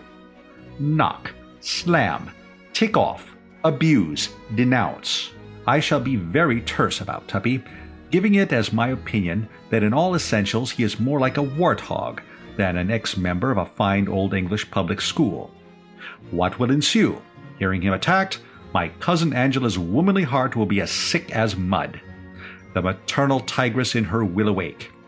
No matter what differences they may have had, she will remember only that he is the man she loves and will leap to his defense. And from that to falling into his arms and burying the dead past will be but a step. How do you react to that? The idea is an ingenious one, sir. We Woosters are ingenious, Jeeves, exceedingly ingenious. Yes, sir. As a matter of fact, I am not speaking without a knowledge of the form book. I have tested this theory. Indeed, sir. Yes, in person, and it works. I was standing on the Eden Rock at Antibes last month, idly watching the bathers disport themselves in the water, and a girl I knew slightly pointed at a male diver and asked me if I didn't think his legs were about the silliest-looking pair of props ever issued to a human being. I replied that I did indeed, and for the space of perhaps 2 minutes was extraordinarily witty and satirical about this bird's underpinning. At the end of that period, I suddenly felt as if I had been caught up in the tail of a cyclone. Beginning with a critique of my own limbs, which he said, justly enough, were nothing to write home about, this girl went on to dissect my manners, morals, intellect, general physique, and method of eating asparagus with such acerbity that by the time she had finished, the best you could say of Bertram was that, so far as was known, he had never actually committed murder or set fire to an orphan asylum. Subsequent investigation proved that she was engaged to the fellow with the legs, and had had a slight disagreement with him the evening before on the subject of whether he should or should not have made an original call of 2 spades, having 7 but without the ace. That night I saw them dining together with every indication of relish, their differences made up, and the love light once more in their eyes. That shows you, Jeeves. Yes, sir. I expect precisely similar results from my cousin Angela when I start roasting Tuppy. By lunchtime, I should imagine, the engagement will be on again, and the diamond and platinum ring glittering as of yore on her 3rd finger. Or is it the 4th? Scarcely by lunchtime, sir. Miss Angela's maid informs me that Miss Angela drove off in her car early this morning with the intention of spending the day with friends in the vicinity. Well, within half an hour of whatever time she comes back, then. These are mere straws, Jeeves. Do not let us chop them. No, sir. The point is that as far as Tuppy and Angela are concerned, we may say with confidence that everything will shortly be hotsy-totsy once more. And what an agreeable thought that is, Jeeves. Very true, sir. If there is one thing that gives me the pip, it is 2 loving hearts being estranged. I can readily appreciate the fact, sir. I placed the stub of my gasper in the ashtray and lit another, to indicate that completed Chap 1. Righto, then. So much for the Western Front. We now turn to the Eastern. Sir? I speak in parables, Jeeves. What I mean is we now approach the matter of Gussie and Miss Bassett. Yes, sir. Here, Jeeves, more direct methods are required. In handling the case of Augustus Finknottle, we must keep always in mind the fact that we are dealing with a poop. A sensitive plant would perhaps be a kinder expression, sir. No, Jeeves, a poop. And with poops one has to employ the strong, forceful, straightforward policy. Psychology doesn't get you anywhere. You, if I may remind you without wounding your feelings, fell into the error of mucking about with psychology in connection with this Finknottle, and the result was a washout. You attempted to push him over the line by rigging him out in a Mephistopheles costume and sending him off to a fancy dress ball, your view being that scarlet tights would embolden him. Futile. The matter was never actually put to the test, sir. No, because he didn't get to the ball, and that strengthens my argument. A man who can set out in a cab for a fancy dress ball and not get there is manifestly a poop of no common order. I don't think I have ever known anybody else who was such a dashed silly ass that he couldn't even get to a fancy dress ball. Have you, Jeeves? No, sir. But don't forget this, because it is the point I wish above all to make, even if Gussie had got to that ball, even if those scarlet tights, taken in conjunction with his horn-rimmed spectacles, hadn't given the girl a fit of some kind, even if she had rallied from the shock and he had been able to dance and generally hobnob with her, even then your efforts would have been fruitless, because, Mephistopheles costume or no Mephistopheles costume, Augustus Finknottle would never have been able to summon up the courage to ask her to be his. All that would have resulted would be that she would have got that lecture on newts a few days earlier. And why, Jeeves? Shall I tell you why? Yes, sir. Because he would have been attempting the hopeless task of trying to do the thing on orange juice. Sir? Gussie is an orange juice addict. He drinks nothing else. I was not aware of that, sir. I have it from his own lips. Whether from some hereditary taint, or because he promised his mother he wouldn't, or simply because he doesn't like the taste of the stuff, Gussie Finknottle has never in the whole course of his career pushed so much as the simplest gin and tonic over the larynx. And he expects, this poop expects, Jeeves, this wobbling, shrinking, diffident rabbit in human shape expects under these conditions to propose to the girl he loves. One hardly knows whether to smile or weep, what? You consider total abstinence a handicap to a gentleman who wishes to make a proposal of marriage, sir? The question amazed me. "Why, dash it," I said, astounded. "You must know it is. Use your intelligence, Jeeves. Reflect what proposing means. It means that a decent, self-respecting chap has got to listen to himself saying things which, if spoken on a silver screen, would cause him to dash to the box office and demand his money back. Let him attempt to do it on orange juice, and what ensues? Shame seals his lips, or if it doesn't do that, makes him lose his morale and start to babble. Gussie, for example, as we have seen, babbles of syncopated newts. Palmated newts, sir. Palmated or syncopated, it doesn't matter which. The point is that he babbles, and is going to babble again if he has another try at it. Unless, and this is where I want you to follow me very closely, Jeeves, unless steps are taken at once through the proper channels. Only active measures, promptly applied, can provide this poor, pusillanimous poop with the proper pep, and that is why, Jeeves, I intend tomorrow to secure a bottle of gin and lace his luncheon orange juice with it liberally. Sir? I clicked the tongue. I have already had occasion, Jeeves, I said rebukingly, to comment on the way you say "well, sir," and "indeed, sir." I take this opportunity of informing you that I object equally strongly to your "sir," pure and simple. The word seems to suggest that in your opinion I have made a statement or mooted a scheme so bizarre that your brain reels at it. In the present instance, there is absolutely nothing to say "sir" about. The plan I have put forward is entirely reasonable and icily logical, and should excite no sirring whatsoever. Or don't you think so? Well, sir, Jeeves. I beg your pardon, sir. The expression escaped me inadvertently. What I intended to say, since you press me, was that the action which you propose does seem to me somewhat injudicious. Injudicious? I don't follow you, Jeeves. A certain amount of risk would enter into it, in my opinion, sir. It is not always a simple matter to gauge the effect of alcohol on a subject unaccustomed to such stimulants. I have known it to have distressing results in the case of parrots. Parrots? I was thinking of an incident of my earlier life, sir, before I entered your employment.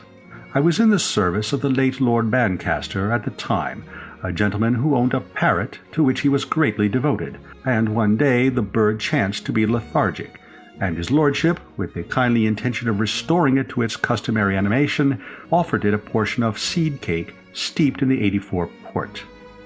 The bird accepted the morsel gratefully, and consumed it with every indication of satisfaction. Almost immediately afterwards, however, its manner became markedly feverish. Having bitten its lordship in the thumb and sung part of a sea chanty, it fell to the bottom of the cage and remained there for a considerable period of time with its legs in the air, unable to move. I mention this, sir, in order to— I put my finger on the flaw. I had spotted it all along. But Gussie isn't a parrot. No, sir, but it is high time, in my opinion, that this question of what young Gussie really is was threshed out and cleared up. He seems to think he is a male newt, and you now appear to suggest that he is a parrot. The truth of the matter being that he is just a plain, ordinary poop and needs a snootful as badly as ever man did. So, no more discussion, Jeeves. My mind is made up. There is only one way of handling the difficult case, and that is the way I have outlined. Very good, sir. Right-o, Jeeves. So much for that, then. Now here's something else. You noticed that I said I was going to put this project through tomorrow, and no doubt you wondered why I said tomorrow. Why did I, Jeeves? Because you feel that if it were done when 'tis done, then 'twere well it were done quickly, sir? Partly, Jeeves, but not altogether. My chief reason for fixing the date as specified is that tomorrow, though you have doubtless forgotten, is the day of the distribution of prizes at Market Snodsbury Grammar School, at which, as you know, Gussie is to be the male star and master of the revels. So you see we shall, by lacing that juice, not only embolden him to propose to Miss Bassett, but also put him so into shape that he will hold the Market Snodsbury audience spellbound. In fact, you will be killing two birds with one stone, sir. Exactly. A very neat way of putting it. Now, here is a minor point. On second thoughts, I think the best plan would be for you, not me, to lace the juice." "Sir?" "Jeeves!" "I beg your pardon, sir. And I'll tell you why that would be the best plan. Because you are in a position to obtain ready access to the stuff. It is served to Gussie daily, I have noticed, in an individual jug. This jug will presumably be lying about the kitchen or somewhere before lunch tomorrow. It will be the simplest of tasks for you to slip a few fingers of gin in it." "No doubt, sir, but—" "Don't say but, Jeeves." "I fear, sir—" "I fear, sir, is just as bad. What I am endeavoring to say, sir, is that I am sorry, but I am afraid I must enter an unequivocal nolle prosequi." "What?" The expression is a legal one, sir, signifying the resolve not to proceed with a matter. In other words, eager though I am to carry out your instructions, sir, as a general rule, in this occasion I must respectfully decline to cooperate." "You won't do it, you mean?" "Precisely, sir." I was stunned. I began to understand how a general must feel when he has ordered a regiment to charge and has been told that it isn't in the mood. "Jeeves," I said, "I had not expected this of you." "No, sir?" "No, indeed. Naturally, I realize that lacing Gussie's orange juice is not one of those regular duties for which you receive the monthly stipend, and if you care to stand on the strict letter of the contract, I suppose there is nothing to be done about it. But you will permit me to observe that this is scarcely the feudal spirit." "I am sorry, sir." "It is quite all right, Jeeves. Quite all right. I am not angry, only a little hurt." "Very good, sir." "Right-ho, Jeeves." Chapter 14. Investigation proved that the friends Angela had gone to spend the day with were some stately homeowners of the name of Stretchley Budd, hanging out in a joint called Kingham Manor, about 8 miles distant in the direction of Pershire. I didn't know these birds, but their fascination must have been considerable, for she tore herself away from them only just in time to get back and dress for dinner. It was, accordingly, not until coffee had been consumed that I was able to get matters moving. I found her in the drawing-room and at once proceeded to put things in train. It was with very different feelings from those which had animated the bosom when approaching the Bassett 24 hours before in the same manner in this same drawing-room that I headed for where she sat. As I had told Tuppy, I had always been devoted to Angela, and there is nothing I like better than a ramble in her company, and I could see by the look of her now how sorely in need she was of my aid and comfort. Frankly, I was shocked by the unfortunate young prune's appearance. At Cannes she'd been a happy, smiling English girl of the best type, full of beans and buck. Her face now was pale and drawn, like that of a hockey center forward at a girls' school who, in addition to getting a fruity one on the shin, had just been penalized for sticks. In any normal gathering her demeanor would have excited instant remark, but the standard of gloom at Brinkley Court had become so high that it passed unnoticed. Indeed, I shouldn't wonder if Uncle Tom, crouched in his corner waiting for the end, didn't think she was looking indecently cheerful. I got down to the agenda in my debonair way. "What ho, Angela, old girl?" "Hello, Bertie, darling." "Glad you're back at last. I missed you." "Did you, darling?" "I did indeed. Care to come for a saunter?" "I'd love it." "Fine. I have much to say to you that is not for the public ear." I think at this moment poor old Tuppy must have got a sudden touch of cramp. He had been sitting hard by, staring at the ceiling, and he now gave a sharp leap like a gaffed salmon and upset a small table containing a vase, a bowl of potpourri, 2 china dogs, and a copy of Omar Khayyam bound in limp leather. Aunt Dahlia uttered a startled hunting cry.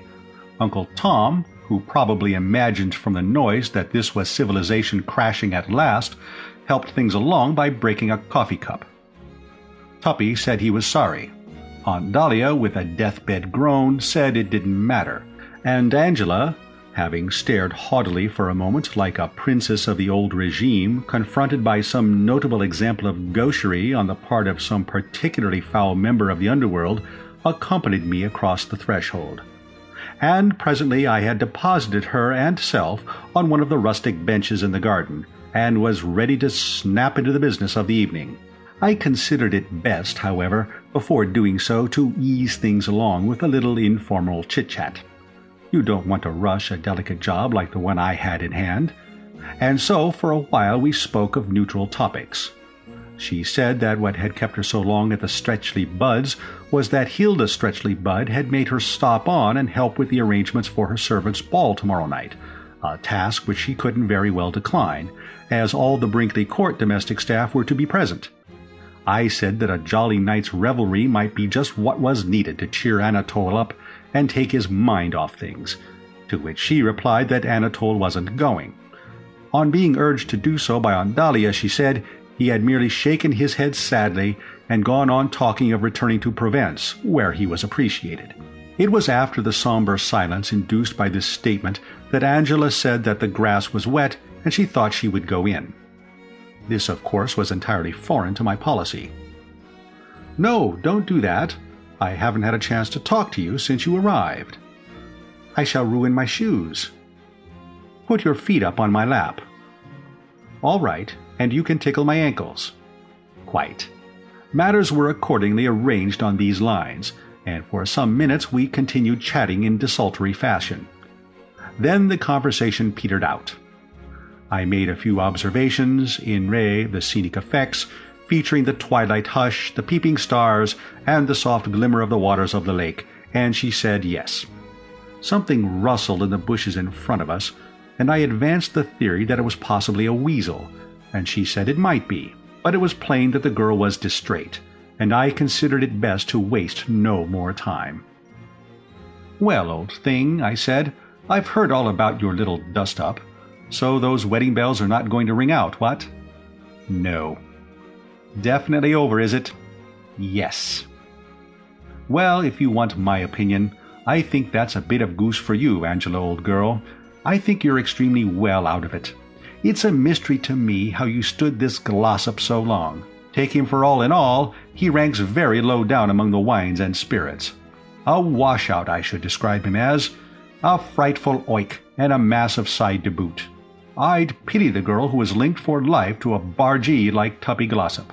And I admitted a hard laugh, one of the sneering kind. "I always thought you were such friends," said Angela. I let go another hard one with a bit more topspin on it than the first time. "Friends? Absolutely not. One was civil, of course, when one met the fellow, but it would be absurd to say one was a friend of his. A club acquaintance, and a mere one at that. And then one was at school with the man." "At Eton?" "Good heavens, no! We wouldn't have a fellow like that at Eton. At a kid's school before I went there. A grubby little brute he was, I recollect. Covered with ink and mire generally, washing only on alternate Thursdays. In short, a notable outsider shunned by all." I paused. I was more than a bit perturbed. Apart from the agony of having to talk in this fashion of one who, except when he was looping back rings and causing me to plunge into swimming baths in correct evening costume, had always been a very dear and esteemed crony, I didn't seem to be getting anywhere. Business was not resulting. Staring into the bushes without a yip, she appeared to be bearing these slurs and innuendos of mine with an easy calm. I had another pop at it. "Uncouth about sums it up. I doubt if I've ever seen an uncouther kid than this Glossop. Ask anyone who knew him in those days to describe him in a word, and the word they would use is uncouth. And he's just the same today. It's the old story. The boy is the father of the man." She appeared not to have heard. "The boy," I repeated, not wishing her to miss that one, "is the father of the man." "What are you talking about?" "I'm talking about this Glossop." "I thought you said something about somebody's father." "I said the boy was the father of the man." "What boy?" "The boy Glossop." "He hasn't got a father." "I never said he had. I said he was the father of the boy, or rather of the man." "What man?"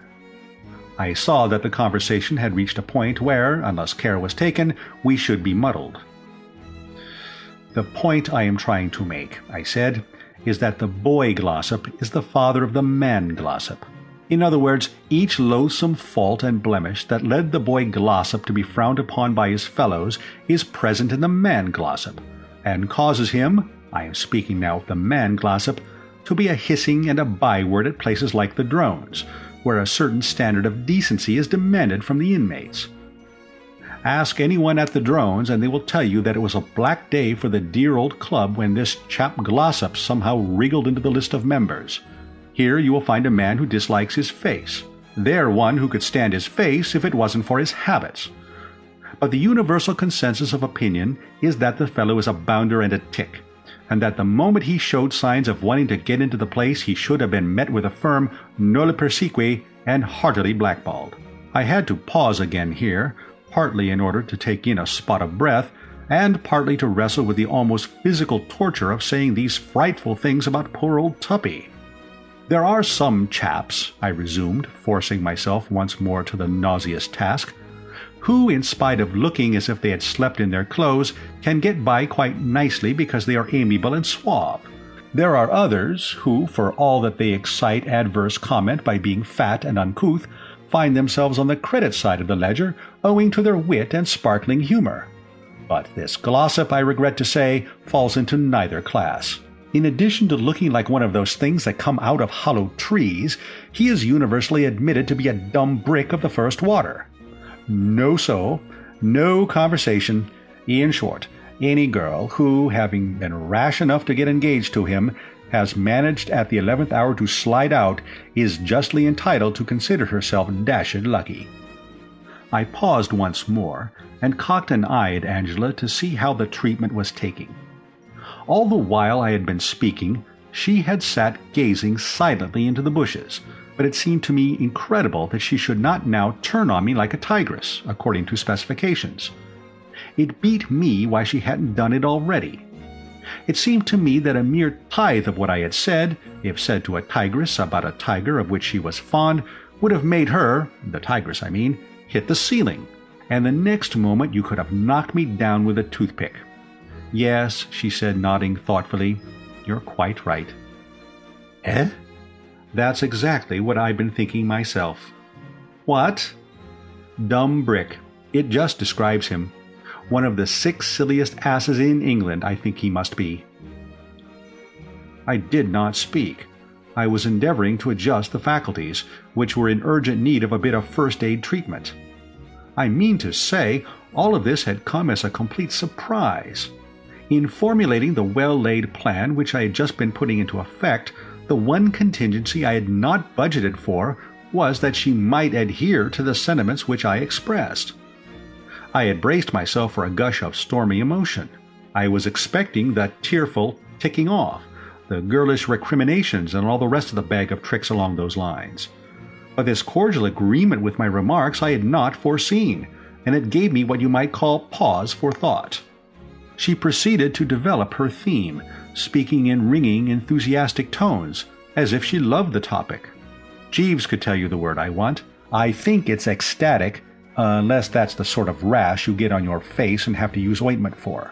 But if that's the right word, then that's what her manner was as she ventilated the subject of poor old Tuppy. If you had been able to go simply by the sound of her voice, she might have been a court poet cutting loose about an oriental monarch, or Gussie Feeknoddle describing his last consignment of newts. It's so nice, Bertie, talking to someone who really takes a sensible view about this man glossop. Mother says he's a good chap, which is simply absurd. Anybody can see that he's absolutely impossible. He's conceited and opinionative and argues all the time, even when he knows perfectly well that he's talking through his hat. And he smokes too much, and eats too much, and drinks too much, and I don't like the color of his hair. Not that he'll have any hair in a year or two, because he's pretty thin on top already, and before he knows where he is, he'll be as bald as an egg, and he's the last man who can afford to go bald. And I think it's simply disgusting the way he gorges all the time. Do you know I found him in the larder at 1 o'clock in the morning, absolutely wallowing in a steak and kidney pie? There was hardly any of it left, and you remember what an enormous dinner he had. Quite disgusting, I call it. But I can't stop out here all night, talking about men who aren't worth wasting a word on, and haven't even enough sense to tell sharks from flatfish. I'm going in." And, gathering about her slim shoulders the shawl which she had put on as a protection against the evening dew, she buzzed off, leaving me alone in the silent night. Well, as a matter of fact, not absolutely alone, because a few minutes later there was a sort of upheaval in the bushes in front of me, and Tuppy emerged. Chapter 15. I gave him the eye. The evening had begun to draw in a bit by now, and the visibility, in consequence, was not so hot, but there still remained ample light to enable me to see him clearly. And what I saw convinced me that I should be a lot easier in my mind with a stout rustic bench between us. I rose, accordingly, modeling my style on that of a rocketing pheasant, and proceeded to deposit myself on the other side of the object named. My prompt agility was not without its effect. He seemed somewhat taken aback. He came to a halt, and, for about the space of time required to allow a bead of perspire to trickle from the top of the brow to the tip of the nose, stood gazing at me in silence. "So," he said at length, and it came as a complete surprise to me that fellows ever really do say "so." I had always thought it was just a thing you read in books, like "quota," I mean to say, or "odds bodikins," or even bagoom. Still, there it was. Quaint or not quaint, bizarre or not bizarre, he had said "so," and it was up to me to cope with the situation on those lines. It would have been a duller man than Bertram Wooster who had failed to note that the dear old chap was a bit steamed up. Whether his eyes were actually shooting forth flame I couldn't tell you, but there appeared to me to be distinct incandescence. For the rest, his fists were clenched, his ears quivering, and the muscles of his jaw rotating rhythmically, as if he were making an early supper off something. His hair was full of twigs, and there was a beetle hanging to the side of his head, which would have interested Gussie Finknoddle. To this, however, I paid scant attention. There is a time for studying beetles and a time for not studying beetles. "So," he said again. Now those who know Bertram Wooster will best tell you that he is always at his shrewdest and most level-headed in moments of peril. Who was it who, when gripped by the arm of the law on boat race night not so many years ago, and hauled off to Vine Street Police Station, assumed in a flash the identity of Eustace H. Plimsoll of the Laburnums, Allen Road, West Dulwich, thus saving the grand old name of Wooster from being dragged in the mire and avoiding wide publicity of the wrong sort? Who was it? But I need not labor the point. My record speaks for itself. 3 times pinched, but never once sentenced under the correct label. Ask anyone at the drones about this. So now, in a situation threatening to become every moment more scaly, I did not lose my head. I preserved the old sang-froid, smiling a genial and affectionate smile, and hoping that it wasn't too dark for it to register. I spoke with a jolly cordiality. "Why, hello, Tuppy, you here?" He said yes, he was here. "Been here long?" "I have." "Fine, I wanted to see you." "Well, here I am. Come out from behind that bench." "No thanks, old man, I like leaning on it. It seems to rest the spine." "In about 2 seconds," said Tuppy, "I'm going to kick your spine up through the top of your head." I raised the eyebrows. Not much good, of course, in that light, but it seemed to help the general composition. "Is this Hildebrand Glossop speaking?" I said. He replied that it was, adding that if I wanted to make sure, I might move a few feet over in his direction. He also called me an opprobrious name. I raised the eyebrows again. "Come, come, Tuppy, don't let this little chat become acrid. Is acrid the word I want?" "I couldn't say," he replied, beginning to sidle round the bench. I saw that anything I might wish to say must be said quickly. Already he had sidled some 6 feet, and though, by dint of sidling too, I had managed to keep the bench between us, Who could predict how long this happy state of affairs would last? I came to the point, therefore. "I think I know what's on your mind, Tuppy," I said. "If you were in those bushes during my conversation with the recent Angela, I dare say you heard what I was saying about you." I did. "I see. Well, we won't go into the ethics of the thing. Eavesdropping, some people might call it, and I can imagine stern critics drawing in the breath to some extent. Considering it, I don't want to hurt your feelings, Tuppy, but considering it un-English. A bit un-English, Tuppy, old man, you must admit." "I'm Scotch." "Really?" I said. "I never knew that before. Rummy how you don't suspect a man of being Scotch, unless he's Mac something and says, 'Oh, aye,' and things like that. I wonder," I went on, feeling that an academic discussion on some neutral topic might ease the tension, "if you can tell me something that has puzzled me a good deal. What exactly is that stuff they put in haggis? I've often wondered about that." From the fact that his only response to the question was to leap over the bench and make a grab at me, I gathered that his mind was not on haggis. "However," I said, leaping over the bench in my turn, "that is a side issue.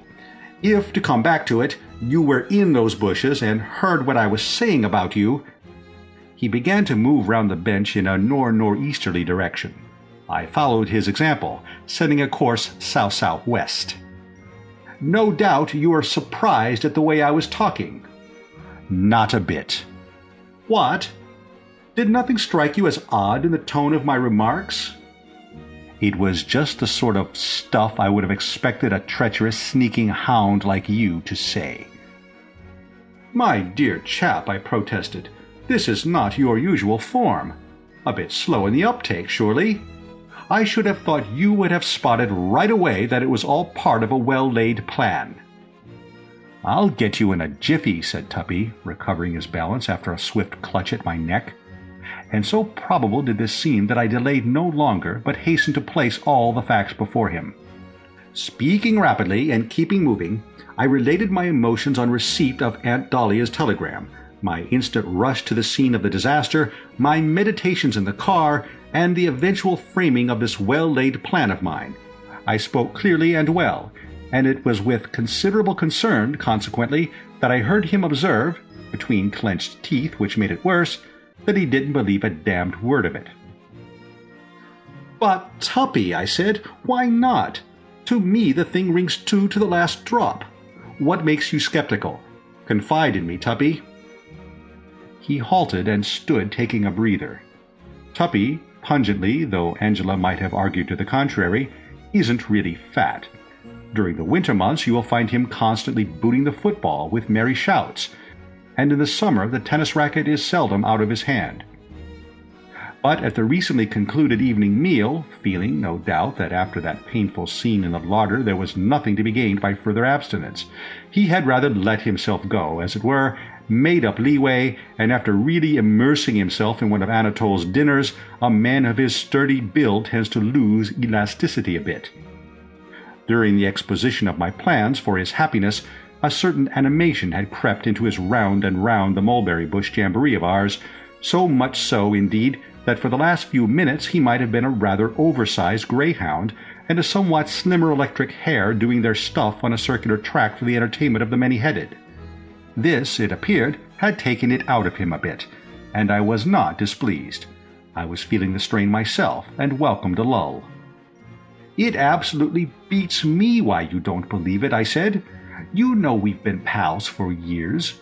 You must be aware that, except at the moment when you caused me to do a nosedive into the drone's swimming bath, an incident which I'd long since decided to put out of my mind and let the dead past bury its dead about, if you follow what I mean, except on that one occasion, as I say, I have always regarded you with the utmost esteem. Why, then, if not for the motives I have outlined, should I knock you to Angela? Answer me that. Be very careful." "What do you mean, be very careful?"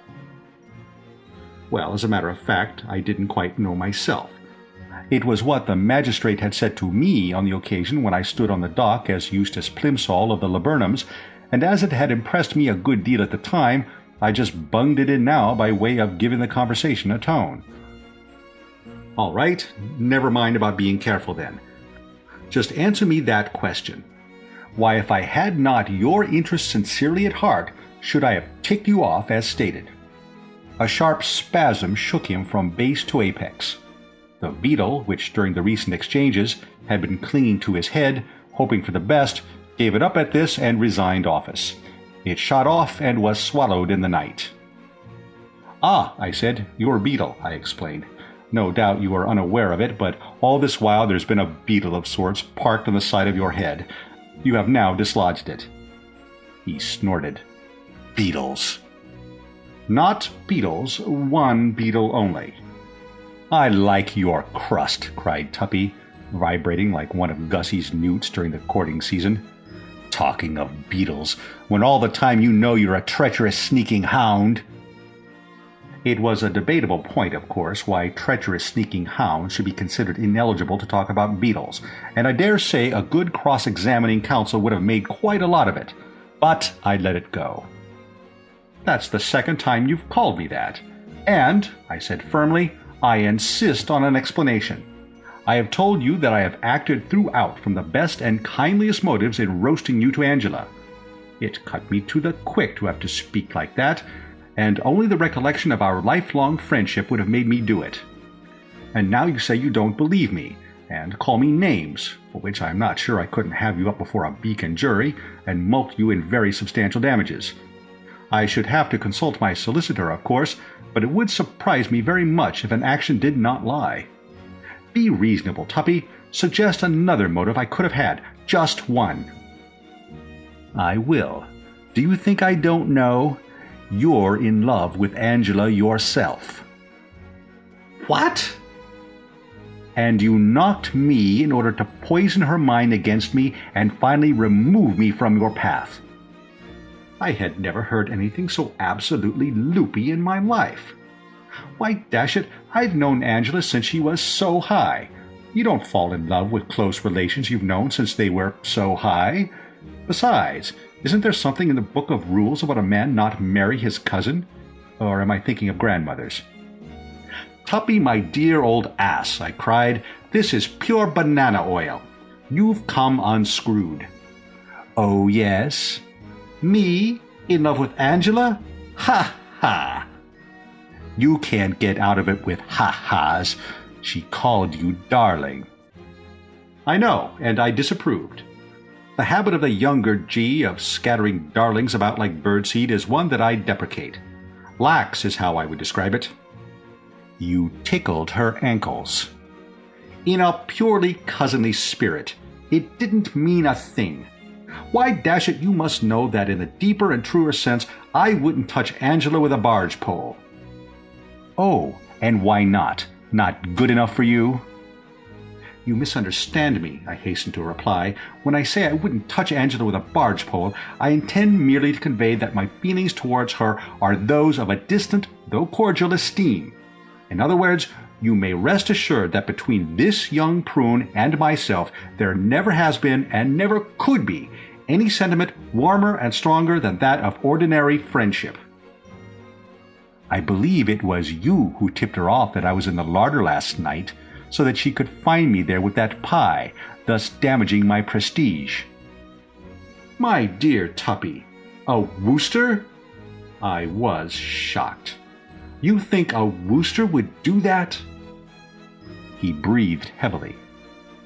"Listen," he said, "it's no good your standing there arguing. You can't get away from the facts. Somebody stole her from me at Cannes. You told me yourself that she was with you all the time at Cannes and hardly saw anybody else. You gloated over the mixed bathing and those moonlight walks you had together." "Not gloated, just mentioned them." "So now you understand why, as soon as I can get you clear of this damned bench, I am going to tear you limb from limb." "Why, they have these bally benches in gardens," said Tuppy discontentedly. "There's more than I can see. They only get in the way." He ceased, and grabbing out, missed me by a hair's breadth. It was a moment for swift thinking, and it is at such moments, as I have already indicated, that Bertram Wooster is at his best. I suddenly remembered the recent misunderstanding with the Bassett, and with a flash of clear vision saw that this was where it was going to come in handy. "You've got it all wrong, Tuppy," I said, moving to the left.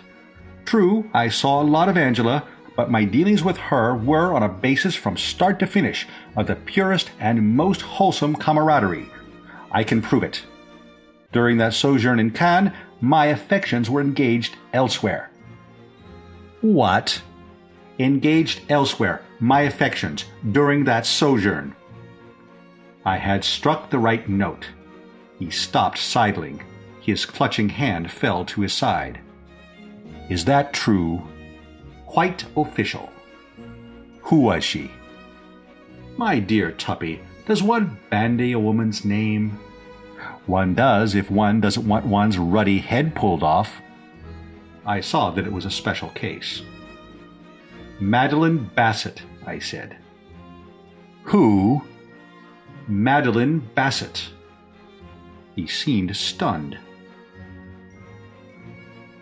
"You stand there and tell me you were in love with that Bassett disaster?" "I wouldn't call her that Bassett disaster, Tuppy. Not respectful." "Dash being respectful. I want the facts. You deliberately assert that you love that weird God help us?" "I don't see why you should call her a weird God help us either. A very charming and beautiful girl. Odd in some of her views, perhaps. One does not quite see eye to eye with her in the matter of stars and rabbits, but not a weird God help us." "Anyway, you stick to it that you were in love with her?" "I do." "It sounds thin to me, Wooster. Very thin." I saw that it would be necessary to apply the finishing touch. "I must ask you to treat this as entirely confidential, Glossop, but I may as well inform you that it was not 24 hours since she turned me down." "Turned you down?" "Like a bedspread. In this very garden." 24 hours. "Call it 25. So you will readily see that I can't be the chap, if any, who stole Angela from you at Cannes." And I was on the brink of adding that I wouldn't touch Angela with a barge pole, when I remembered I had said it already, and it hadn't gone frightfully well. I desisted, therefore. My manly frankness seemed to be producing good results. The homicidal glare was dying out of Tuppy's eyes. He had the aspect of a hired assassin who had paused to think things over. "I see," he said at length. "All right, then. Sorry you were troubled." "Don't mention it, old man," I responded courteously. For the first time since the bushes had begun to pour forth glossops, Bertram Wooster could be said to have breathed freely. I don't say I actually came out from behind the bench, but I did let go of it, and with something of the relief which those three chaps in the Old Testament must have experienced after sliding out of the burning fiery furnace, I even groped tentatively for my cigarette case. The next moment a sudden snort made me take my fingers off it as if it had bitten me. I was distressed to note in the old friend a return of the recent frenzy. "What the hell did you mean by telling her that I used to be covered with ink when I was a kid?" "My dear Tuppy, I was almost finickingly careful about my personal cleanliness as a boy. You could have eaten your dinner off me." "Quite, but—" "And all that stuff about having no soul? I'm crawling with soul, and being looked on as an outsider at the drones." "But, my dear old chap, I explained that. It was all part of my ruse or scheme." "It was it? Well, in the future do me a favor and leave me out of your foul ruses." "Just as you say, old boy." "All right, then. That's understood." He relapsed into silence, standing with folded arms, staring before him rather like a strong, silent man in a novel, when he's just been given the bird by the girl and is thinking of looking in at the Rocky Mountains and bumping off a few bears. His manifest pippedness excited my compassion, and I ventured a kindly word.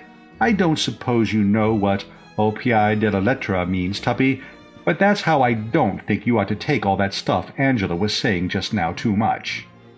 He seemed interested. "What the devil," he asked, "are you talking about?" I saw that I should have to make myself clearer. Don't take all that guff of hers too literally, old man. You know what girls are like." "I do," he said, with another snort that came straight up from his insteps, "and I wish I'd never met one. I mean to say, it's obvious that she must have spotted you in those bushes and was simply talking to score off you. There you were, I mean, if you follow the psychology, and she saw you, and in that impulsive way girls have, she seized the opportunity of ribbing you a bit. Just told you a few home truths, I mean to say." "Home truths?"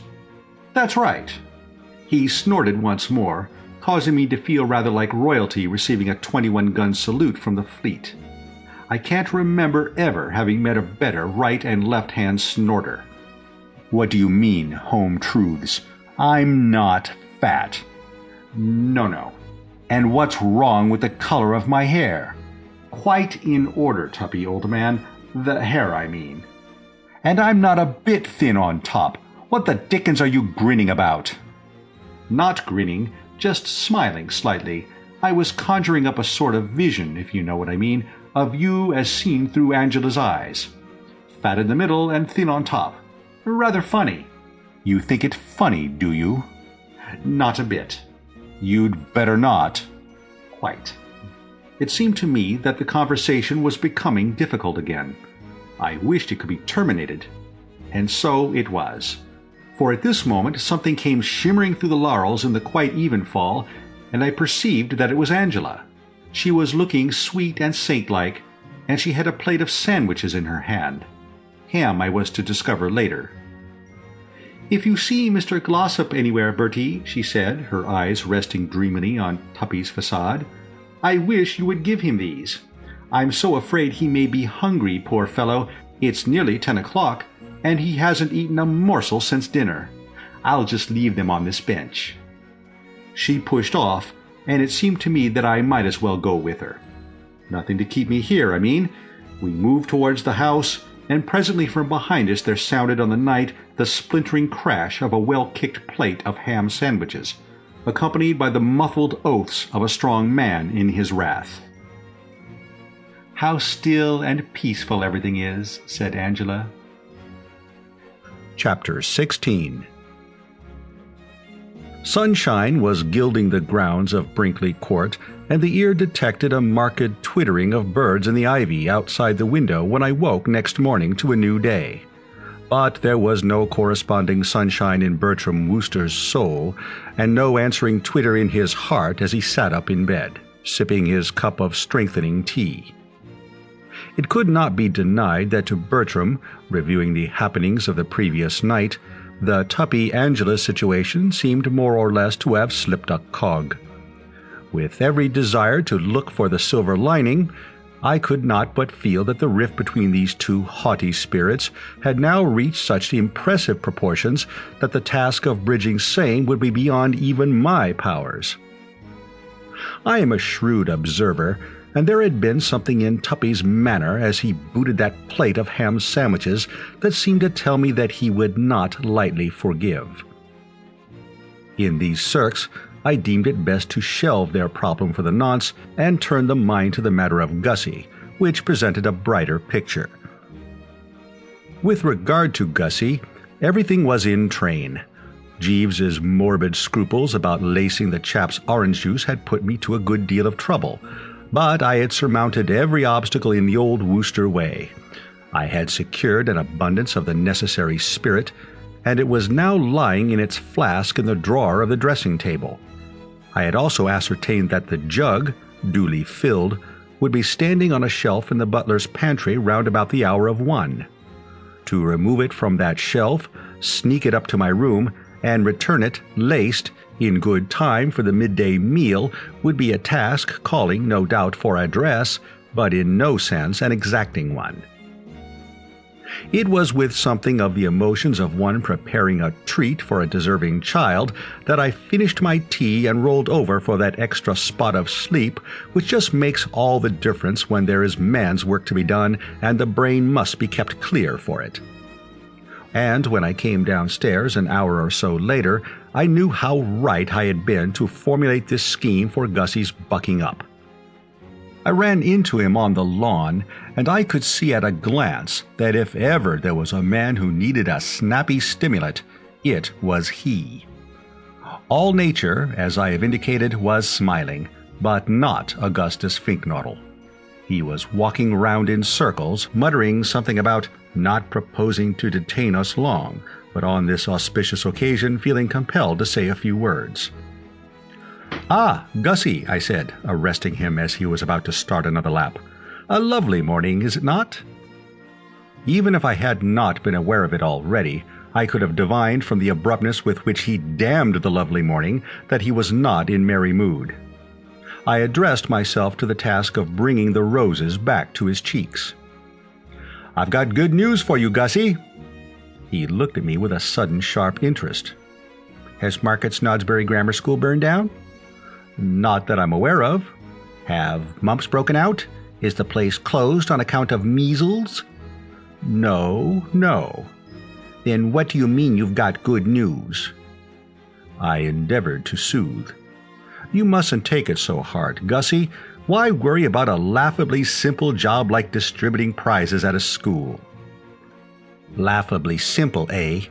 Do you realize I've been sweating for days and haven't been able to think of a thing to say yet, except that I won't detain them long?" "You bet I won't detain them long. I've been timing my speech, and it lasts 5 seconds. What the devil am I to say, Bertie? What do you say when you're distributing prizes?" I considered.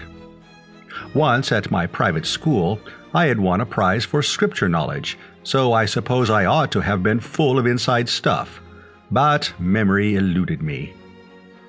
Then something emerged from the mists. "You say the race is not always to the swift." "Why?" "Well, it's a good gag. It generally gets a hand." "I mean, why isn't it?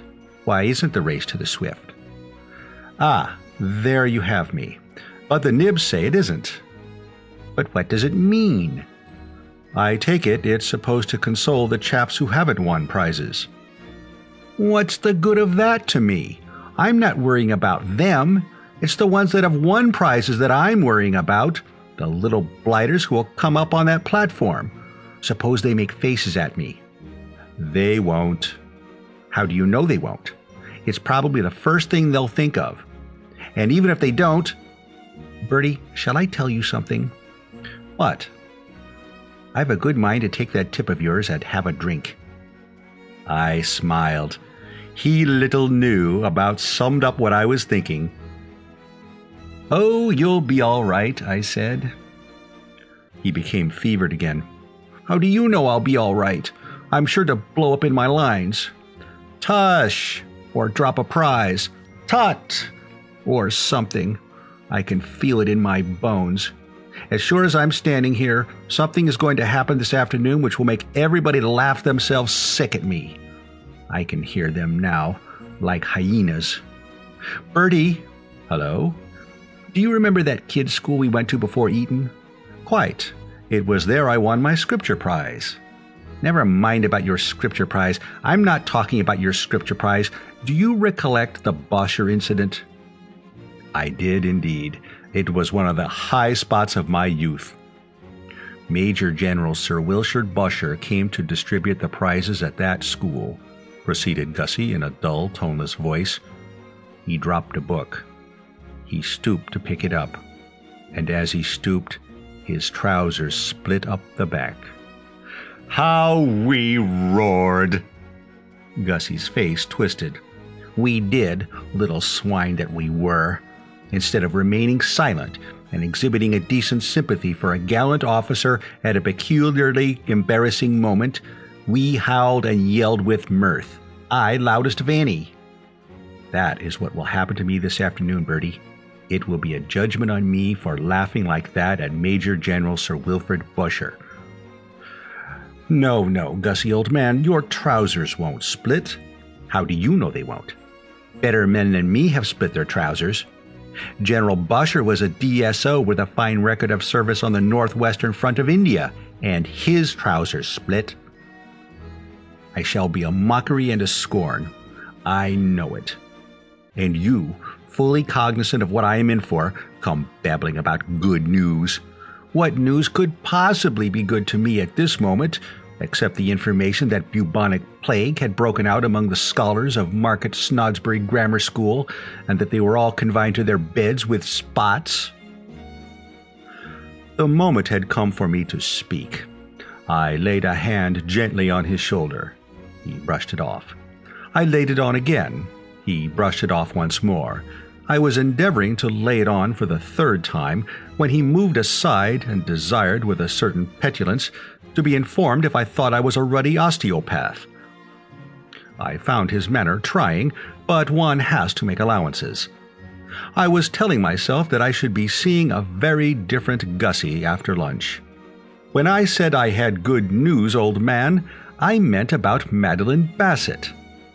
The febrile gleam died out of his eyes, to be replaced by a look of infinite sadness. You can't have good news about her. I've dished myself there completely. Not at all. I am convinced that if you take another whack at her, all will be well. And keeping it snappy, I related what had passed between the Bassett and myself on the previous night. So, all you have to do is play a return date, and you cannot fail to swing the voting. You are her dream man. He shook his head. No. What? No use. What do you mean? Not a bit of good trying. But I tell you, she said in so many words. It doesn't make any difference. She may have loved me once. Last night will have killed all that. Of course it won't. It will.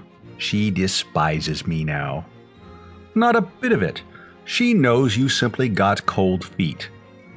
And I should get cold feet if I tried again. It's no good, Bertie. I'm hopeless. And there's the end of it. Fate made me the sort of chap who can't say boo to a goose. It isn't a question of saying boo to a goose. The point doesn't arise at all. It is simply a matter of, I know, but it's no good. I can't do it. The whole thing is off. I am not going to risk a repetition of last night's fiasco. You talk in a light way of taking another whack at her, but you don't know what it means.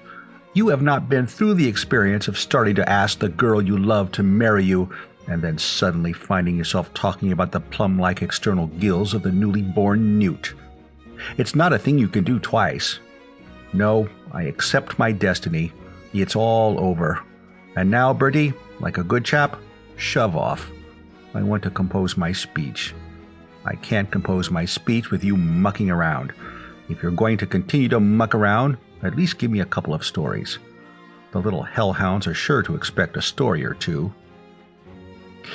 Do you know the one about? No good. I don't want any of your off-color stuff from the drone smoking room. I need something clean, something that will be a help to them in their afterlives. Not that I care a damn about their afterlives, except that I hope they'll all choke. I heard a story the other day. I can't quite remember it, but it was about a chap who snored and disturbed the neighbors.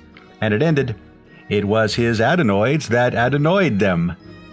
He made a weary gesture. You expect me to work that in, do you? Into a speech to be delivered to an audience of boys, every one of whom is probably riddled with adenoids? Damn it, they'd rush the platform. Leave me, Bertie. Push off. That's all I ask you to do. Push off. Ladies and gentlemen, said Gussie in a low, soliloquizing sort of way, I do not propose to detain this auspicious occasion long.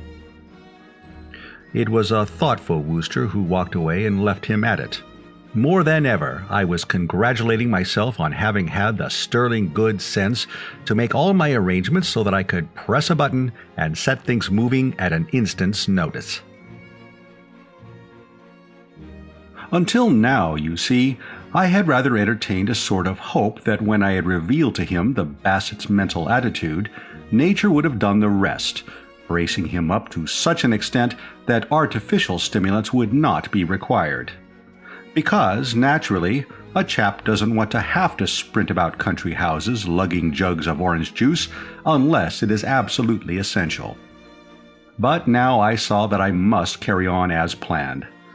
The total absence of pep, ginger, and the right spirit which the man had displayed during these conversational exchanges convinced me that the strongest measures would be necessary.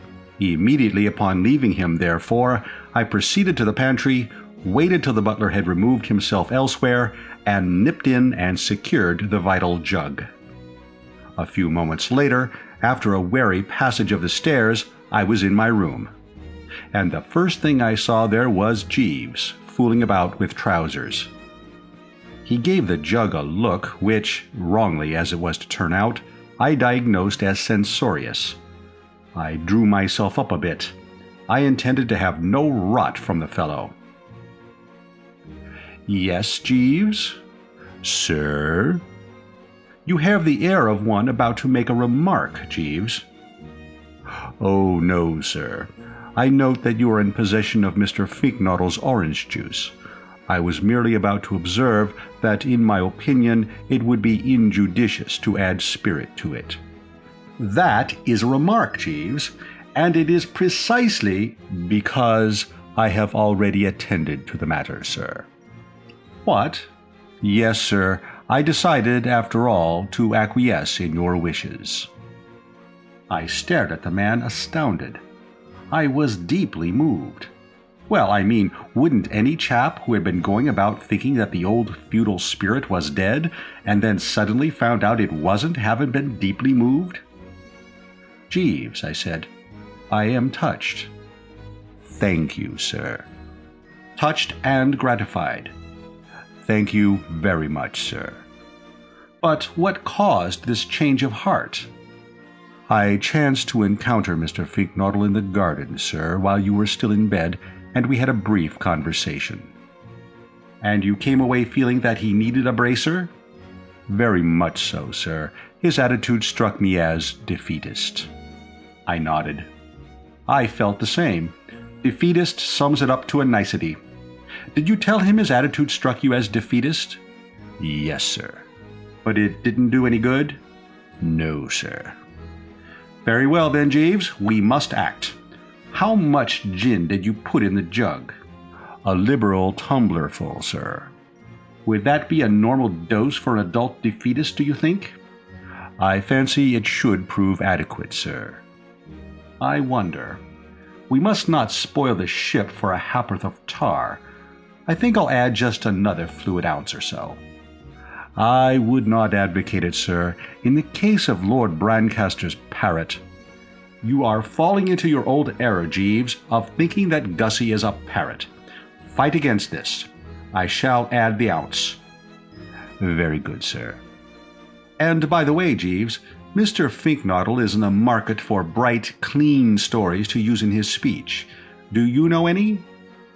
"I know a story about two Irishmen, sir." "Pat and Mike?" "Yes, sir." "Who were walking along Broadway?" "Yes, sir." "Just what he wants. Any more?" "No, sir." "Well, every little bit helps. You had better go and tell it to him." "Very good, sir." He passed from the room, and I unscrewed the flask and tilted into the jug a generous modicum of its contents. And scarcely had I done so when there came to my ears the sound of footsteps without. I had only just time to shove the jug behind the photograph of Uncle Tom on the mantelpiece before the door opened and in came Gussie, curveting like a circus horse. "What ho, Bertie," he said. "What ho, what ho, what ho, and again what ho. What a beautiful world this is, Bertie. One of the nicest I ever met." I stared at him speechless. We Woosters are as quick as lightning, and I saw at once that something had happened. I mean to say, I told you about him walking around in circles. I recorded what passed between us on the lawn, and if I portrayed the scene with anything like adequate skill, the picture you will have retained of this Finknoddle would have been that of a nervous wreck, sagging at the knees, green about the gills, and picking feverishly at the lapels of his coat in an ecstasy of craven fear. In a word, defeatist. Gussie, during that interview, had, in fact, exhibited all the earmarks of one licked to a custard. Vastly different was the Gussie who stood before me now. Self-confidence seemed to ooze from the fellow's every pore.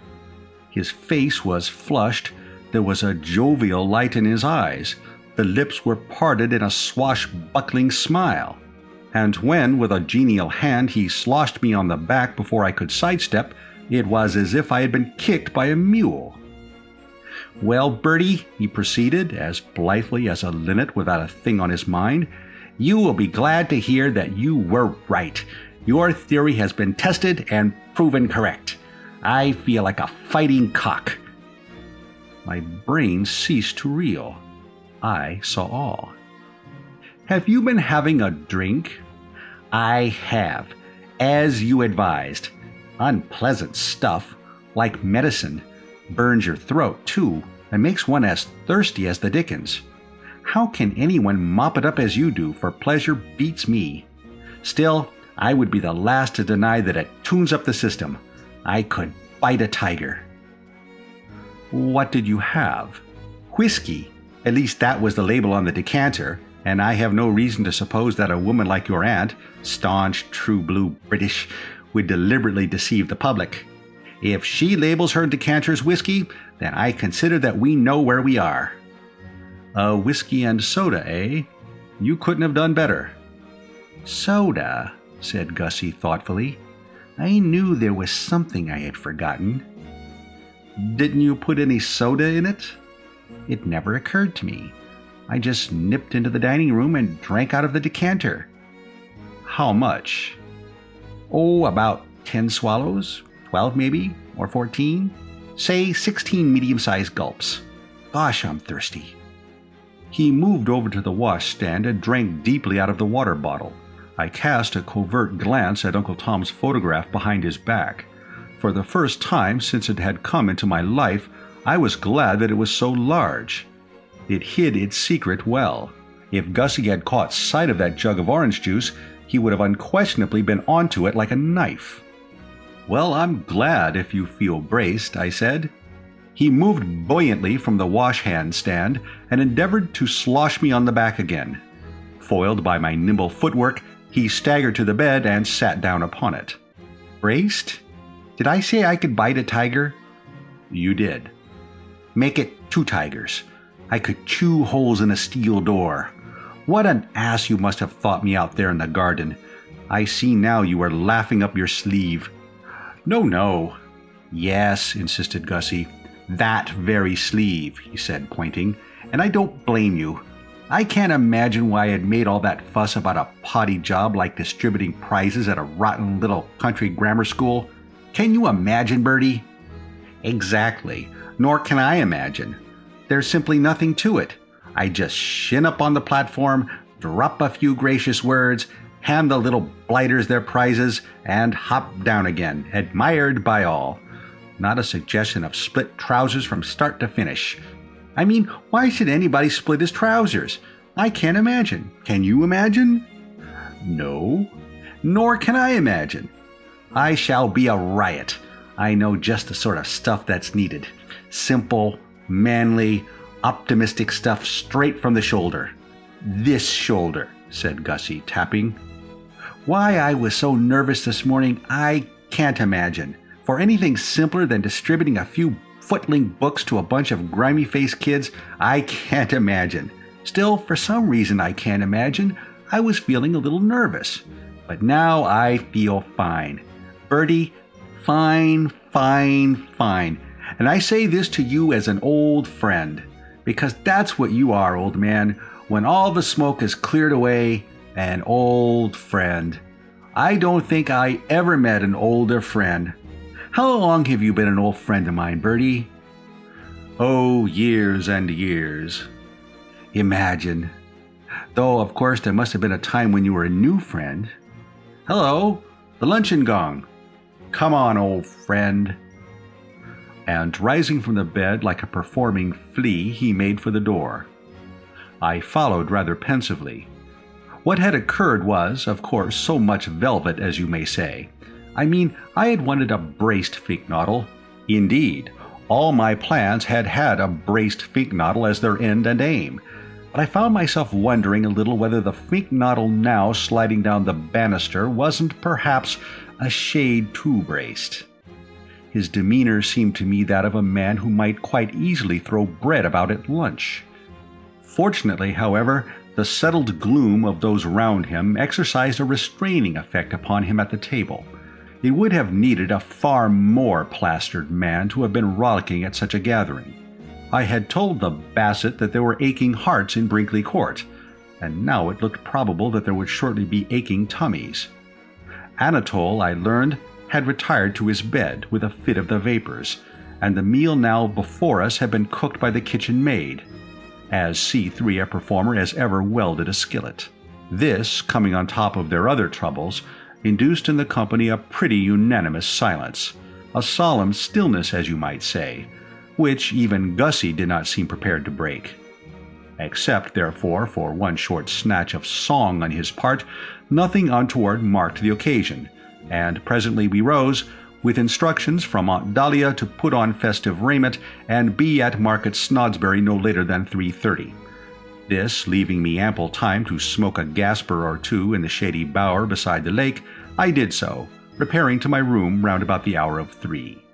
Jeeves was on the job, adding the final polish to the old tupper, and I was about to apprise him of the latest developments in the matter of Gussie, when he forestalled me by observing that the latter had only just concluded an agreeable visit to the Wooster bedchamber. "I found Mr. Finknoddle seated here when I arrived to lay out your clothes, sir." "Indeed, Jeeves. Gussie was in here, was he?"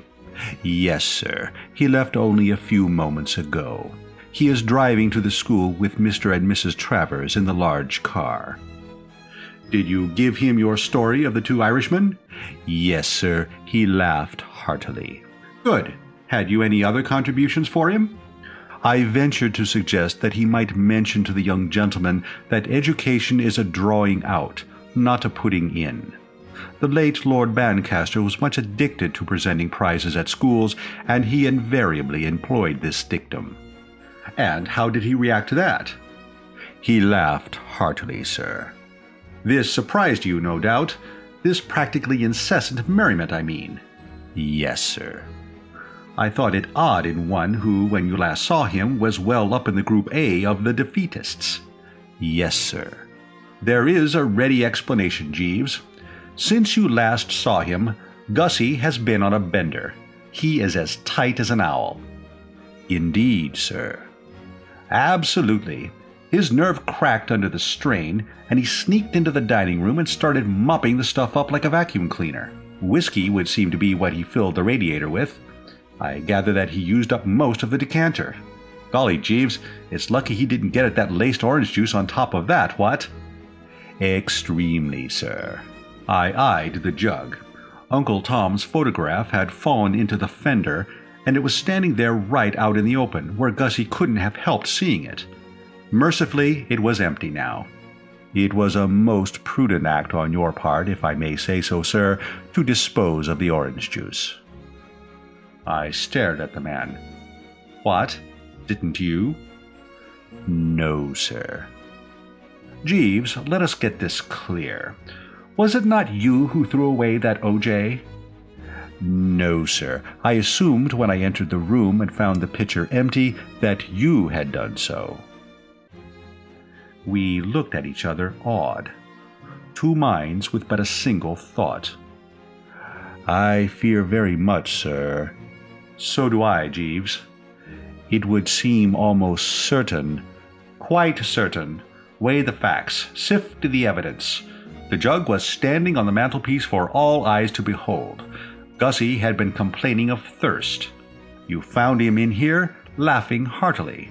I think that there can be little doubt, Jeeves, that the entire contents of that jug are at this moment reposing on top of the existing cargo in that already brilliantly lit man's interior. Disturbing, Jeeves." "Most disturbing, sir." "Let us face the position, forcing ourselves to be calm. You inserted in that jug, shall we say, a tumblerful of the right stuff?" "Fully a tumblerful, sir." "And I added of my plenty about the same amount?" "Yes, sir." "And in 2 shakes of a duck's tail, Gussie, with all that lapping about inside him, will be distributing the prizes at Market Snodsbury Grammar School before an audience of all that is fairest and most refined in the county. Yes, sir. It seems to me, Jeeves, that the ceremony might be one fraught with considerable interest. Yes, sir. What, in your opinion, will the harvest be? One finds it difficult to hazard a conjecture, sir.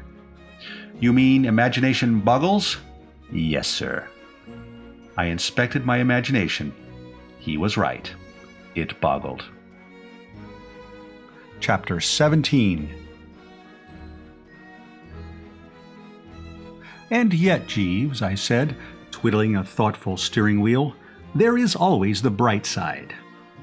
Some 20 minutes had elapsed, and having picked the honest fellow up outside the front door, I was driving in the two-seater to the picturesque town of Market Snodsbury. Since we had parted, he to go to his lair and fetch his hat, I to remain in my room and complete the formal costume, I had been doing some close thinking. The results of this I now proceeded to hand on to him. However dark the prospect may be, Jeeves, however murkily the storm clouds may seem to gather, a keen eye can usually discern the bluebird. It is bad, no doubt, that Gussie should be going, some 10 minutes from now, to distribute prizes in a state of advanced intoxication. But we must never forget that these things cut both ways.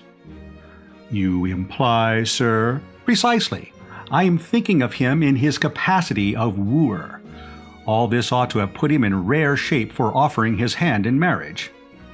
I shall be vastly surprised if it won't turn him into a sort of caveman. Have you ever seen James Cagney in the movies? Yes, sir. Something along those lines. I heard him cough, and sniped him with a sideways glance. He was wearing that informative look of his. Then you have not heard, sir? Eh? You are not aware that a marriage has been arranged and will shortly take place between Mr. Finknottle and Miss Bassett? What? Yes, sir. When did this happen? Shortly after Mr. Finknottle left your room, sir. Ah, in the post-orange juice era. Yes, sir. But you are sure of your facts? How do you know? My informant was Mr. Finknottle himself, sir. He appeared anxious to confide in me. His story was somewhat incoherent, but I had no difficulty in apprehending its substance. Prefacing his remarks with the statement that this was a beautiful world, he laughed heartily and said that he had become formally engaged. No details? No, sir. But one can picture the scene. Yes, sir. I mean, imagination doesn't boggle. No, sir. And it didn't. I could see exactly what must have happened. Insert a liberal dose of mixed spirits in a normally abstemious man, and he becomes a force. He does not stand around, twiddling his fingers and stammering. He acts. I had no doubt that Gussie must have reached for the Bassett and clasped her to him like a stevedore handling a sack of coals, and one could readily envisage the effect of that sort of thing on a girl of romantic mind. Well, well, well, Jeeves. Yes, sir. This is splendid news. Yes, sir. You see how right I was.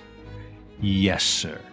It must have been rather an eye-opener for you, watching me handle this case. Yes, sir. The simple, direct method never fails. No, sir. Whereas the elaborate does. Yes, sir. Right-o, Jeeves. We had arrived at the main entrance of Market Snodsbury Grammar School. I parked the car and went in, well content. True, the Tuppy Angela problem still remained unsolved, and Aunt Dahlia's 500 quid seemed as far off as ever, but it was gratifying to feel that good old Gussie's troubles were over at any rate.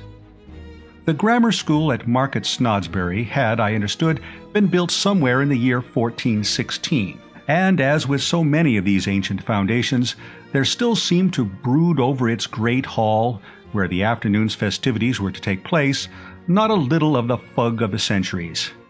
It was the hottest day of the summer, and though somebody had opened a tentative window or two, the atmosphere remained distinctive and individual.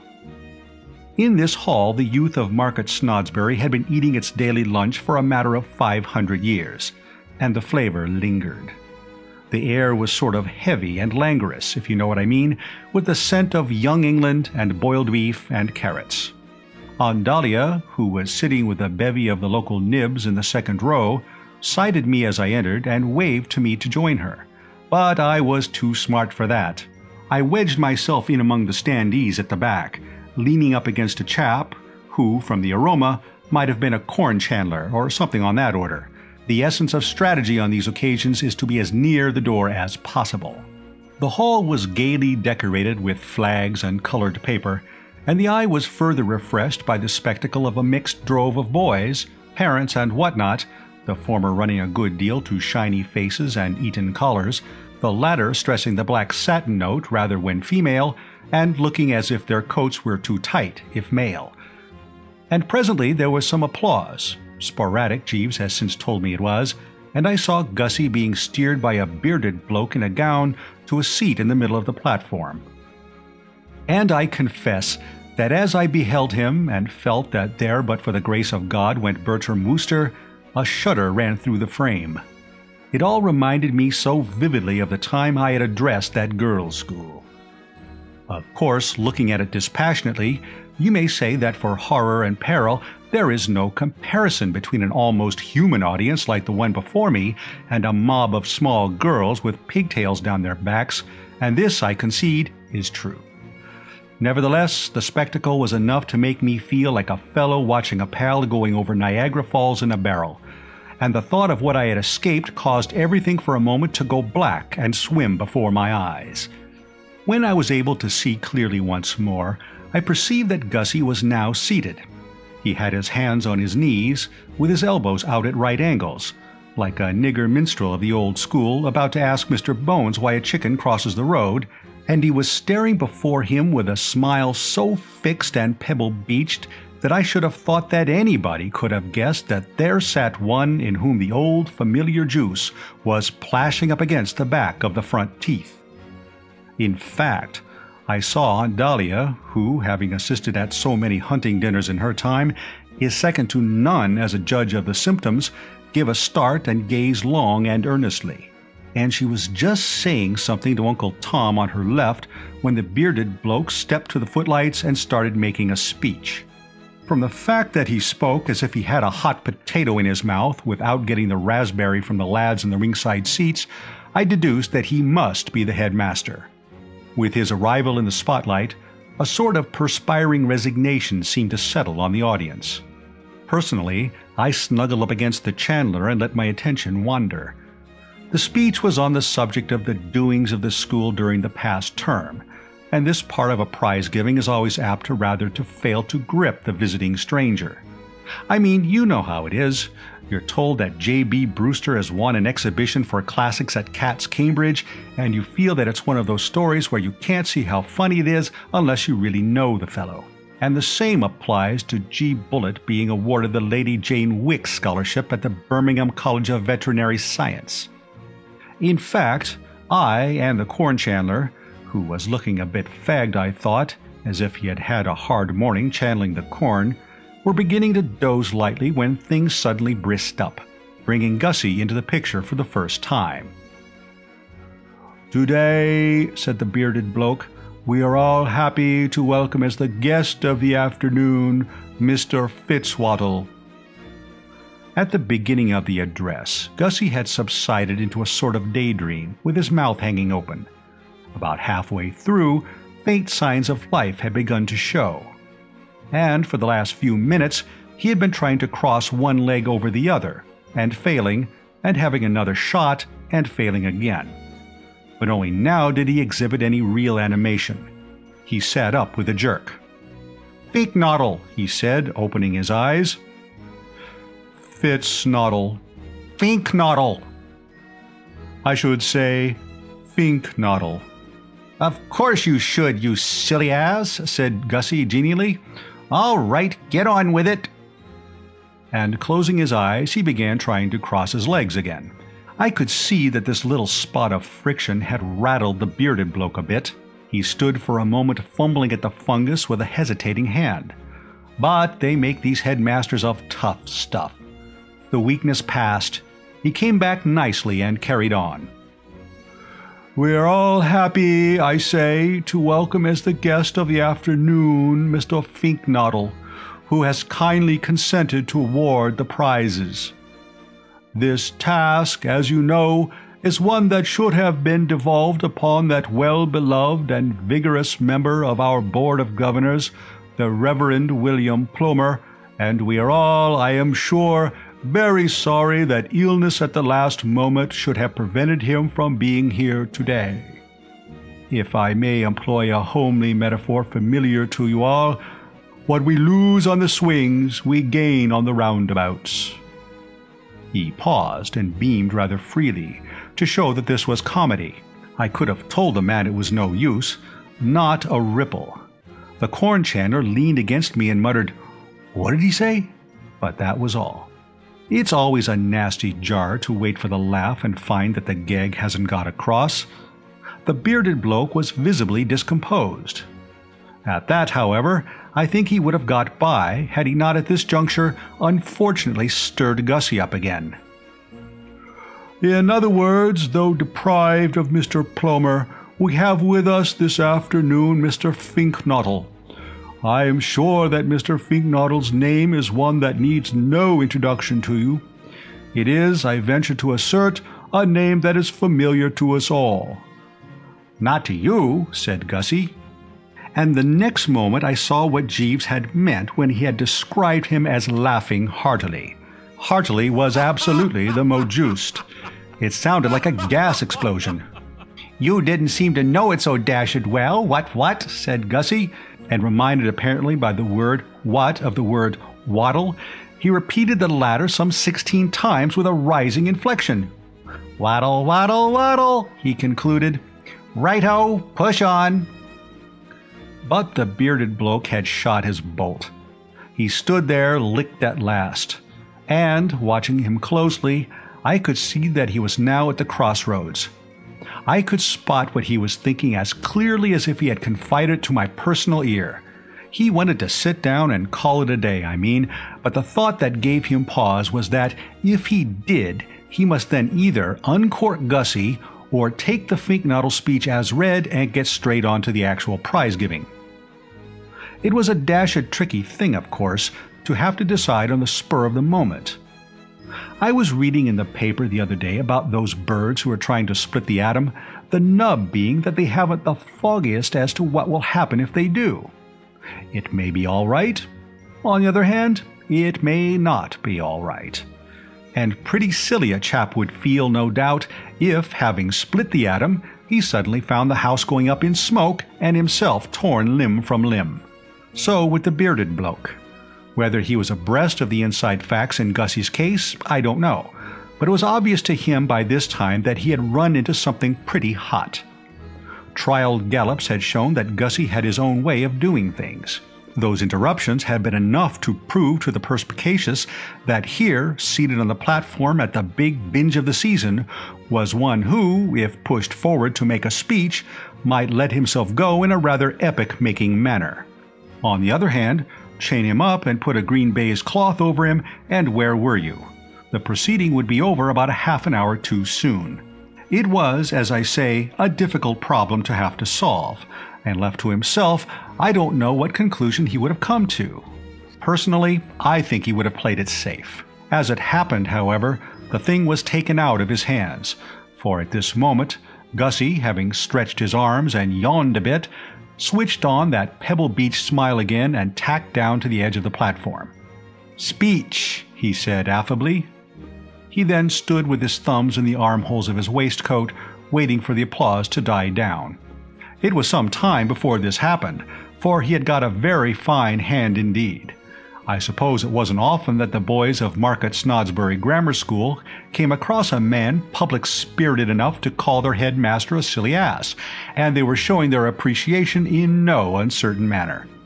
Gussie may have been 1 over the 8, but as far as the majority of those present were concerned, he was sitting on top of the world. "Boys," said Gussie, "I mean ladies and gentlemen and boys, I do not detain you long. but I suppose on this occasion to feel compelled to say a few auspicious words. Ladies and boys and gentlemen, we have all listened with interest to the remarks of our friend here who forgot to shave this morning. I don't know his name, but then he didn't know mine. Fitzwaddle. I mean, absolutely absurd. Which squares things up a bit, and we are all sorry that the Reverend whatever he was called should be dying of adenoids. But after all, here today, gone tomorrow, and all flesh is as grass and whatnot, and that wasn't what I wanted to say. What I wanted to say was this, and I say it confidently. Without fear of contradiction, I say in short, I am happy to be here on this auspicious occasion, and I take much pleasure in kindly awarding the prizes, consisting of the handsome books you see laid out on that table. As Shakespeare says, there are sermons in books, stones in the running brooks, or rather the other way about, and there you have it in a nutshell. It went well, and I wasn't surprised.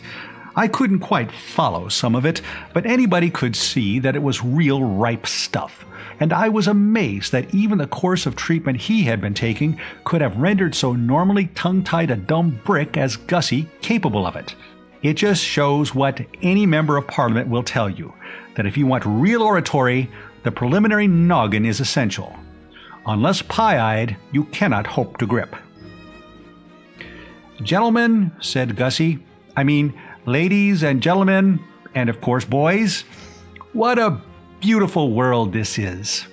A beautiful world, full of happiness on every side. Let me tell you a little story. Two Irishmen, Pat and Mike, were walking along Broadway, and one said to the other, "Begorra, the race is not always to the swift," and the other replied, "Faith and begob, education is a drawing out, not a putting in." I must say, it seemed to me the rottenest story I had ever heard, and I was surprised that Jeeves should have considered it worthwhile shoving into a speech.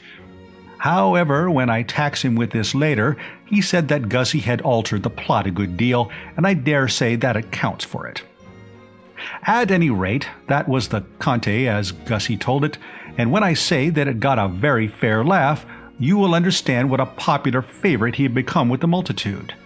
There might be a bearded bloke or so on the platform, and a small section in the second row who were wishing the speaker would conclude his remarks and resume his seat, but the audience as a whole was for him solidly.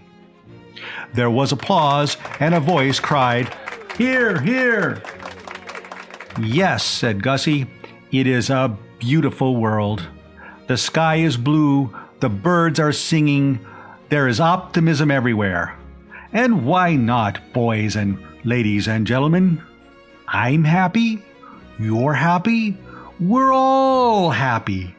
Even the meanest Irishman that walks along Broadway. Though, as I say, there were two of them, Pat and Mike, one drawing out, the other putting in.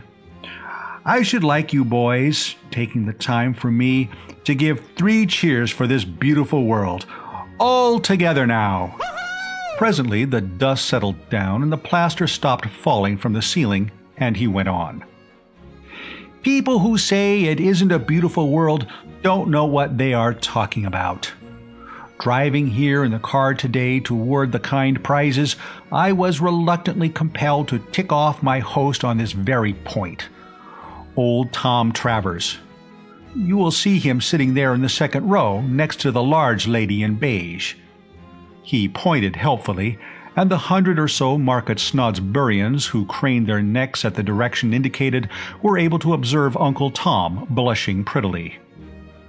I ticked him off properly, the poor fish. He expressed the opinion that the world was in a deplorable state. I said, "Don't talk rot, old Tom Travers." "I am not accustomed to talk rot," he said. Then for a beginner, I said, "You do it dashed well." And I think you will admit, boys and ladies and gentlemen, that was telling him. The audience seemed to agree with him. The point went big. The voice that had said, "Hear, hear," said, "Hear, hear" again, and my corn chandler hammered the floor vigorously with a large-sized walking stick.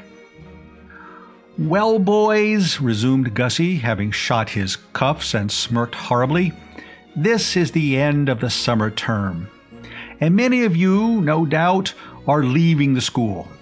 And I don't blame you, because there's a frowst in here you could cut with a knife. You are going out into the great world. Soon many of you will be walking along Broadway. And what I want to impress upon you is that, however much you may suffer from adenoids, you must all use every effort to prevent yourselves becoming pessimists and talking rot like old Tom Travers. There, in the second row, the fellow with a face rather like a walnut." He paused to allow those wishing to do so to refresh themselves with another look at Uncle Tom, and I found myself musing in some little perplexity. Long association with the members of the drones has put me pretty well in touch with the various ways in which an overdose of the blushful hippocrene can take the individual, but I had never seen anyone react quite as Gussie was doing. There was a snap about his work which I had never witnessed before, even in barming Fotheringay Phipps on New Year's Eve. Jeeves, when I discussed the matter with him later, said it was something to do with inhibitions, if I caught the word correctly, and the suppression of, I think he said, the ego. What he meant, I gathered, was that owing to the fact that Gussie had just completed a 5-year stretch of a blameless seclusion among the newts, all the goofiness which ought to have been spread out thin over those 5 years and have been bottled up during that period came to the surface on this occasion in a lump. Or, if you prefer to put it that way, like a tidal wave. There may be something in this. Jeeves generally knows. Anyway, be that as it may, I was dashed glad I had had the shrewdness to keep out of that second row. It might be unworthy of the prestige of a Wooster to squash in among the proletariat in the standing room only section, but at least I felt I was out of the danger zone. So thoroughly had Gussie got it up his nose by now that it seemed to me that had he sighted me, he might have become personal about even an old school friend. "If there's one thing in the world I can't stand," proceeded Gussie, "is a pessimist. Be optimists, boys. You all know the difference between an optimist and a pessimist. An optimist is a man who, well, take the case of 2 Irishmen walking along Broadway. One is an optimist, and one is a pessimist, just as one's name is Pat and the other's Mike." "Why, hello, Bertie. I didn't know you were here." Too late. I endeavored to go to earth behind the chandler, only to discover that there was no chandler there. Some appointment, suddenly remembered, possibly a promise to his wife that he would be home to tea, had caused him to ooze away while my attention was elsewhere, leaving me right out in the open. Between me and Gussie, who was now pointing in an offensive manner, there was nothing but a sea of interested faces looking up at me. "Now there," boomed Gussie, continuing to point, "is an instance of what I mean. Boys and ladies and gentlemen, take a good look at that object standing up there at the back. Morning coat, trousers as worn, quiet gray tie, and carnation in buttonhole. You can't miss him. Bertie Wooster, that is, and as foul a pessimist as ever bit a tiger. I tell you I despise that man. And why do I despise him? Because, boys and ladies and gentlemen, he is a pessimist. His attitude is defeatist. When I told him I was going to address you this afternoon, he tried to dissuade me. And do you know why he tried to dissuade me? Because he said my trousers would split up the back." The cheers that greeted this were the loudest yet.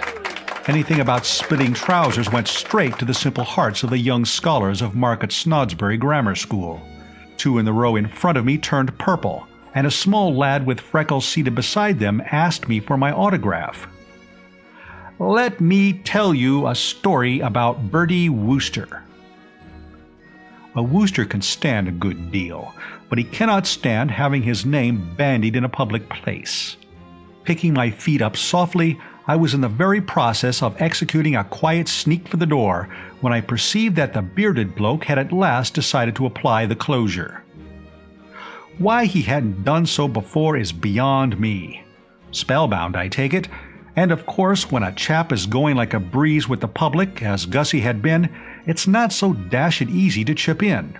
However, the prospect of hearing another of Gussie's anecdotes seemed to have done the trick. Rising rather as I had risen from my bench at the beginning of that painful scene with Tuppy in the twilight, he made a leap for the table, snatched up a book, and came bearing down on the speaker. He touched Gussie on the arm, and Gussie, turning sharply and seeing a large bloke with a beard apparently about to bean him with a book, sprang back in an attitude of self-defense. "Perhaps, as time is getting on, Mr. Finknottle, we had better—" "Oh, said Gussie, getting the trend. He relaxed. "The prizes, eh? Of course, yes, right-ho. Yes, might as well be shoving along with it. What's this one?" "Spelling and punctuation. P.K. Purvis," announced the bearded bloke. "Spelling and diction. P.K. Purvis," echoed Gussie, as if he were calling coals. "Forward, P.K. Purvis." Now that the whistle had been blown on his speech, it seemed to me that there was no longer any need for the strategic retreat which I had been planning. I had no wish to tear myself away unless I had to. I mean, I had told Jeeves that this binge would be fraught with interest, and it was fraught with interest. There was a fascination about Gussie's methods which gripped and made one reluctant to pass the thing up provided personal innuendos were steered clear of. I decided, accordingly, to remain, and presently there was a musical squeaking, and P.K. Purvis climbed the platform. The spelling and dictation champ was about 3'6" in his squeaking shoes, with a pink face and sandy hair. Gussie patted his hair. He seemed to have taken an immediate fancy to the lad. "You P.K. Purvis?" "Sir, yes, sir." "It's a beautiful world, P.K. Purvis." "Sir, yes, sir." "Ah, you've noticed it, have you? Good. You married by any chance?" "Sir, no, sir." "Get married, P.K. Purvis," said Gussie earnestly. "It's the only life. Well, here's your book. Looks rather billed to me from a glance at the title page, but such as it is, here you are." P.K. Purvis squeaked off amidst sporadic applause, but one could not fail to note that the sporadic was followed by a rather strained silence. It was evident that Gussie was striking something of a new note in Market Snodsbury scholastic circles. Looks were exchanged between parent and parent. The bearded bloke had the air of one who has drained the bitter cup. As for Aunt Dahlia, her demeanor now told only too clearly that her last doubts had been resolved and her verdict was in. I saw her whisper to the Basset, who sat on her right, and the Basset nodded sadly and looked like a fairy about to shed a tear and add another star to the Milky Way. Gussie, after the departure of P.K. Purvis, had fallen into a sort of daydream, and was standing with his mouth open and his hands in his pockets. Becoming abruptly aware that a fat kid in knickerbockers was at his elbow, he started violently. "Hello," he said, visibly shaken. "Who are you?" "This," said the bearded bloke, "is R.V. Smethurst." "What's he doing here?" asked Gussie suspiciously. "You are presenting him with a drawing prize, Mr. Finknottle." This apparently struck Gussie as a reasonable explanation. His face cleared. "That's right, too," he said. "Well, here it is, Cucky. You off?" he said as the kid prepared to withdraw. "Sir, yes, sir." "Wait, R.V. Smethurst. Not so fast. Before you go, there's a question I wish to ask you." But the beard bloke's aim now seemed to be to rush the ceremonies a bit. He hustled R.V. Smethurst off stage rather like a chucker out in a pub, regretfully ejecting an old and respected customer, and starting paging G.G. Simmons. A moment later the latter was up and coming, and conceive my emotion when it was announced that the subject on which he had clicked was scripture knowledge. One of us, I mean to say. G.G. Simmons was an unpleasant, perky-looking stripling, mostly front teeth and spectacles, but I gave him a big hand. We scripture knowledge sharks stick together. Gussie, I was sorry to see, didn't like him. There was in his manner, as he regarded G.G. Simmons, none of the chumminess which had marked it during his interview with P.K. Purvis, or, in a somewhat lesser degree, with R.V. Smethurst. He was cold and distant. "Well, G.G. Simmons." "Sir, yes, sir." "What do you mean, sir, yes, sir? Dashed silly thing to say. So you've won the Scripture Knowledge Prize, have you?" "Sir, yes, sir." "Yes," said Gussie. "You look just like the sort of little tick who would. And yet," he said, pausing and eyeing the child keenly, "how are we to know that this has all been open and above board? Let me test you, G.G. Simmons. What's his name, the chap who begat Thingummy? Can you answer me that, Simmons?" "Sir, no, sir." Gussie turned to the bearded bloke. "Fishy," he said.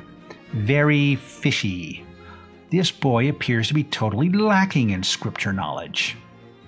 The bearded bloke passed a hand across his forehead. "I can assure you, Mr. Feeknoddle, that every care was taken to ensure a correct marking, and that Mr. Simmons outdistanced his competitors by a wide margin." "Well, if you say so," said Gussie doubtfully. "All right, G.G. Simmons, take your prize." "Sir, thank you, sir." "But let me tell you that there's nothing to stick on sight about in winning a prize for scripture knowledge. Bertie Wooster.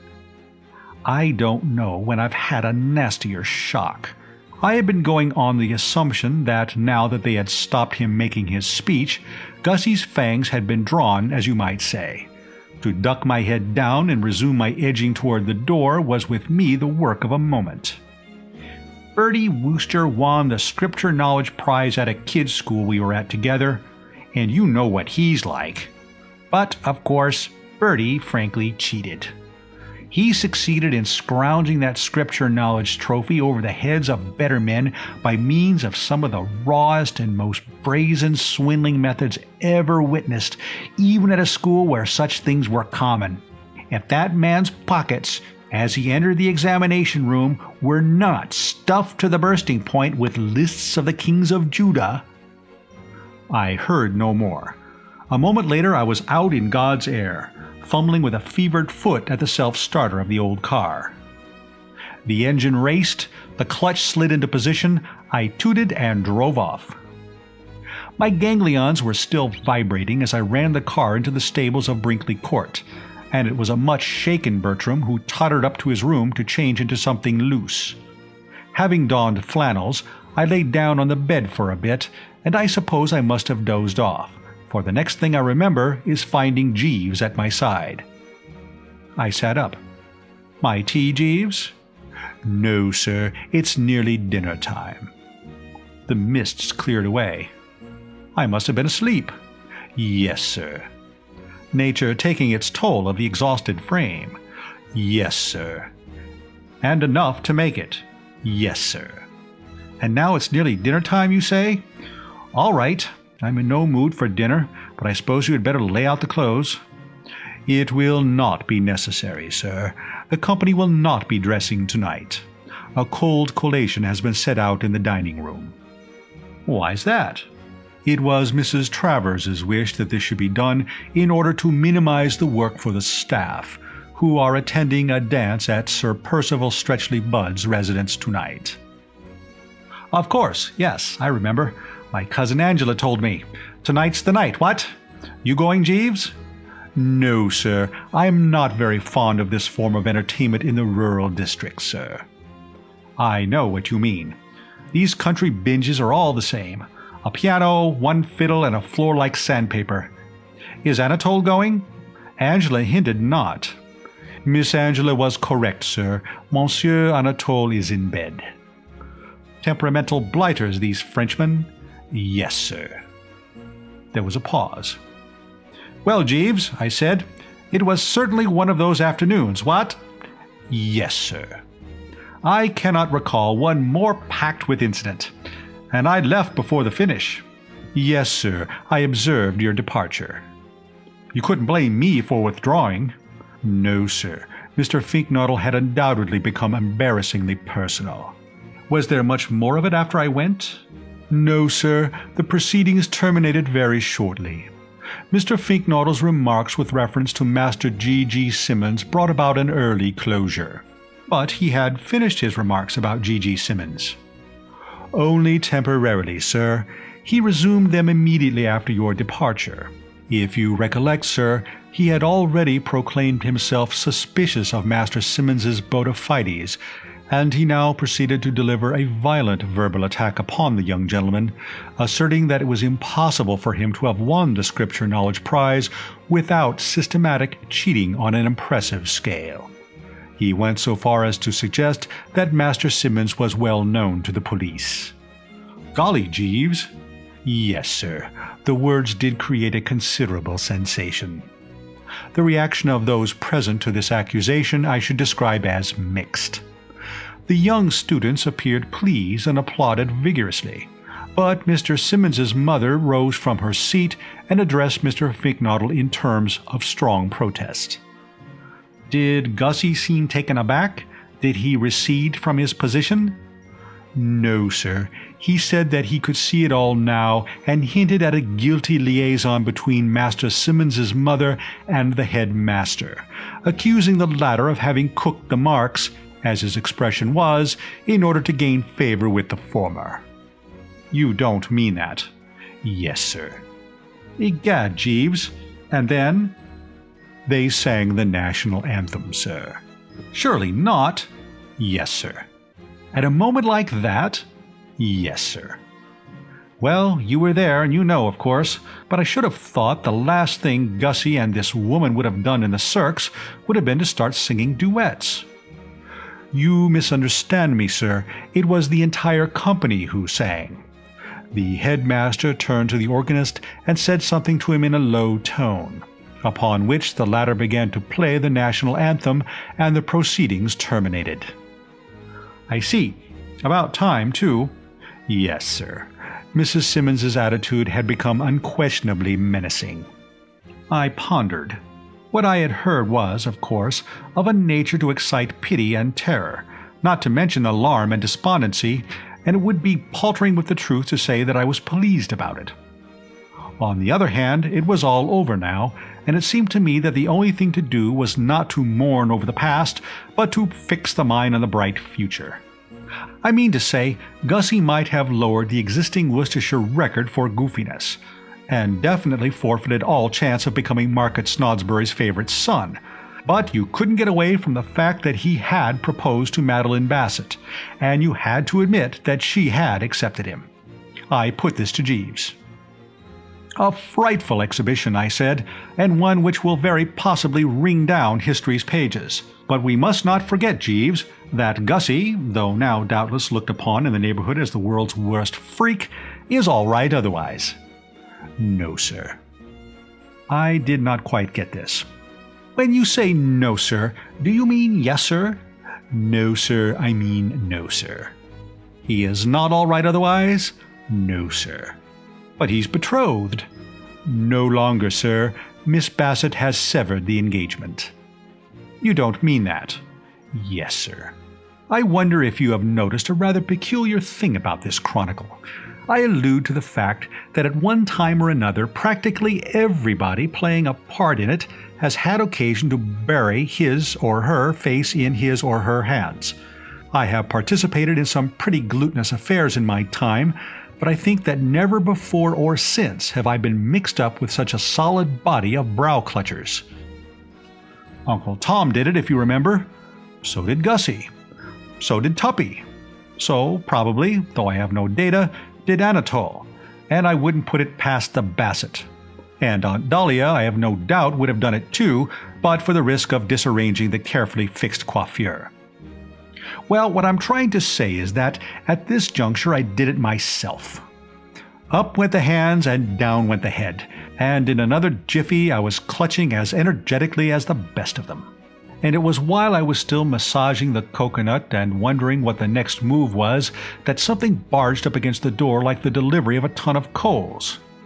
"I think this may very possibly be Mr. Finknottle himself, sir," said Jeeves. His intuition, however, had led him astray. It was not Gussie, but Tuppy. He came in and stood breathing asthmatically. It was plain that he was deeply stirred. Chapter 18. I eyed him narrowly. I didn't like his looks. Mark you, I don't say I ever had much, because nature, when planning this sterling fellow, shoved in a lot more lower jaw than was absolutely necessary, and made the eyes a bit too keen and piercing for one who was neither an empire builder nor a traffic policeman. But on the present occasion, in addition to offending the aesthetic sense, this glossop seemed to me to be wearing a distinct air of menace, and I found myself wishing that Jeeves wasn't always so dashed tactful. I mean, it's all very well to remove yourself like an eel sliding into mud when the employer has a visitor, but there are moments, and it looked to me as if this was going to be one of them, when the truer tact is to stick around and stand ready to lend a hand in the free-for-all. For Jeeves was no longer with us. I hadn't seen him go, and I hadn't heard him go, but he had gone. As far as the eye could reach, one noted nobody but Tuppy. And in Tuppy's demeanor, as I say, there was a certain something that tended to disquiet. He looked to me very much like a man who had come to reopen that matter of my tickling Angela's ankles. However, his opening remark told me that I had been alarming myself unduly. It was of a pacific nature and came as a great relief. "Bertie," he said, "I owe you an apology. I have come to make it." My relief on hearing these words, containing as they did no reference of any sort to tickled ankles, was, as I say, great. But I don't think it was any greater than my surprise. Months had passed since that painful episode at the Drones, and until now he hadn't given a sign of remorse and contrition. Indeed, word had reached me through private sources that he frequently told the story at dinners and other gatherings, and when doing so, laughed his silly head off. I found it hard to understand, accordingly, what could have caused him to abase himself at this later date. Presumably he had been given the elbow by his better self. But why? Still, there it was. "My dear chap," I said, gentlemanly to the gills, "don't mention it." "What's the sense of saying don't mention it? I have mentioned it. I mean, don't mention it any more. Don't give the matter another thought. We all of us forget ourselves sometimes and do things which in our calmer moments we regret. No doubt you were a bit tight at the time." "What the devil do you think you're talking about?" I didn't like his tone. Brusque. "Correct me if I am wrong," I said with a certain stiffness, "but I assumed that you were apologizing for your foul conduct in looping back the last ring that night in the Drones, causing me to plunge into the swimming bee in the full soup and fish." "Ass, not that at all." "Then what?" "This Bassett business." "What Bassett business?" "Bertie," said Tuppy, "when you told me last night that you were in love with Madeline Bassett, I gave you the impression that I believed you, but I didn't. The thing seemed too incredible. However, since then I have made inquiries, and the facts appear to square with your statement. I have now come to apologize for doubting you." "Made inquiries?" "I asked her if you had proposed to her, and she said yes, you had." "Tuppy, you didn't." "I did." "Have you no delicacy? No proper feeling?" "No." "Oh. Well, right-ho, of course, but I think you ought to have." "Delicacy be dashed. I wanted to be certain that it was not you who stole Angela from me. I now know it wasn't. So long as he knew that, I didn't so much mind him having no delicacy." "Ah," I said. "Well, that's fine. Hold that thought. I have found out who it was."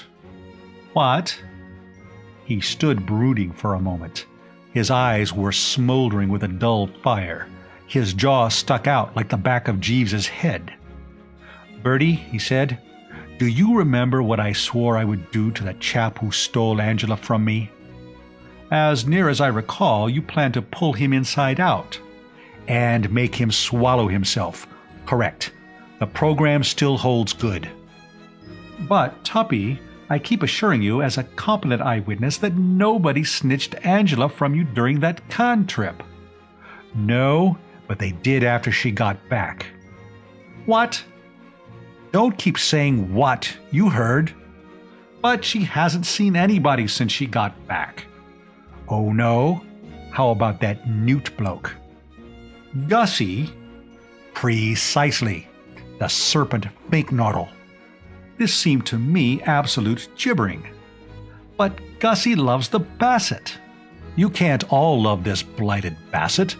What astonishes me is that anybody can do it.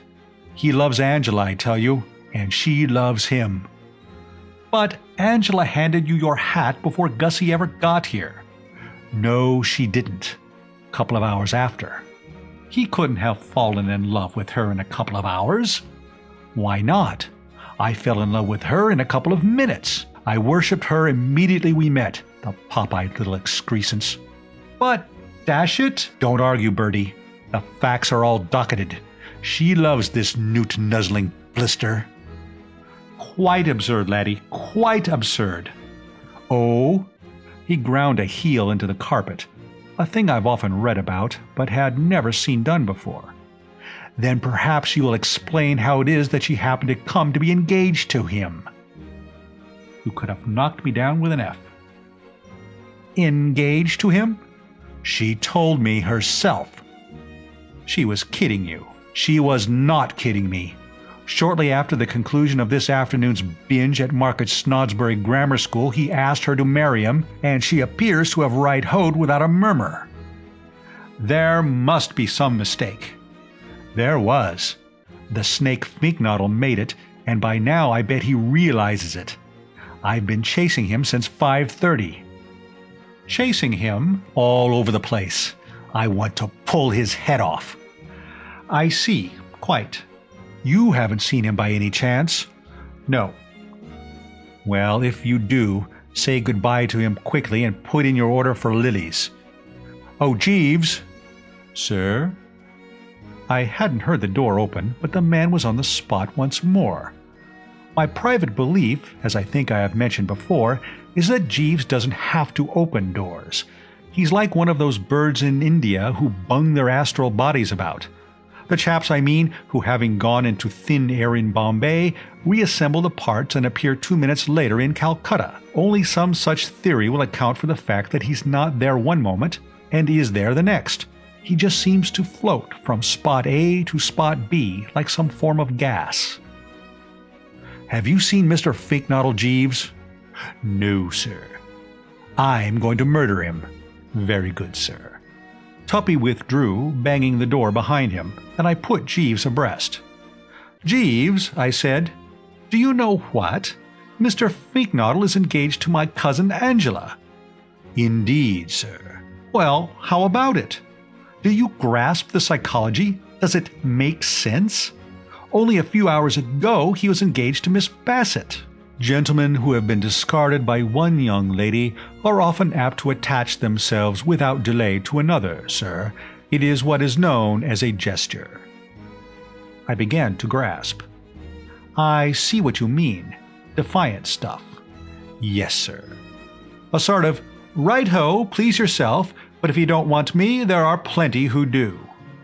Precisely, sir. My cousin George— Never mind about your cousin George, Jeeves. Very good, sir. Keep him for the long winter evenings, what? Just as you wish, sir. And anyway, I bet your cousin George wasn't a shrinking, non-goose-booing jellyfish like Gussie. That is what astounds me, Jeeves, that it should be Gussie who has been putting in all this heavy gesture-making stuff. You must remember, sir, that Mr. Finknottle is in a somewhat inflamed cerebral condition. That's true. A bit above par at the moment, as it were. Exactly, sir. Well, I'll tell you one thing. He'll be in a jolly sight more inflamed cerebral condition if Tuppy gets hold of him. What's the time? Just on 8 o'clock, sir. Then Tuppy has been chasing him for 2 hours and a half. We must save the unfortunate blighter, Jeeves." "Yes, sir." "A human life is a human life, what?" "Exceedingly true, sir." "The first thing, then, is to find him. After that we can discuss plans and schemes. Go forth, Jeeves, and scour the neighborhood." "It will not be necessary, sir. If you will glance behind you, you will see Mr. Finknottle coming out from beneath your bed." And, by Jove, he was absolutely right. There was Gussie, emerging as stated. He was covered with fluff and looked like a tortoise popping forth for a bit of a breather. "Gussie," I said. "Jeeves," said Gussie. "Sir," said Jeeves.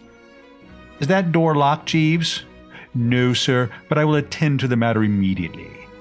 Gussie sat down on the bed, and I thought for a moment that he was going to be in the mood by burying his face in his hands. However, he merely brushed a dead spider from his brow. "Have you locked the door, Jeeves?" "Yes, sir." "Because you can never tell that ghastly Glossop might not take it in his head to come—" The word "back" froze on his lips. He hadn't got any further than a B-ish sound when the handle of the door began to twist and rattle. He sprang from the bed, and for an instant stood looking exactly like a picture my Aunt Agatha has in her dining room, the Stag at Bay, Landseer. Then he made a dive for the cupboard and was inside it before one really got onto it that he had started leaping. I have seen fellows late for the 9:15 move less nippily. I shot a glance at Jeeves. He allowed his right eyebrow to flicker slightly, which is near as he ever gets to a display of the emotions. "Hello," I yipped. "Let me in, blast you," responded Tuppy's voice from without. "Who locked this door?" I consulted Jeeves once more in the language of the eyebrow. He raised one of his. I raised one of mine. He raised his other. I raised my other. Then we both raised both. Finally, there seemed no other policy to pursue. I flung wide the gates, and Tuppy came shooting in. "Now what?" I said, as nonchalantly as I could manage. "Why was the door locked?" demanded Tuppy. I was in a pretty good eyebrow-raising form by now, so I gave him a touch of it. "Is one to have no privacy, Glossop?" I said coldly. "I instructed Jeeves to lock the door because I was about to disrobe." "A likely story," said Tuppy, and I'm not sure he didn't add "forsooth." "You needn't try to make me believe that you're afraid of people are going to run excursion trains to see you in your underwear. You locked that door because you've got the snake Finknottle concealed in here. I suspected it the moment I'd left, and I decided to come back and investigate. I'm going to search this room from end to end. I believe he's in that cupboard. What's in this cupboard?" "Just clothes," I said, having another stab at the nonchalant, though extremely dubious as to whether it would come off. "The usual wardrobe of the English gentleman paying a country house visit." "You're lying." Well, I wouldn't have been if he had only waited a minute before speaking, because the words were hardly out of his mouth before Gussie was out of the cupboard. I have commented on the speed with which he had gone in. It was nothing to the speed with which he emerged. There was a sort of whir and blur, and he was no longer with us. I think Tuppy was surprised. In fact, I'm sure he was. Despite the confidence with which he had stated his view that the cupboard contained Finknottles, it plainly disconcerted him to have the chap fizzing out at him like this. He gargled sharply and jumped back about 5 feet. The next moment, however, he had recovered his poise and was galloping down the corridor in pursuit. It only needed Aunt Dahlia after them, shouting "Yoicks!" or whatever is customary on these occasions, to complete the resemblance to a brisk run with the corn. I sank into a handy chair. I am not a man whom it is easy to discourage, but it seemed to me that things had at least begun to get too complex for Bertram. "Jeeves," I said, "all this is a bit thick." "Yes, sir." "The head rather swims." "Yes, sir." "I think you had better leave me, Jeeves. I shall need to devote the very closest thought to the situation which has arisen." "Very good, sir." The door closed, I lit a cigarette, and began to ponder. Chapter 19. Most chaps in my position, I imagine, would have pondered all the rest of the evening without getting a bite. But we Woosters have an uncanny knack of going straight to the heart of things, and I don't suppose it was much more than 10 minutes after I had started pondering before I saw what had to be done. What was needed to straighten matters out, I perceived, was a heart-to-heart talk with Angela. She had caused all the trouble by her mutton-headed behavior in saying yes instead of no when Gussie, in the grip of mixed drinks and cerebral excitement, had suggested teaming up. She must obviously be properly ticked off and made to return him to store. A quarter of an hour later, I had tracked her down to the summer house in which she was taking a cooler, and was seating myself by her side. "Angela," I said, and if my voice was stern, well, whose wouldn't have been? "This is all perfect drivel." She seemed to come out of a reverie. She looked at me inquiringly. "I'm sorry, Bertie, I didn't hear. What were you talking drivel about?" "I was not talking drivel." "Oh, sorry, I thought you said you were. Is it likely that I would come out here in order to talk drivel?" "Very likely." I thought it best to haul off and approach the matter from another angle. "I have just seen Tuppy." "Oh?" "And Gussie Finknottle." "Oh, yes?" "It appears that you have gone and got engaged to the latter." "Quite right." "Well, that's what I meant when I said it was all perfect drivel. You can't possibly love a chap like Gussie." "Why not?" "You simply can't." "Well, I mean to say, of course, she couldn't. Nobody could love a freak like Gussie, except a similar freak like the Bassett. The shot wasn't on the board. A splendid chap, of course, in many ways. Courteous, amiable, and just the fellow to tell you what to do till the doctor came if you had a sick newt on your hands, but quite obviously not of Mendelssohn's March timber. I have no doubt that you could have flung bricks by the hour in England's most densely populated districts without endangering the safety of a single girl capable of becoming Mrs. Augustus Finknottle without an anesthetic. I put this to her, and she was forced to admit the justice of it. All right then, perhaps I don't. Then what, I said keenly, did you want to go and get engaged to him for, you unreasonable young fathead? I thought it would be fun. Fun? And so it has been. I've had a lot of fun of it. You should have seen Tuppy's face when I told him. A sudden bright light shone upon me. Ha! A gesture. What? You got engaged to Gussie just to score off Tuppy. I did. Well, then, that's what I was saying. It was a gesture. Yes, I suppose you could call it that. And I'll tell you something else I'll call it, viz. A dashed low trick. I'm surprised at you, young Angela. I don't see why. I curled the lip about half an inch. Being female, you wouldn't. You gentler sexes are like that. You pull off the raw stuff without a pang. You pride yourselves on it. Look at Jael, the wife of Heber. Where did you ever hear of Jael, the wife of Heber? Possibly you are not aware that I once won a scripture knowledge prize at school? Oh yes, I remember Augustus mentioning it in his speech. Quite, I said a little hurriedly. I had no wish to be reminded of Augustus's speech. Well, as I say, look at Jael, the wife of Heber. Dug spikes into the guest's coconut while he was asleep, and then went swanking about the place like a girl guide. No wonder they say, "Oh, woman, woman." Who? The chaps who do. Whew, what a sex. But you aren't proposing to keep this up, of course. Keep what up?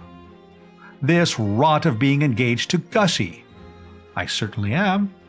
Just to make Tuppy look silly. Do you think he looks silly? I do. So he ought to. I began to get the idea that I wasn't making real headway. I remember when I won that scripture knowledge prize having to go into the facts about Balaam's ass. I can't quite recall what they were, but I still retain a sort of general impression of something digging its feet in and putting its ears back and refusing to cooperate, and it seemed to me that this was what Angela was doing now. She and Balaam's ass were, so to speak, sisters under the skin. There's a word beginning with R. Something. Recall something. No, it's gone. But what I'm driving at is, that is what this Angela was showing herself. Silly young geezer, I said. She pinkened. I am not a silly young geezer.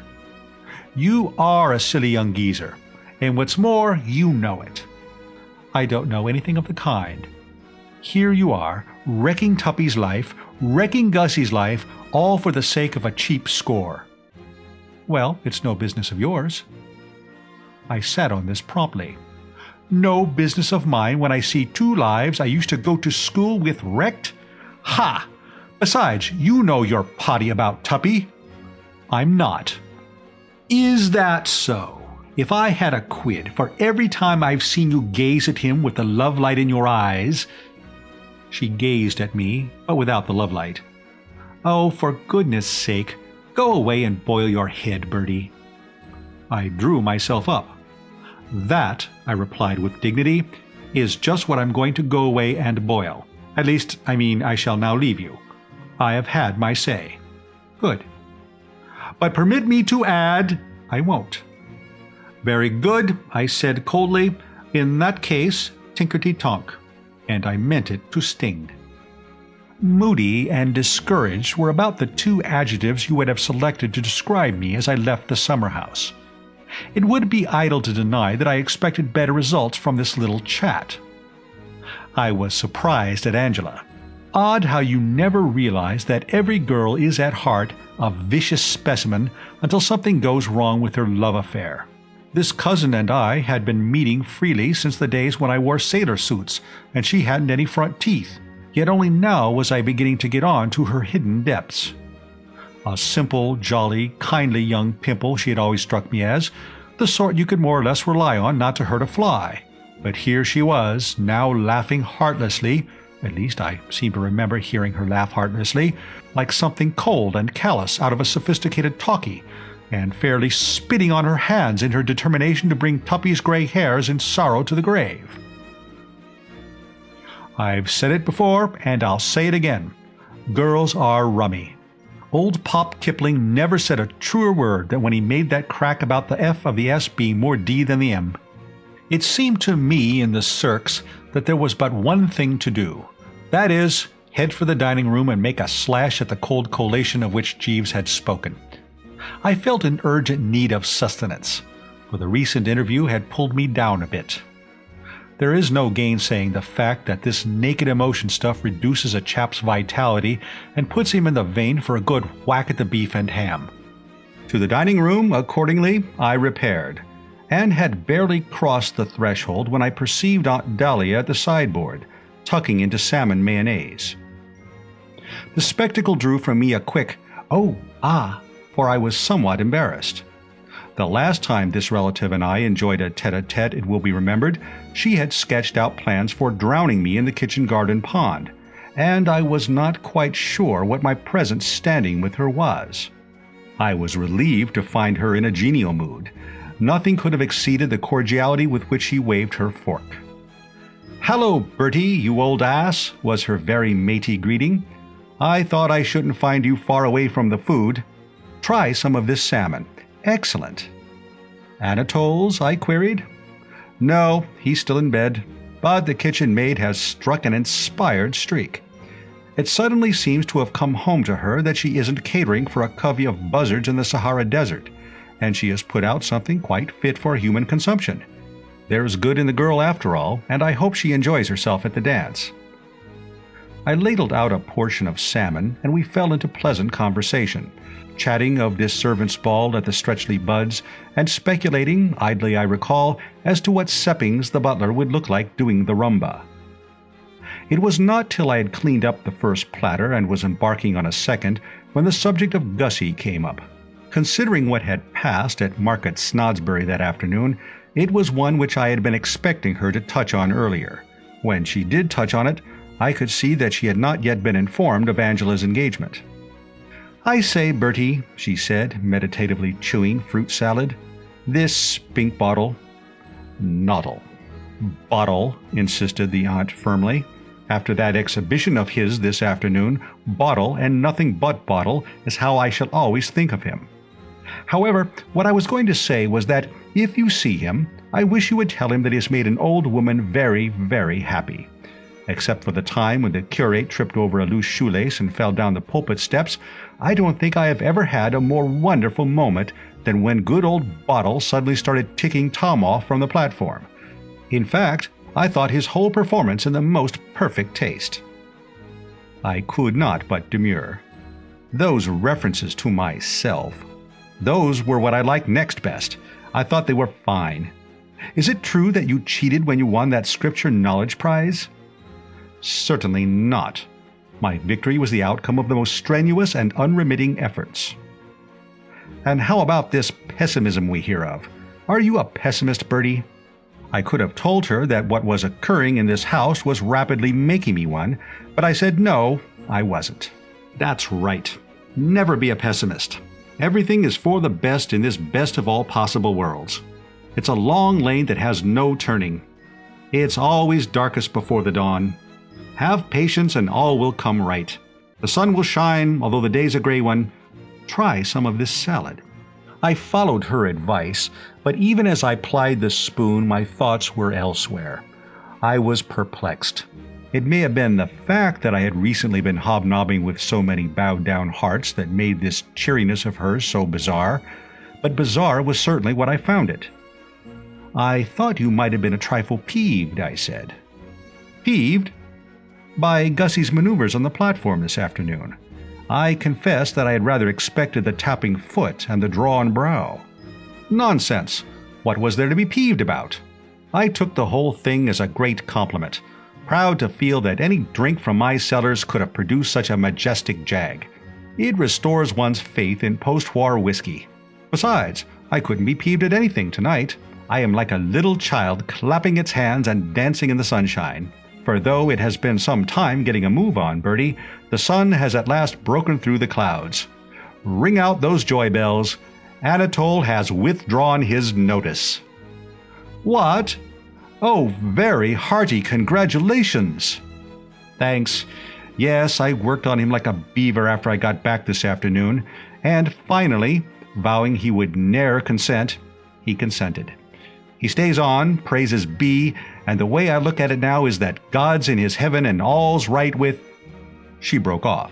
The door had opened, and we were plus a butler. "Hullo, Seppings," said Aunt Dahlia. "I thought you had gone." "Not yet, madam." "Well, I hope you will all have a good time." "Thank you, madam." "Was there something you wanted to see me about?" "Yes, madam. It is with reference to Monsieur Anatole. Is it by your wish, madam, that Mr. Finknoddle is making faces at Monsieur Anatole through the skylight of his bedroom?" Chapter 20. There was one of those long silences. Pregnant, I believe, is what they're generally called. Aunt looked at Butler. Butler looked at Aunt. I looked at both of them. An eerie stillness seemed to envelop the room like a linseed poultice. I happened to be biting on a slice of apple in my fruit salad at the moment, and it sounded as if Carnera had jumped off the top of the Eiffel Tower onto a cucumber frame. Aunt Dahlia steadied herself against the sideboard and spoke in a low, husky voice. "Faces?" "Yes, madam. Through the skylight." "You mean he's sitting on the roof?" "Yes, madam. It has upset Monsieur Anatole very much."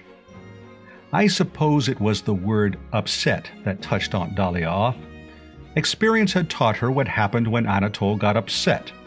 I had always known her as a woman who was quite active on her pins, but I had never suspected her of being capable of the magnificent burst of speed which she now showed. Pausing merely to get a rich hunting field expletive off her chest, she was out of the room and making for the stairs before I could swallow a sliver of, I think, banana. And feeling, as I had felt when I got that telegram of hers about Angela and Tuppy, that my place was by her side, I put down my plate and hastened after her, Seppings following at a loping gallop. I say that my place was by her side, but it was not so dashed easy to get there, for she was setting a cracking pace. At the top of the first flight she must have led by a matter of a half-dozen lengths. and she was still shaking off my challenge when she rounded into the second. At the next landing, however, the grueling going appeared to tell on her, for she slackened off a trifle and showed symptoms of roaring. And by the time we were in the straight, we were running practically neck and neck. Our entry into Anatole's room was as close a finish as you could have wished to see. Result: 1. Aunt Dahlia. 2. Bertram. 3. Seppings. Won by a short head, half a staircase separated second and third. The first thing that met the eye on entering was Anatole. This wizard of the cooking stove is a tubby little man with a mustache of the outsize or soup strainer type, and you can generally take a line through it as to the state of his emotions. When all is well, it turns up at the ends like a sergeant major's. When the soul is bruised, it droops. It was drooping now, striking a sinister note. And if any shadow of doubt had remained as to how he was feeling, the way he was carrying on would have dispelled it. He was standing by the bed in pink pajamas, waving his fists at the skylight. Through the glass, Gussie was staring down. His eyes were bulging and his mouth was open, giving him so striking a resemblance to some rare fish in an aquarium that one's primary impulse was to offer him an ant's egg. Watching this fist-waving cook and this goggling guest, I must say that my sympathies were completely with the former. I considered him thoroughly justified in waving all the fist he wanted to. Reviewing the facts, I mean to say, there he had been, lying in bed, thinking idly of whatever French cooks do think about when in bed, and he had suddenly become aware of that frightful face at the window.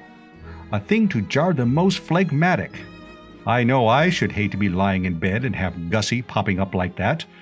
A chap's bedroom, you can't get away from it, is his castle, and he has every right to look askance if gargoyles come glaring in at him.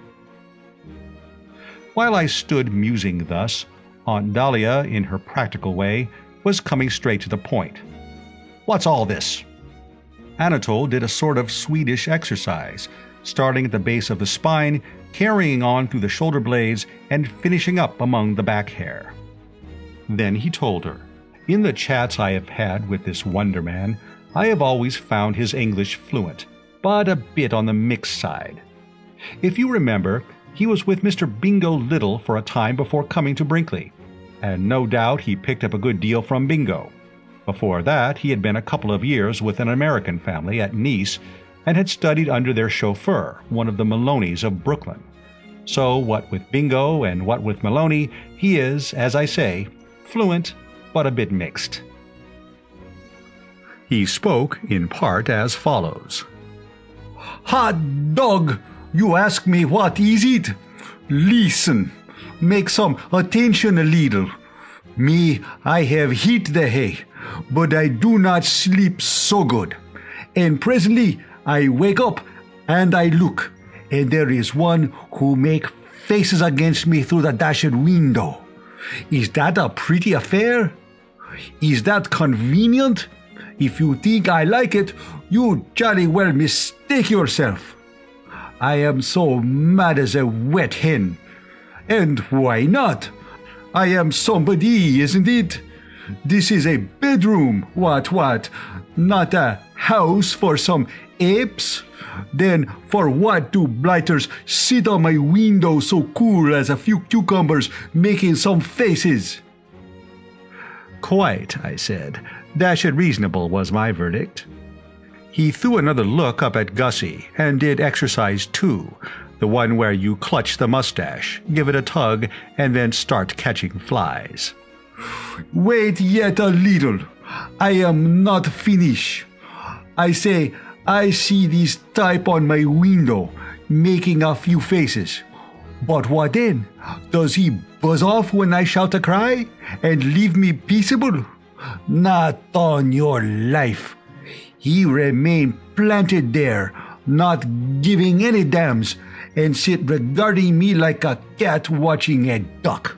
He make faces against me, and again he make faces against me, and the more I command that he should get the hell out of here, the more he do not get to hell out of here. He cries something towards me, and I demand, what is this desire? but he do not explain.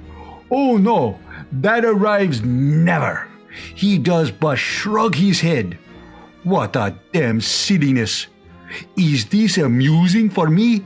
You think I like it? I am not content with such folly. I think the poor mutt's loony. Le me fiche de la tapine fec. Cet idiote faire comme cela soit. Allez-vous en l'offier. Tell the boob to go away. He is mad as some March hatters. I must say I thought he was making out a jolly good case, and evidently Aunt Dahlia felt the same. She laid a quivering hand on his shoulder. "I will, Monsieur Anatole, I will," she said, and I couldn't have believed that robust voice capable of sinking to such an absolute coo. More like a turtle dove calling to its mate than anything else.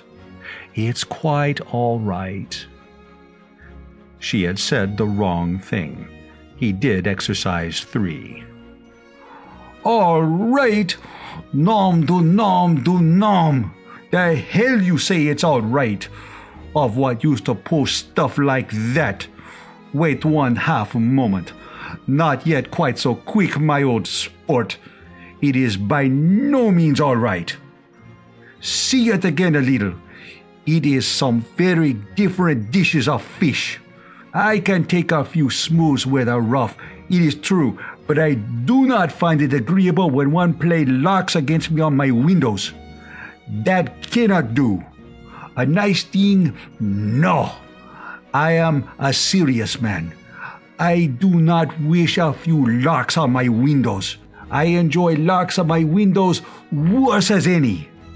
It is very little all right. If such renegazoo is to arrive, I do not remain any longer in this house, no more. I buzz off and do not stay planted. Sinister words, I had to admit, and I was not surprised that Aunt Dahlia, hearing them, should have uttered a cry like the wail of a master of hounds seeing a fox shot. Anatole had begun to wave his fists again at Gussie, and she now joined him. Seppings, who was puffing respectfully in the background, didn't actually wave his fists, but he gave Gussie a pretty austere look. It was plain to the thoughtful observer that this Finknoddle, in getting onto that skylight, had done a mistaken thing. He couldn't have been more unpopular in the home of G.G. Simmons. "Go away, you crazy loon!" cried Aunt Dahlia, in that ringing voice of hers, which had once caused nervous members of the corn to lose stirrups and make tossers from the saddle. Gussie's reply was to waggle his eyebrows. I could read the message he was trying to convey. "I think he means," I said, reasonable Bertram, always trying to throw oil on the troubled W's, "that if he does, he will fall down the side of the house and break his neck." "Well, why not?" said Aunt Dahlia. I could see her point, of course, but it seemed to me that there might be a nearer solution. This skylight happened to be the only window in the house which Uncle Tom had not festooned with his bally bars. I suppose he felt that if a burglar had the nerve to climb up as far as this, he deserved what was coming to him. If you opened the skylight, he could jump in. The idea got across. "Seppings, how does this skylight open?" "With a pole, madam." "Then get a pole. Get 2 poles. 10. And presently Gussie was mixing with the company. Like one of those chaps you read about in the papers, the wretched man seemed deeply conscious of his position.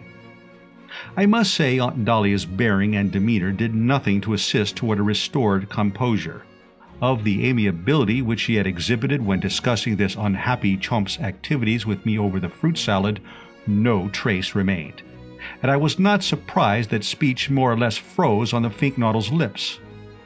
It isn't often that Aunt Dahlia, normally as genial a bird as ever encouraged a gaggle of hounds to get their noses down to it, lets her angry passions rise, but when she does, strong men climb trees and pull them up after them.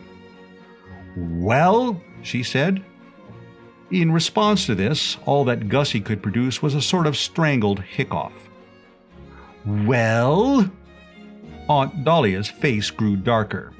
Hunting, if indulged in regularly over a period of years, is a pastime that seldom fails to lend a fairly deepish tinge to the patient's complexion, and her best friends could not have denied that even at normal times the relative's map tended a little toward the crushed strawberry.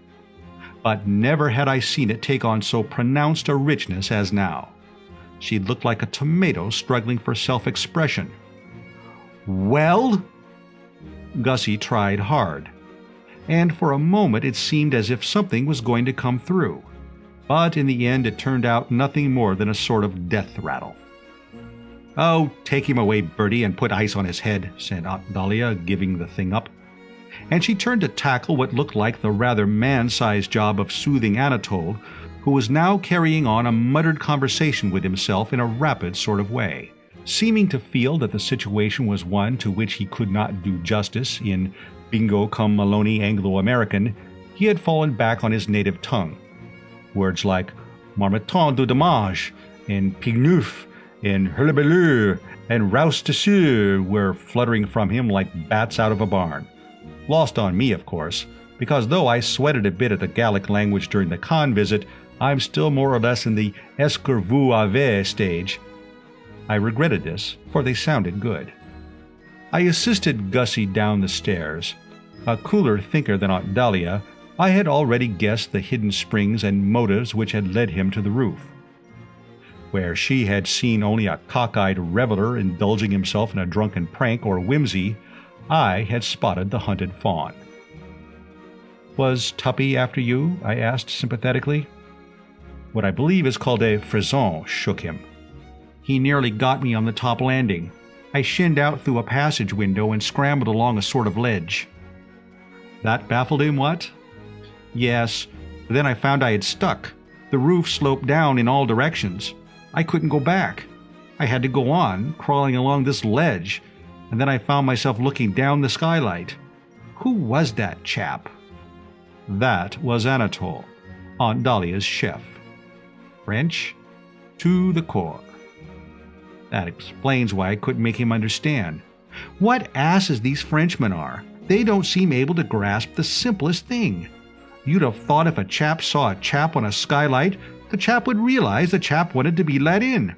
But no, he just stood there, waving a few fists. "Yes, silly idiot. Still, here I am."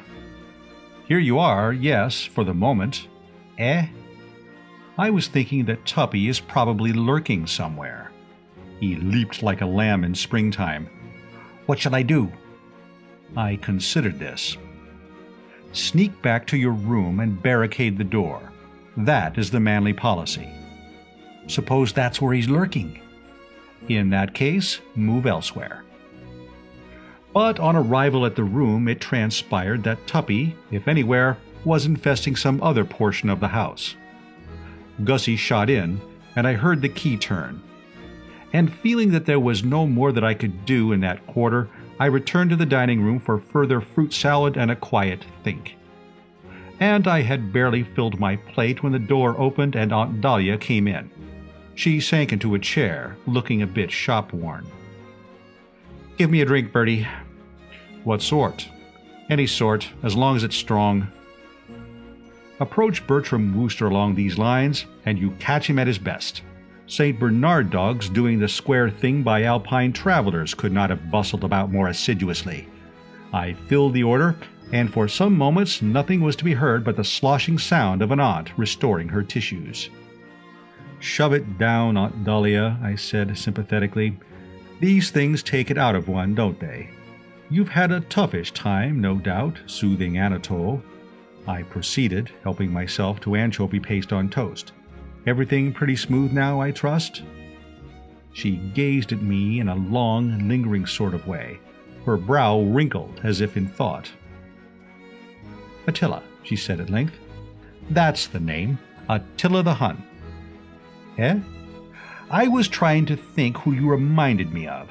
Somebody who went about strewing ruin and desolation and breaking up homes which, until he came along, had been happy and peaceful. Attila is the man. It's amazing," she said, drinking me in once more. "To look at you, one would think you were just an ordinary sort of amiable idiot. Certifiable, perhaps, but quite harmless. Yet in reality, you are worse a scourge than the Black Death. I tell you, Bertie, when I contemplate you, I seem to come up against all the underlying sorrow and horror of life with such a thud that I feel as if I had walked into a lamppost. Pained and surprised, I would have spoken, but the stuff I had thought was anchovy paste had turned out to be something far more gooey and adhesive. It seemed to wrap itself round the tongue and impede utterance like a gag. And while I was still endeavoring to clear the vocal cords for action, she went on. Do you realize what you started when you sent that spink bottle man down here? As regards his getting blotto and turning the prize-giving ceremonies at Market Snodsbury Grammar School into a sort of too-real comic film, I will say nothing, for, frankly, I enjoyed it. But when he comes leering at Anatole through skylights, just after I had with infinite pains and tact induced him to withdraw his notice, and makes him so temperamental that he won't hear of staying on after tomorrow, the paste stuff gave way. I was able to speak. What? Yes, Anatole goes tomorrow, and I suppose poor old Tom will have indigestion for the rest of his life. And that is not all. I have just seen Angela, and she tells me she is engaged to this bottle. Temporarily, yes, I had to admit. Temporarily be blowed. She's definitely engaged to him and talks with a sort of hideous coolness of getting married in October. So there it is. If the prophet Job were to walk into the room at this moment, I could sit swapping hard luck stories with him till bedtime.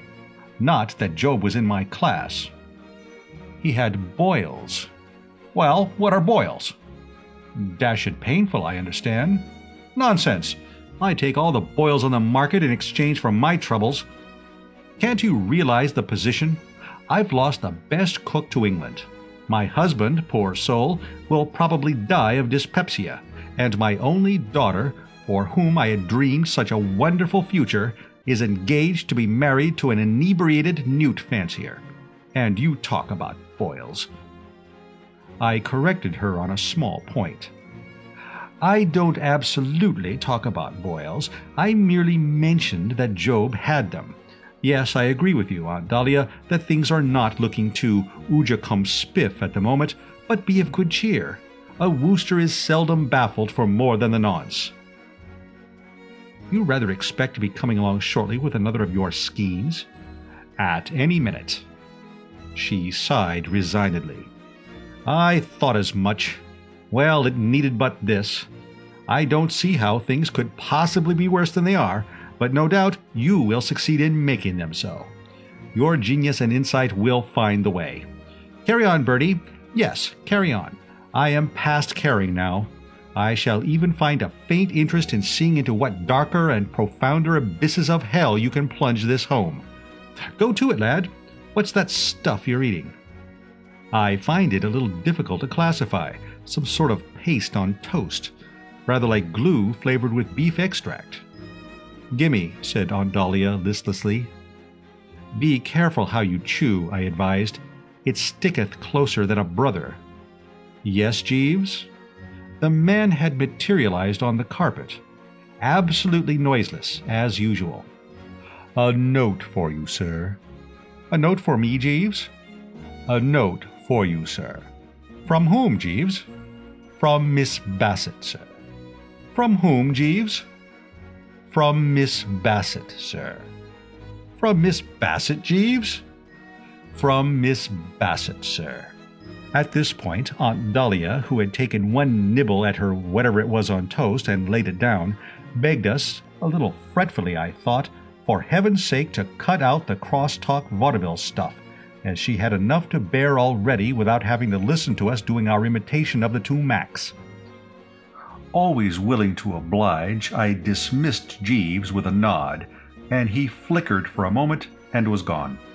Many a spectre would have been less slippy.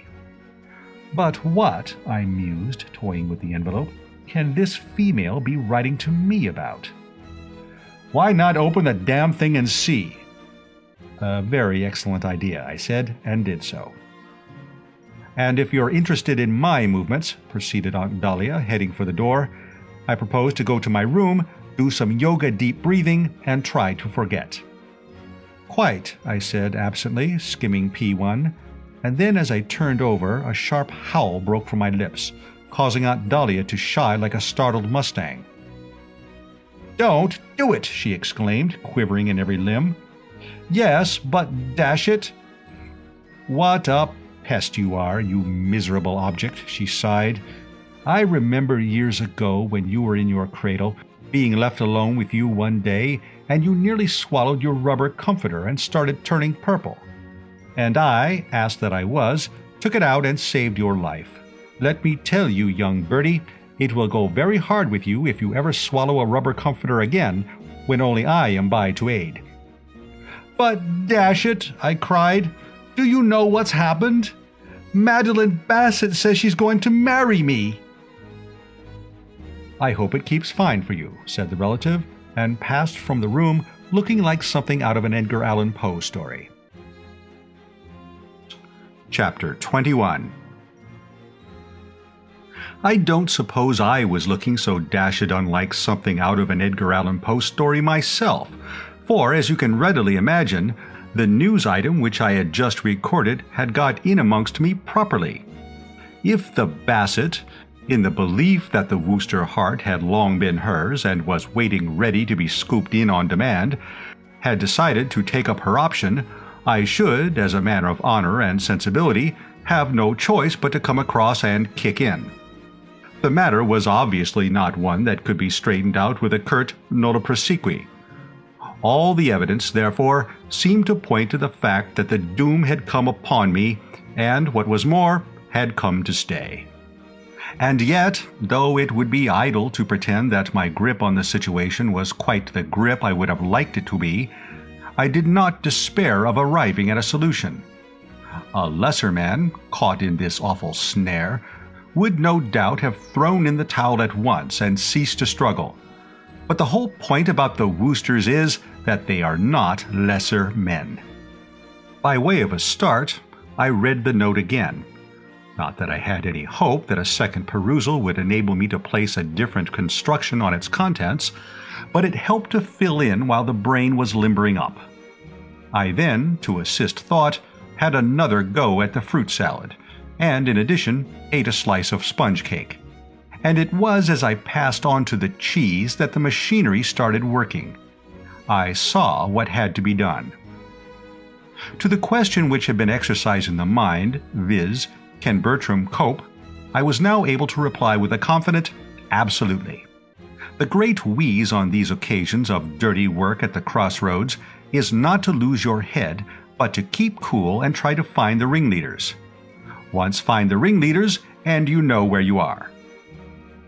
The ringleader here was plainly the Bassett. It was she who had started the whole imbroglio by chucking Gussie, and it was clear that before anything could be done to solve and clarify, she must be induced to revise her views and take him on again. This would put Angela back into circulation, and that would cause Tuppy to simmer down a bit, and then we could begin to get somewhere. I decided that as soon as I had had another morsel of cheese, I would seek this Bassett out and be pretty eloquent. And at this moment in she came. I might have foreseen that she would be turning up shortly. I mean to say, hearts may ache, but if they know that there is a cold collation set out in the dining room, they are pretty sure to come popping in sooner or later. Her eyes, as she entered the room, were fixed on the salmon mayonnaise, and she would no doubt have made a beeline for it and started getting hers, had I not, in the emotion of seeing her, dropped a glass of the best with which I was endeavoring to bring about a calmer frame of mind. The noise caused her to turn, and, for an instant, embarrassment supervened. A slight flush mantled the cheek, and the eyes popped a bit. "Oh," she said. I have always found that there is nothing that helps to ease you over one of these awkward moments like a spot of stage business. Find something to do with your hands, and it's half the battle. I grabbed a plate and hastened forward. "A touch of salmon?" "Thank you." "With a suspicion of salad?" "If you please." "And to drink? Name the poison." "I think I would like a little orange juice." She gave a gulp. Not at the orange juice, I don't mean, because she hadn't got it yet, but at all the tender associations those two words provoked. It was as if someone had mentioned spaghetti to the relict of an Italian organ grinder. Her face flushed a deeper shade.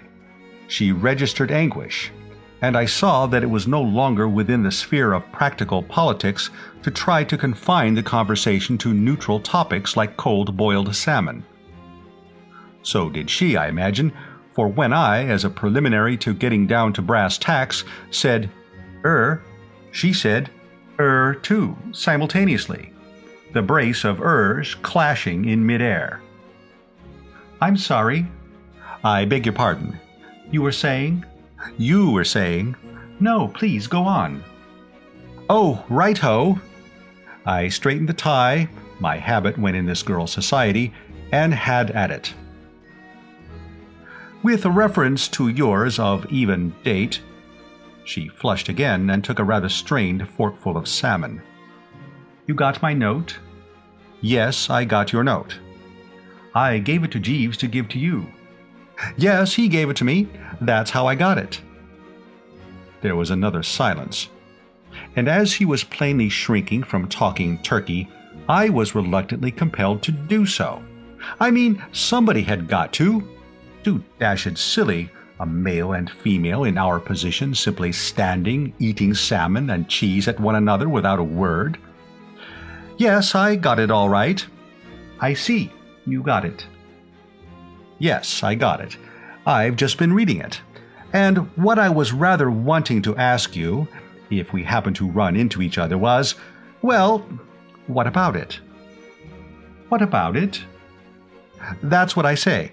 What about it? But it was quite clear. Oh, quite. Perfectly clear. Very well expressed and all that. But I mean, deeply sensible of the honor and so forth, but, well, dash it. She had polished off her salmon and now put the plate down. Fruit salad? No, thank you. Spot of pie? No, thanks. One of those glue things on toast? No, thank you. She took a cheese straw. I found a cold egg which I had overlooked. Then I said, I mean to say, just as she said, I think I know, and there was another collision. I beg your pardon. I'm sorry. Do go on. No, you go on. I waved my cold egg courteously to indicate that she had the floor, and she started again. I think I know what you are trying to say. You are surprised. Yes. You are thinking of... Exactly. Mr. Finknottle.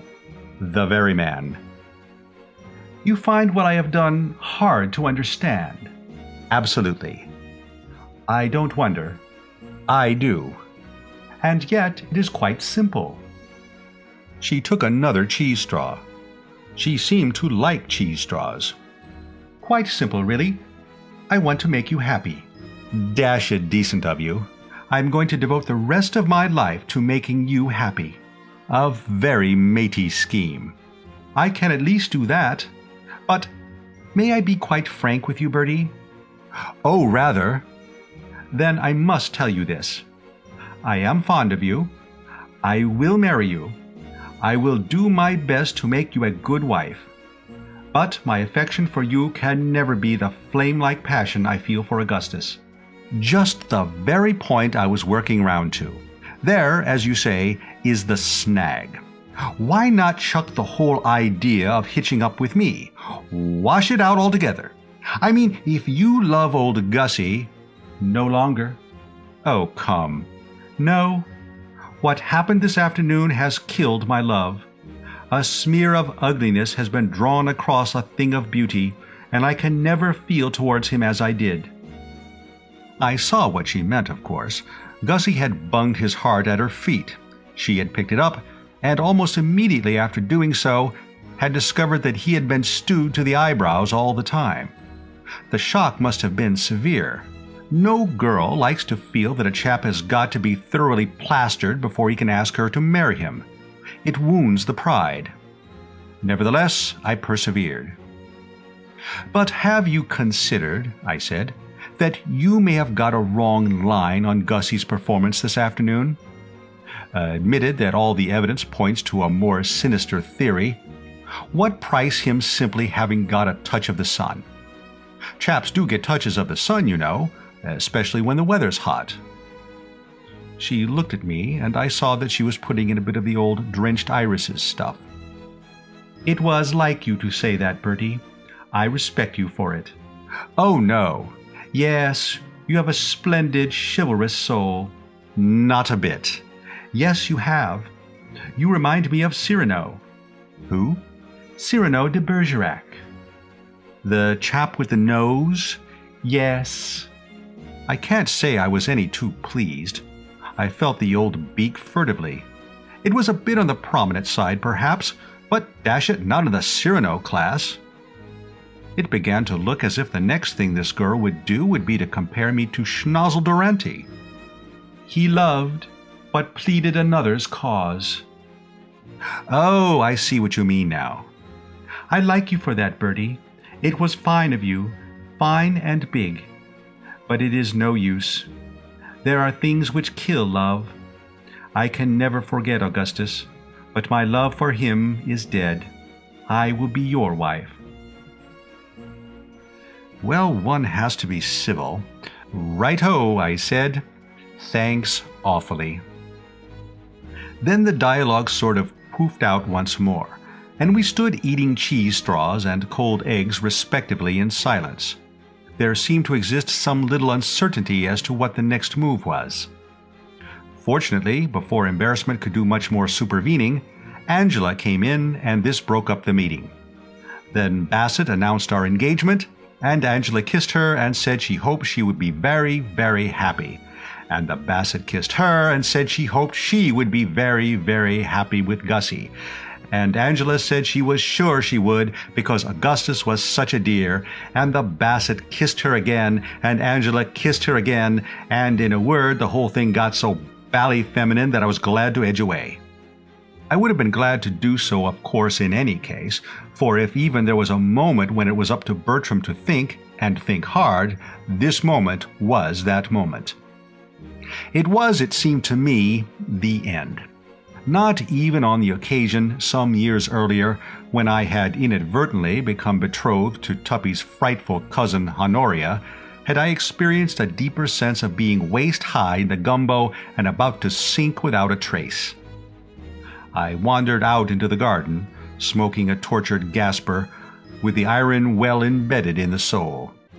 And I had fallen into a sort of trance, trying to picture what it would be like having the Bassett on the premises for the rest of my life, and at the same time, if you follow me, trying not to picture what it would be like, when I charged into something which might have been a tree, but was not, being, in point of fact, Jeeves. "I beg your pardon, sir," he said. "I should have moved to one side." I did not reply. I stood looking at him in silence, for the sight of him had opened up a new line of thought. This Jeeves now, I reflected. I had formed the opinion that he had lost his grip and was no longer the force he had been. But was it not possible, I asked myself, that I might be mistaken? Start him off exploring avenues, and might he not discover one through which I would be enabled to sneak off to safety, leaving no hard feelings behind? I found myself answering that it was quite on the cards that he might. After all, his head still bulged out at the back as of old. One noted in the eyes the same intelligent glitter. Mind you, after what had passed between us in the matter of that white mess jacket with the brass buttons, I was not prepared absolutely to hand over to the man. I would, of course, merely take him into consultation. But recalling some of his earlier triumphs, the Sipperley case, the episode of my Aunt Agatha and the dog Mackintosh, and the smoothly handled affair of Uncle George and the barmaid's niece were a few that sprang to my mind. I felt justified at least in offering him the opportunity of coming to the aid of the young master in his hour of peril. But before proceeding further, there was one thing that had got to be understood between us, and understood clearly. "Jeeves," I said, "a word with you." "Sir?" I am up against it a bit, Jeeves." "I am sorry to hear that, sir. Can I be of any assistance?" "Quite possibly you can, if you have not lost your grip. Tell me frankly, Jeeves, are you in pretty good shape mentally?" "Yes, sir." "Still eating plenty of fish?" "Yes, sir." "Then it might be all right. But there is just one point before I begin. In the past, when you have contrived to extricate self or some pal from some little difficulty, you have frequently shown a disposition to take advantage of my gratitude to gain some private end. Those purple socks, for instance. Also the +4s and the old Etonian spats. Choosing your moment with subtle cunning, you came to me when I was weakened by relief and got me to get rid of them. And what I am saying now is that if you are successful on the present occasion, there must be no rot of that description about that mess jacket of mine." "Very good, sir." "You will not come to me when all is over and ask me to jettison the jacket?" "Certainly not, sir."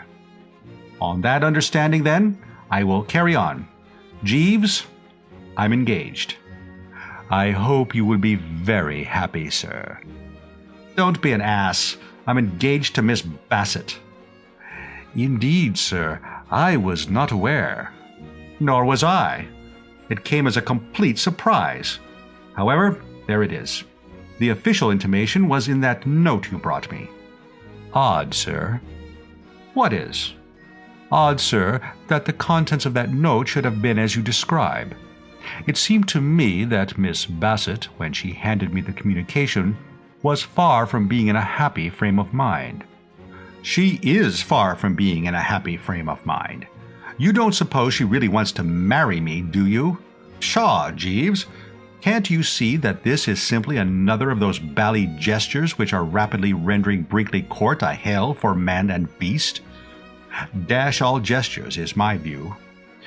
"Yes, sir." "Well, what's to be done?" "You feel that Miss Bassett, despite what has occurred, still retains a fondness for Mr. Finknottle, sir?" "She's pining for him." "In that case, sir, surely the best plan would be to bring about a reconciliation between them." "How?" "You see, you stand silent and twiddle the fingers. You are stumped." "No, sir, if I twiddle my fingers, it was merely to assist thought." "Then continue twiddling." "It will not be necessary, sir."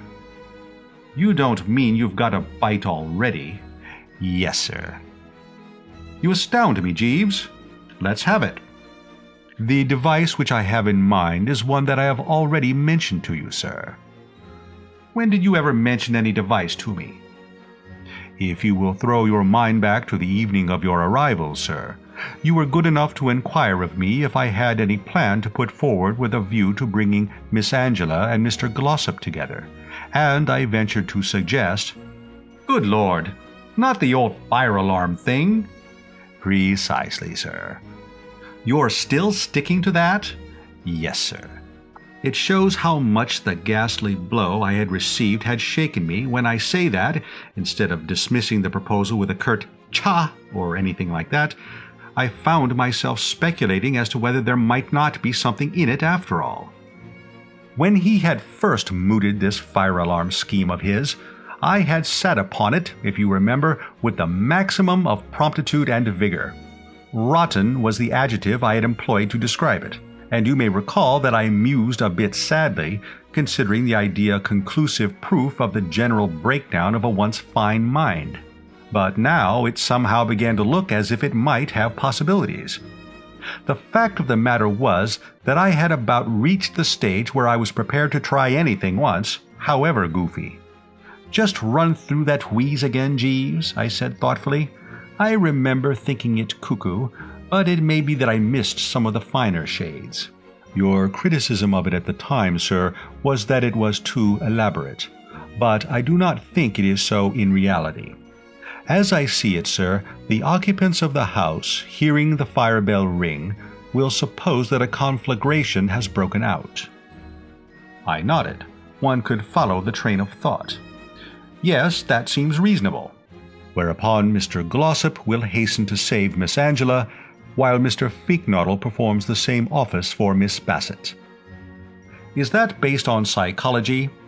Yes, sir. Possibly you may recollect that it was an axiom of the late Sir Arthur Conan Doyle's fictional detective, Sherlock Holmes, that the instinct of everyone, upon an alarm of fire, is to save the object dearest to them. It seems to me that there's a grave danger of seeing Tuppy come out carrying a steak and kidney pie. But resume, Jeeves, resume. You think that this would clean everything up? The relations of the two young couples could scarcely continue distant after such an occurrence, sir. Perhaps you're right. But dash it, if we go ringing fire bells in the night watches, shan't we scare half the domestic staff into fits? There's one of the housemaids, Jane, I believe, who already skips like the high hills if I so much as come on her unexpectedly round a corner. A neurotic girl, sir, I agree. I have noticed her. But by acting promptly, we should avoid such a contingency.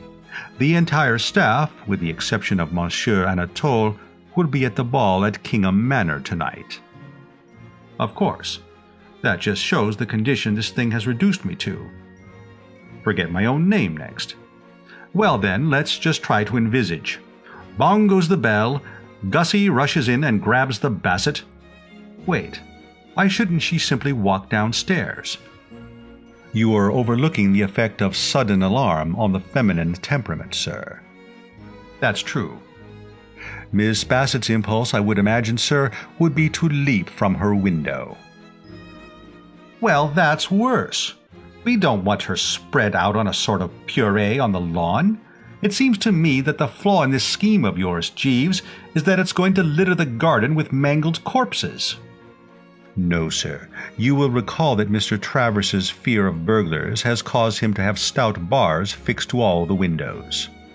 Of course, yes. Well, it sounds all right, I said, though still a bit doubtfully. Quite possibly it might come off. But I have a feeling that it will slip up somewhere. However, I am in no position to cavil at even a 100-to-1 shot. I will adopt this policy of yours, Jeeves, though, as I say, with misgivings. At what hour would you suggest bonging the bell? Not before midnight, sir. That is to say, sometime after midnight. Yes, sir. Right-o, then. At 12:30 on the dot, I will bong. Very good, sir. Chapter 22. I don't know why it is, but there's something about the rural districts after dark that always has a rummy effect on me. In London I can stay out till all hours and come home with the milk without a tremor. But put me in the garden of a country house after the strength of the company has gone to roost and the place is shut up, and a sort of goose-fleshy feeling steals over me.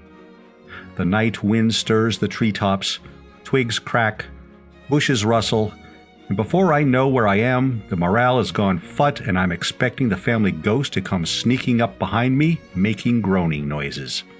Dash it unpleasant, the whole thing, and if you think it improves matters to know that you are shortly about to ring the loudest fire bell in England and start an all-hands-to-the-pumps panic in that quiet, darkened house, you err. I knew all about the Brinkley Court fire bell. The dickens of a row it makes. Uncle Tom, in addition to not liking burglars, is a bloke who has always objected to the idea of being cooked in his sleep, so when he bought the place, he saw to it that the fire bell should be something that might give you heart failure, but which you couldn't possibly mistake for the drowsy chirping of a sparrow in the ivy. When I was a kid and spent my holidays at Brinkley, we used to have fire drills after closing time, and many is the night I've had it jerk me out of the dreamless like the last trump. I confess that the recollection of what this bell could do when it buckled down to it gave me pause as I stood that night at 12:30 p.m., prompt beside the outhouse where it was located. The sight of the rope against the whitewashed wall and the thought of some bloodsome uproar which was about to smash the peace of the night into hash served to deepen that rummy feeling to which I had alluded. Moreover, now that I had had time to meditate upon it, I was more than ever defeatist about this scheme of Jeeves's. Jeeves seemed to take it for granted that Gussie and Tuppy, faced with a hideous fate, would have no thought beyond saving the Bassett and Angela. I could not bring myself to share his sunny confidence. I mean to say, I know how moments when they're faced with a hideous fate affect chaps. I remember Freddie Widgeon, one of the most chivalrous birds in the drones, telling me how there was an alarm of fire once at a seaside hotel where he was staying, and so far from rushing about saving women, he was down the escape within 10 seconds of the kickoff, his mind concerned with but one thing, viz., the personal well-being of F. Widgeon. As far as any idea of doing the delicately nurtured a bit of good went, he tells me, he was prepared to stand underneath and catch them in the blankets, but no more. Why then should this not be so with Augustus Finknottle and Hildebrand Glossop? Such were my thoughts as I stood toying with the rope, and I believe I should have turned the whole thing up had it not been that at this juncture there floated into my mind a picture of the Bassett hearing that bell for the first time. Coming as a wholly new experience, it would probably startle her into a decline. And so agreeable was this reflection that I waited no longer, but seized the rope, braced the feet, and snapped to it. Well, as I say, I hadn't been expecting that bell to hush things up to any great extent, nor did it. The last time I heard it, I had been in my room on the other side of the house, and even so it had hoiked me out of bed as if something had exploded under me. Standing close to it like this, I got the full force and meaning of the thing, and I've never heard anything like it in my puff. I rather enjoy a bit of noise as a general rule. I remember Catsmeat Potter Pirbright bringing a police rattle into the drones one night and loosing it off behind my chair, and I just lay back and closed my eyes with a pleasant smile, like someone in a box at the opera. And the same applies to the time when my Aunt Agatha's son, young Thomas, put a match to the parcel of Guy Fawkes Day fireworks to see what would happen. But the Brinkley Court fire bell was too much for me. I gave about half a dozen tugs, and then, feeling that enough was enough, sauntered round to the front lawn to ascertain what solid results had been achieved. Brinkley Court had given of its best. A glance told me that we were playing to capacity. The eye, roving to and fro, noted here Uncle Tom in a purple dressing gown, there Aunt Dahlia in the old blue and yellow. It also fell upon Anatole, Tuppy, Gussie, Angela, the Bassett, and Jeeves, in the order named. There they all were, present and correct. But, and this is what caused me immediate concern, I could detect no sign whatever that there had been any rescue work going on. What I had been hoping, of course, was to see Tuppy bending solicitously over Angela in one corner, while Gussie fanned the Bassett with a towel in the other. Instead of which, the Bassett was one of the group which included Aunt Dahlia and Uncle Tom, and seemed to be busy trying to make Anatole see the bright side, while Angela and Gussie were, respectively, leaning against the sundial with a peeved look and sitting on the grass rubbing a barked shin. Tuppy was walking up and down the path, all by himself. A disturbing picture, you will admit. It was a rather imperious gesture that I summoned Jeeves to my side. "Well, Jeeves?" "Sir?" I eyed him sternly. "Sir, forsooth!" "It's no good saying 'Sir,' Jeeves. Look round you. See for yourself. Your scheme has proved a bust." "Certainly it would appear that matters have not arranged themselves quite as we anticipated, sir." "We?" "As I had anticipated, sir." "That's more like it. Didn't I tell you it would be a flop?" "I remember that you did seem dubious, sir." "Dubious is no word for it, Jeeves. I hadn't a scrap of faith in the idea from the start. When you first mooted it, I said it was rotten, and I was right. I'm not blaming you, Jeeves. It's not your fault that you have sprained your brain. But after this, forgive me if I hurt your feelings, Jeeves, I shall know better than to allow you to handle any but the simplest and most elementary problems. It is best to be candid about this, don't you think? Kindest to be frank and straightforward." "Certainly, sir." "I mean the surgeon's knife, what? Precisely, sir. I consider, if you will pardon me for interrupting you, sir, I fancy Mrs. Travers is endeavoring to attract your attention."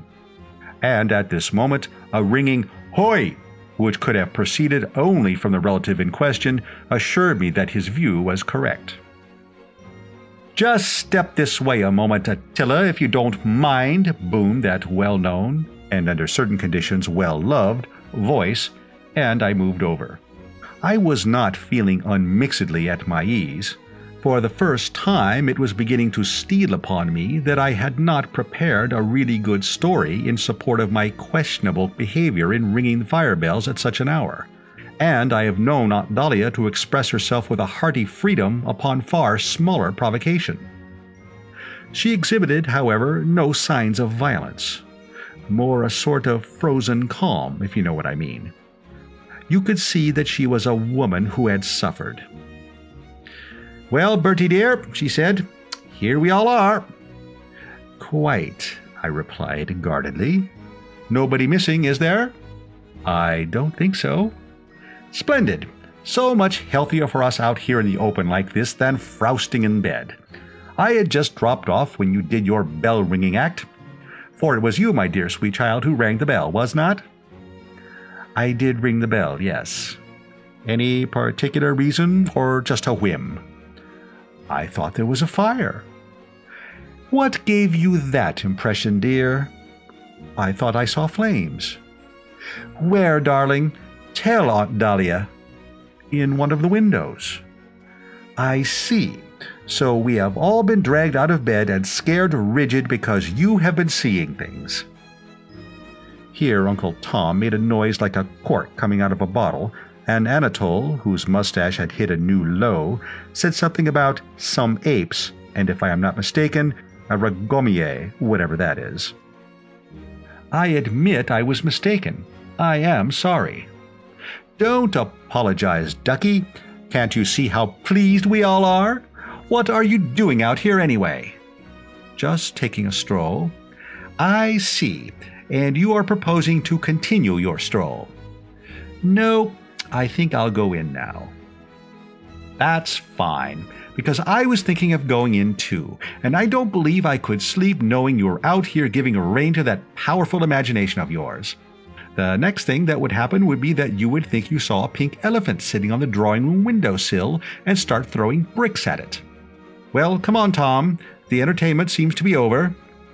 But wait, the Newt King wishes a word with us."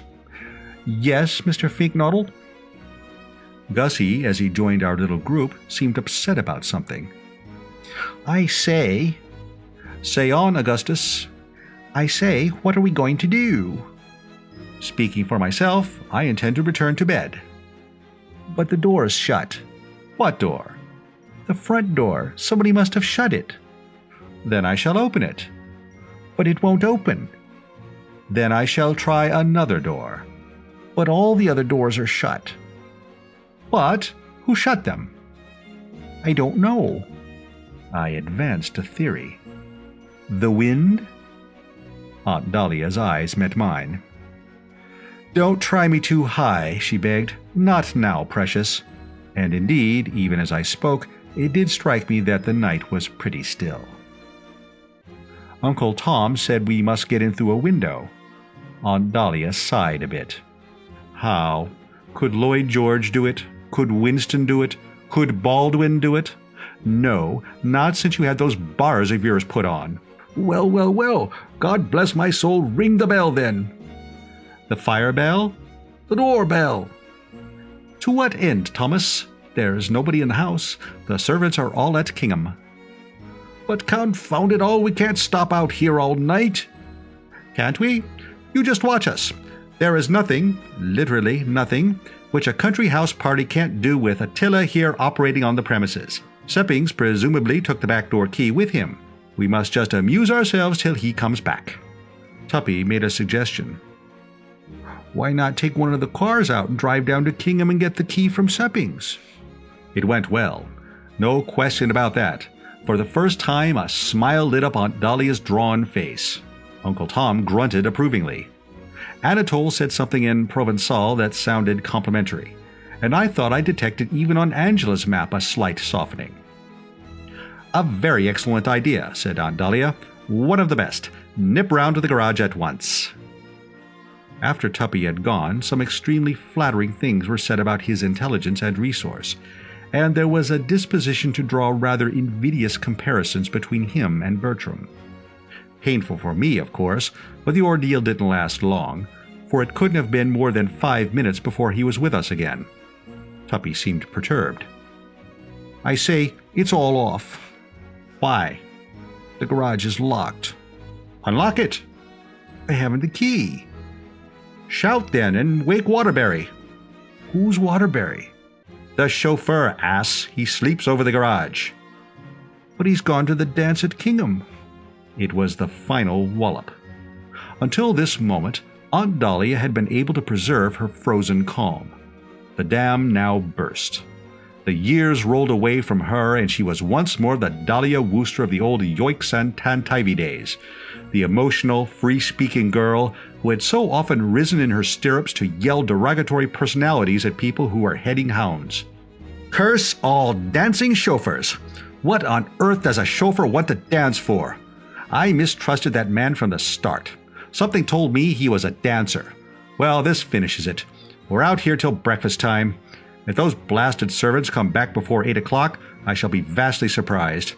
You won't get Seppings away from a dance till you throw him out. I know him.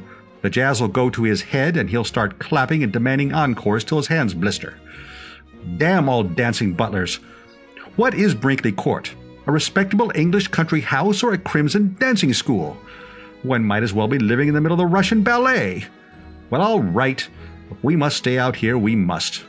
We shall all be frozen stiff, except—" here she directed at me not one of her friendliest glances— "except dear old Attila, who is, I observe, well and warmly clad.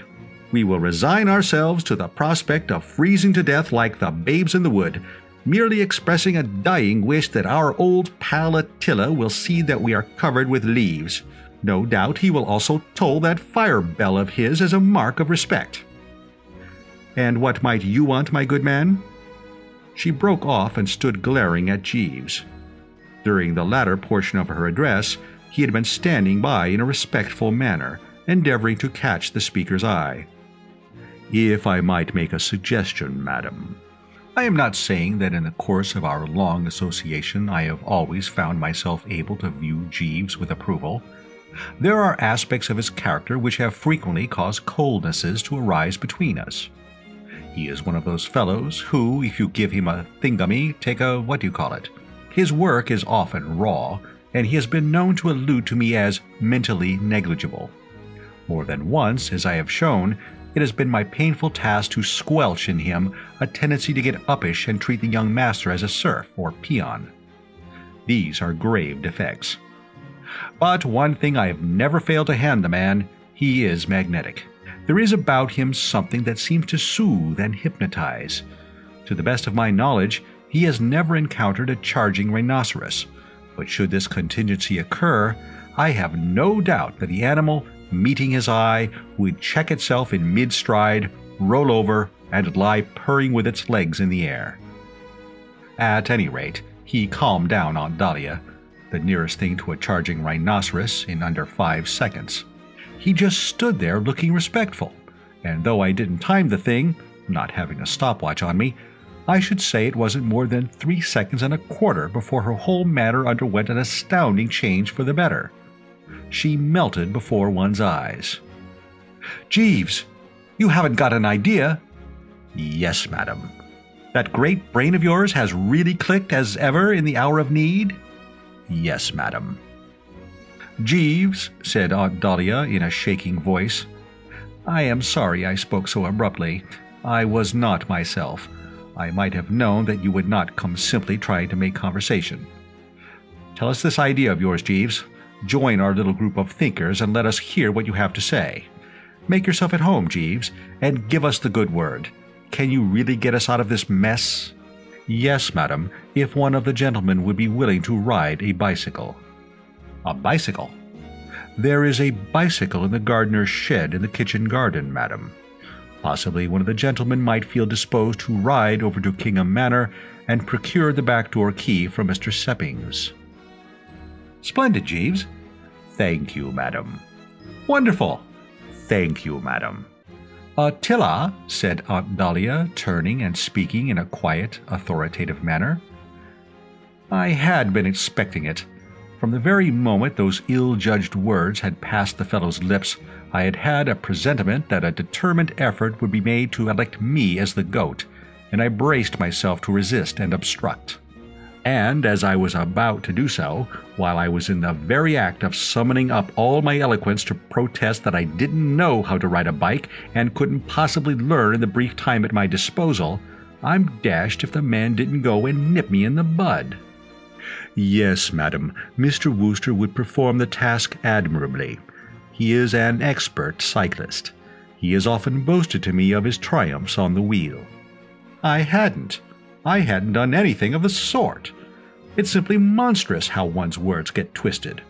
All I had ever done was to mention to him, casually, just as an interesting item of information, one day in New York when we were watching the 6-day bicycle race, that at the age of 14, while spending my holidays with a vicar of sorts who had been told off to teach me Latin, I had won the choir boys' handicap at the local school treat. A different thing from boasting of one's triumphs on the wheel. I mean, he was a man of the world and must have known that the form of school treats is never of the hottest. And if I'm not mistaken, I had specifically told him that on the occasion referred to, I had received half a lap start, and that Willie Punting, the odds-on favorite to whom the race was expected to be a gift, had been forced to retire, owing to having pinched his elder brother's machine without asking the elder brother, and the elder brother coming along just as the pistol went and giving him one on the side of the head and taking it away from him, thus rendering him a scratched at the post non-starter. Yet, from the way he talked, you would have thought I was one of those chaps in sweaters with medals all over them, whose photographs bob up from time to time in the illustrated press on the occasion of their having ridden from Hyde Park Corner to Glasgow in 3 seconds under the hour, or whatever it is. And as if this were not bad enough, Tuppy had to shove his oar in. "That's right," said Tuppy. "Bertie has always been a great cyclist. I remember at Oxford he used to take all his clothes off on bumper supper nights and ride around the quad, singing comic songs. Jolly fast he used to go, too." "Then he can go jolly fast now," said Aunt Dahlia with animation. "He can't go too fast for me. He may also sing comic songs if he likes, and if you wish to take your clothes off, Bertie my lamb, by all means do so. But whether clothed or in the nude, whether singing comic songs or not singing comic songs, get a move on." I found speech. "But I haven't ridden for years." "Then it's high time you began again." "I've probably forgotten how to ride." "You'll soon get the knack after you've taken a toss or two. Trial and error, the only way." "But it's miles to Kingham." "So the sooner you're off, the better." "But—" "Bertie dear." "But, dash it." "Bertie darling." "Yes, but, dash it." "Bertie my sweet." And so it was arranged. Presently I was moving somberly off through the darkness, Jeeves at my side, Aunt Dahlia calling after me something about trying to imagine myself the man who had brought the good news from Ghent to Aix. The first I had heard of the chap. "So, Jeeves," I said as we reached the shed, and my voice was cold and bitter, "this is what your great scheme has accomplished. Tuppy, Angela, Gussie, and the Basset not on speaking terms, and self faced with an 8-mile ride. 9, I believe, sir. A 9-mile ride, and another 9-mile ride back. I am sorry, sir." "No good being sorry now. Where is this foul bone shaker?"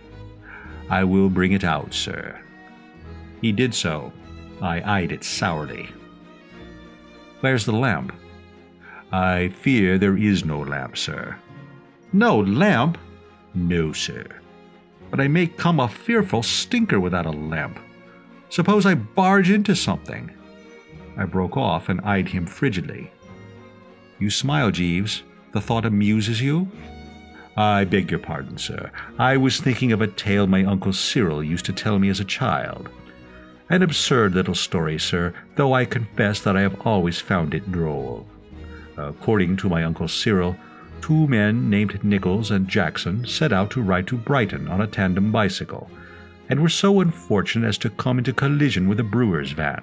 And when the rescue party arrived on the scene of the accident, it was discovered that they had hurled together with such force that it was impossible to sort them out at all adequately.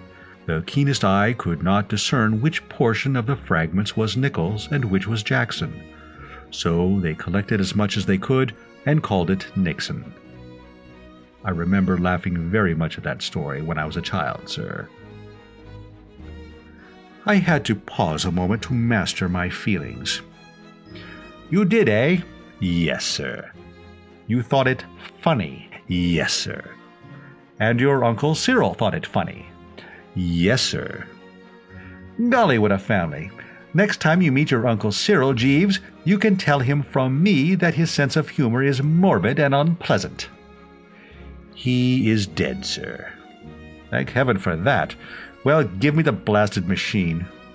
Very good, sir. Are the tires inflated? Yes, sir. The nuts firm, the brakes in order, the sprockets running true with the differential gear? Yes, sir. Right-ho, Jeeves. In Tuppy's statement that when at the University of Oxford I had been known to ride a bicycle in the nude about the quadrangle of our mutual college, there had been, I cannot deny, a certain amount of substance. Correct, however, though his facts were, so far as they went he had not told all. What he had omitted to mention was that I had invariably been well oiled at the time, and when in that condition, a chap is capable of feats at which in cooler moments his reason would rebel. Stimulated by the juice, I believe, men have even been known to ride alligators. As I started now to pedal out into the great world, I was icily sober, and the old skill, in consequence, had deserted me entirely. I found myself wobbling badly, and all the stories I had ever heard of nasty bicycle accidents came back to me with a rush, headed by Jeeves's Uncle Cyril's cheery little anecdote about Nichols and Jackson. Pounding wearily through the darkness, I found myself at a loss to fathom the mentality of men like Jeeves's Uncle Cyril. What on earth he could see funny in a disaster which had apparently involved the complete extinction of a human creature, or at any rate of half a human creature and half another human creature, was more than I could understand. To me, the thing was one of the most poignant tragedies that had ever been brought to my attention, and I have no doubt that I should have continued to brood over it for quite a time, had my thoughts not been diverted by the sudden necessity of zigzagging sharply in order to avoid a pig in the fairway. For a moment it looked like being real Nichols and Jackson stuff, but fortunately a quick zig on my part, coinciding with an adroit zag on the part of the pig, enabled me to win through, and I continued my ride safe, but with a heart fluttering like a captive bird. The effect of this narrow squeak upon me was to shake the nerve to the utmost. The fact that pigs are abroad in the night seemed to bring home to me the perilous nature of my enterprise. It set me thinking of all the other things that could happen to a man out and about on a velocipede without a lamp after lighting up time. In particular, I recalled the statement of a pal of mine that in certain sections of the rural districts, goats were accustomed to stray across the road to the extent of their chains, thereby forming about as sound a booby trap as one could well wish. He mentioned, I remember, the case of a friend of his whose machine got entangled with a goat chain and who was dragged 7 miles, like skioring in Switzerland, so that he was never the same man again. And there was one chap who ran into an elephant, left over from a traveling circus. Indeed, taking it for all in all, it seemed to me that with the possible exception of being bitten by sharks, there was virtually no front-page disaster that could not happen to a fellow, once he had allowed his dear ones to override his better judgment and shove him out into the great unknown on a push-bike, and I am not ashamed to confess that, taking it by and large, the amount of quailing I did from this point on was pretty considerable. However, in respect to goats and elephants, I must say things panned out unexpectedly well. Oddly enough, I encountered neither. But when you have said that, you have said everything, for in every other way the conditions could scarcely have been fouler. Apart from the ceaseless anxiety of having to keep an eye skinned for elephants, I found myself much depressed by barking dogs, and once I received an unpleasant shock when, alighting to consult a signpost, I saw sitting on top of it an owl that looked exactly like my Aunt Agatha. So agitated, indeed, had my frame of mind become by this time that I thought at first it was Aunt Agatha, and only when reason and reflection told me how alien to her habits it would be to climb signposts and sit on them could I pull myself together and overcome the weakness. In short, what with all this mental disturbance added to the more purely physical anguish in the billowy portions of the calves and ankles, the Bertram Wooster who eventually toppled off at the door of Kingham Manor was a very different Bertram from the gay and insouciant boulevardier of Bond Street and Piccadilly. Even to one unaware of the inside facts, it would have been evident that Kingham Manor was throwing its weight about a bit tonight. Lights shone in the windows, music was in the air, and as I drew nearer my ear detected the sibilant shuffling of the feet of butlers, footmen, chauffeurs, parlour-maids, housemaids, tweenies, and, I have no doubt, cooks, who were busily treading the measure. I suppose you couldn't sum it up much better than by saying that there was a sound of revelry by night. The orgy was taking place in one of the ground-floor rooms which had French windows opening onto the drive, and it was to these French windows that I now made my way. An orchestra was playing something with a good deal of zip to it, and under happier conditions, I dare say, my feet would have started twitching in time to the melody. But I had sterner work before me than to stand hoofing it by myself on gravel drives. I wanted that back door key, and I wanted it instanter. Scanning the throng within, I found it difficult for a while to spot Seppings. Presently, however, he hove in view, doing fearful lissom things in mid-floor. I high-Seppinged a couple of times, but his mind was too much on his job to be diverted, and it was only when the swirl of the dance had brought him within prodding distance of my forefinger that a quick one to the lower ribs enabled me to claim his attention. The unexpected buffet caused him to trip over his partner's feet, and it was with marked austerity that he turned. As he recognized Bertram, however, coldness melted to be replaced by astonishment. "Mr. Wooster." I was in no mood for bandying words. "Less of the Mr. Wooster and more back-door keys," I said curtly. "Give me the key of the back door, Seppings." He did not seem to grasp the gist. "The key of the back door, sir?" "Precisely, the Brinkley Court back-door key." "But it is at the court, sir." I clicked the tongue, annoyed. "Don't be frivolous, my dear old butler," I said. "I haven't ridden 9 miles on a push-bike to listen to you trying to be funny. You've got it in your trousers pocket." "No, sir. I left it with Mr. Jeeves." "You did what?" "Yes, sir, before I came away. Mr. Jeeves said that he wished to walk in the garden before retiring for the night. He was going to place the key on the kitchen window-sill." I stared at the man dumbly. His eye was clear, his hand was steady.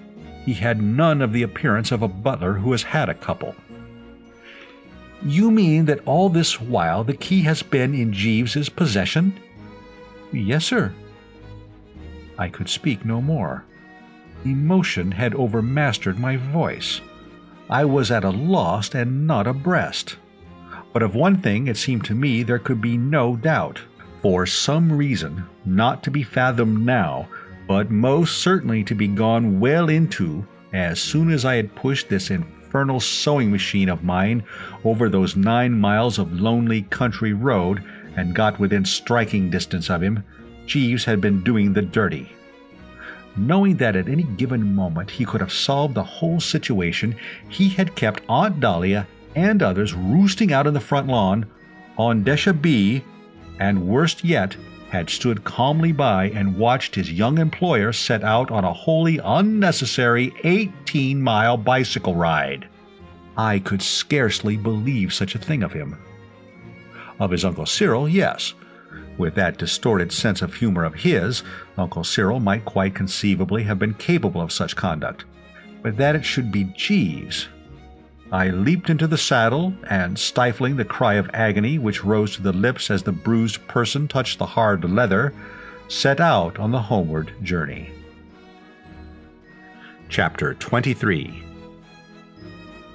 I remember Jeeves saying on one occasion, I forgot how the subject had arisen, he may have simply have thrown the observation out, as he does sometimes for me to take or leave, that hell hath no fury like a woman scorned.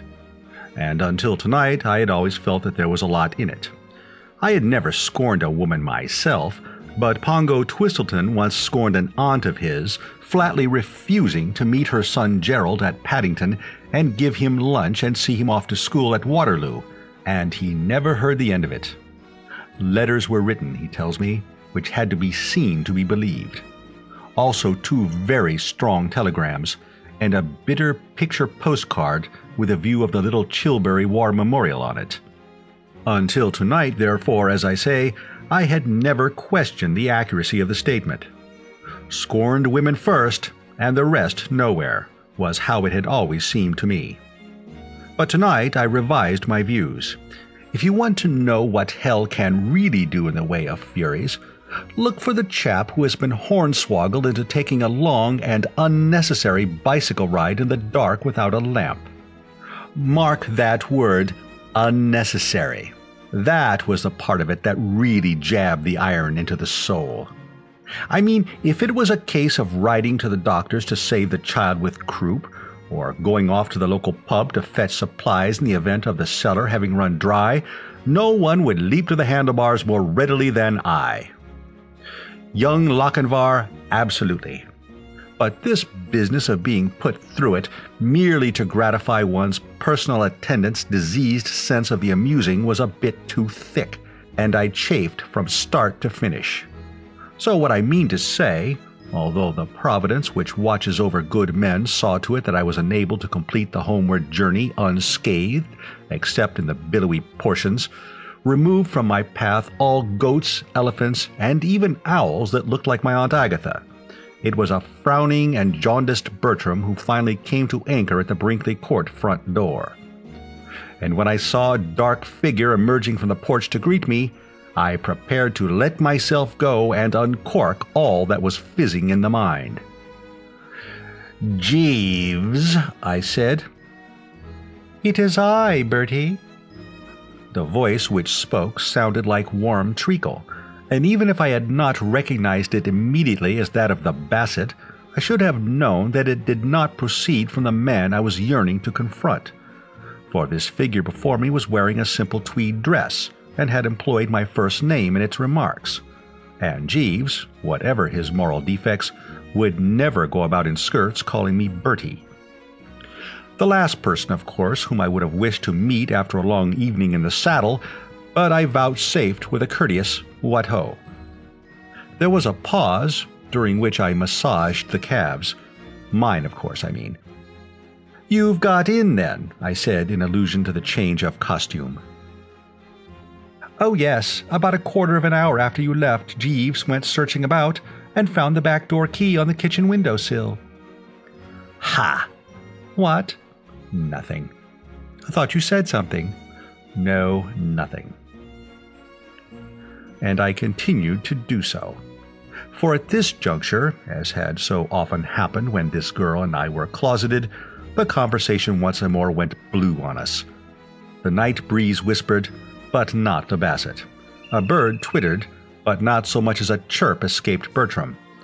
It was perfectly amazing, the way her mere presence seemed to wipe speech from my lips, and mine, for that matter, from hers. It began to look as if our married life together would be rather like 20 years among the Trappist monks. "Seen Jeeves anywhere?" I asked, eventually coming through. "Yes, in the dining room." "The dining room?" "Waiting on everybody. They are having eggs and bacon and champagne. What did you say?" I had said nothing, merely snorted. There was something about the thought of these people carelessly reveling at a time when, for all they knew, I was probably being dragged about the countryside by goats or chewed by elephants that struck home at me like a poisoned dart. It was the sort of thing you read about as having happened just before the French Revolution. The haughty nobles in their castles callously digging in and quaffing while the unfortunate blighters outside were suffering frightful privations. The voice of the Basset cut in on these mordant reflections. "Bertie?" "Hello?" Silence. "Hello?" I said again. No response. The whole thing rather like one of those telephone conversations where you sit at your end of the wire saying, "Hello, hello," unaware that the party of the second part has gone off to tea. Eventually, however, she came to the surface again. "Bertie, I have something to say to you." "What?" "I have something to say to you." "I know. I said what?" "Oh, I thought you didn't hear what I said." "Yes, I heard what you said, all right, but not what you were going to say." "Oh, I see." "Right-ho." So that was straightened out. Nevertheless, instead of proceeding, she took time off once more. She stood twisting the fingers and scratching the gravel with her foot. When finally she spoke, it was to deliver an impressive boost. "Bertie, do you read Tennyson?" "Not if I can help." "You remind me so much of those Knights of the Round Table in the Idylls of the King." Of course I had heard of them, Lancelot, Galahad, and all of that lot, but I didn't see where the resemblance came in. It seemed to me that she must be thinking of a couple of other fellows. "How do you mean?" "You have such a great heart, such a fine soul. You are so generous, so unselfish, so chivalrous. I have always felt that about you, that you are one of the few really chivalrous men I have ever met." Well, dash it difficult, of course, to know what to say when someone is giving you the old oil on a scale like that. I muttered an "oh yes" or something on those lines, and rubbed the billowy portions in some embarrassment. And there was another silence, broken only by a sharp howl as I rubbed a bit too hard. "Bertie." "Hello?" I heard her give a sort of gulp. "Bertie, will you be chivalrous now?" "Rather, only too pleased. How do you mean?" "I am going to try you to the utmost. I am going to test you as few men have ever been tested. I am going—" I didn't like the sound of this. "Well," I said doubtfully, "always glad to oblige, you know, but I've just had the dickens of a bicycle ride, and I'm a bit stiff and sore, especially in the— as I say, a bit stiff and sore. If it's anything to be fetched from upstairs—" "No, no, you don't understand." "I don't, quite, no." "Oh, it's so difficult. How can I say it? Can't you guess?" "No, I'm dashed if I can." "Bertie, let me go." "But I haven't got hold of you." "Release me." And then suddenly I got it. I suppose it was fatigue that had made me so slow to apprehend the nub. "What?" I staggered, and the left pedal came up and caught me on the shin, but such was the ecstasy in the soul that I didn't utter a cry. "Release you?" "Yes." I didn't want any confusion on the point. "You mean you want to call it all off? You are going to hitch up with Gussie after all?" "Only if you are fine and big enough to consent." "Oh, I am." "I gave you my promise." "Dash promises." "Then you really—" "Absolutely." "Oh, Bertie." She seemed to sway like a sapling. It is saplings that sway, I believe. "A very parfait night," I heard her murmur, and there not being much to say after that, I excused myself on the ground that I had got about 2 pecks of dust down my back and would like to go and get my maid to put me into something loose. "You go back to Gussie," I said, "and tell him that all is well." She gave a sort of hiccup, and darting forward, kissed me on the forehead. Unpleasant, of course, but as Anatole would say, I can take a few smooths with a rough. The next moment she was legging it for the dining room, while I, having bunged the bicycle into a bush, made for the stairs. I need not dwell upon my buckedness. It can be readily imagined. Talk about chaps with the noose round their necks and the hangman about to let her go, and somebody galloping up on a foaming horse, waving the reprieve. Not in it. Absolutely not in it at all.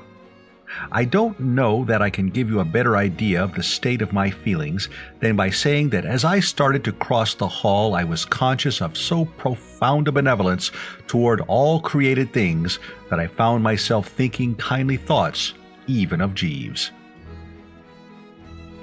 I was about to mount the stairs when a sudden "what-ho" from my rear caused me to turn. Tuppy was standing in the hall. He had apparently been down to the cellar for reinforcements, for there were a couple of bottles under his arm. "Hello, Bertie," he said. "You back?" He laughed amusedly. "You look like the wreck of the Hesperus. Get run over by a steamroller or something?" At any other time I might have found his coarse badinage hard to bear, but such was my uplifted mood that I waved it aside and slipped him the good news. "Tuppy, old man, the Bassett's going to marry Gussie Fignoddle." Tough luck on both of them, what? But don't you understand? Don't you see what this means? It means that Angela is once more out of pawn, and you have only to play your cards properly. He bellowed rockingly. I saw now that he was in the pink. As a matter of fact, I had noticed something of the sort directly I met him, but had attributed it to alcoholic stimulant. "Good Lord, you're right behind the times, Bertie. Only to be expected, of course, if you will go riding bicycles half the night. Angela and I made up hours ago." "What?" "Certainly. Nothing but a passing tiff. All you need in these matters is a little give and take, a bit of reasonableness on both sides. We got together and talked things over. She withdrew my double chin. I conceded her shark. Perfectly simple. All done in a couple of minutes." "But, sorry, Bertie, can't stop chatting with you all night. There's a rather impressive Beano in progress in the dining room, and they are waiting for supplies."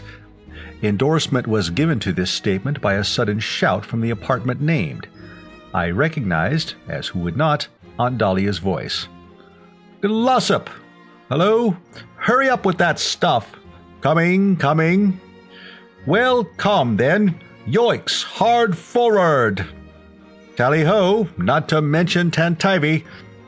"Your aunt," said Tuppy, "is a bit above herself. I don't know all the facts of the case, but it appears that Anatole gave notice and has now consented to stay on. And also, your uncle has given her a check for that paper of hers. I didn't get the details, but she is much braced. See you later. I must rush." To say that Bertram was now definitely nonplussed would be but to state the simple truth. I could make nothing of this. I had left Brinkley Court a stricken home, with hearts bleeding wherever you looked, and I had returned to find it a sort of earthly paradise. It baffled me. I bathed bewilderedly. The toy duck was still in the soap dish, but I was too preoccupied to give it a thought. Still at a loss, I returned to my room, and there was Jeeves. And it is proof of my fogged condition that my first words to him were words not of reproach and stern recrimination, but of inquiry.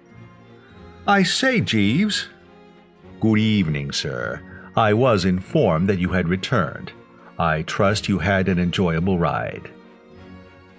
At any other moment a crack like that would have woken the fiend in Bertram Wooster. I barely noticed it. I was intent on getting to the bottom of this mystery.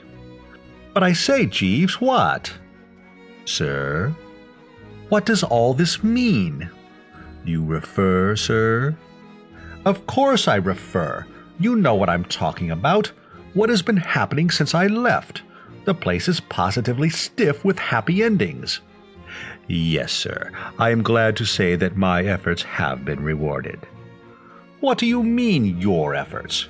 You aren't going to try to make out that that rotten firebell scheme of yours had anything to do with it?" "Yes, sir." "Don't be an ass, Jeeves. It flopped." "Not altogether, sir. I fear, sir, that I was not entirely frank with regard to my suggestion of ringing the fire bell. I had not really anticipated that it would in itself produce the desired results. I had intended it merely as a preliminary to what I might describe as the real business of the evening." "You gibber, Jeeves." "No, sir. It was essential that the ladies and gentlemen should be brought from the house, in order that once out of doors I could ensure that they remained there for the necessary period of time." "How do you mean?" "My plan was based on psychology, sir." "How?" "It is a recognized fact, sir, that there is nothing that so satisfactorily unites individuals who have been so unfortunate as to quarrel amongst themselves as a strong mutual dislike for some definite person. In my own family, if I may give a homely illustration, it was a generally accepted axiom that in times of domestic disagreement it was necessary only to invite my Aunt Annie for a visit to heal all breaches between the other members of the household. In the mutual animosity excited by Aunt Annie, those who had become estranged were reconciled almost immediately. Remembering this, it occurred to me that were you, sir, to be established as the person responsible for the ladies and gentlemen being forced to spend the night in the garden, everybody would take so strong a dislike to you that in this common sympathy they would sooner or later come together." I would have spoken, but he continued, "And such proved to be the case. All, as you see, sir, is now well. After your departure on the bicycle, the various estranged parties agreed so heartily in their abuse of you that the ice, if I may use the expression, was broken, and it was not long before Mr. Glossop was walking beneath the trees with Miss Angela, telling her anecdotes of your career at university in exchange for hers regarding your childhood, while Mr. Finknottle, leaning against the sundial, beheld Miss Bassett enthralled with stories of your school days.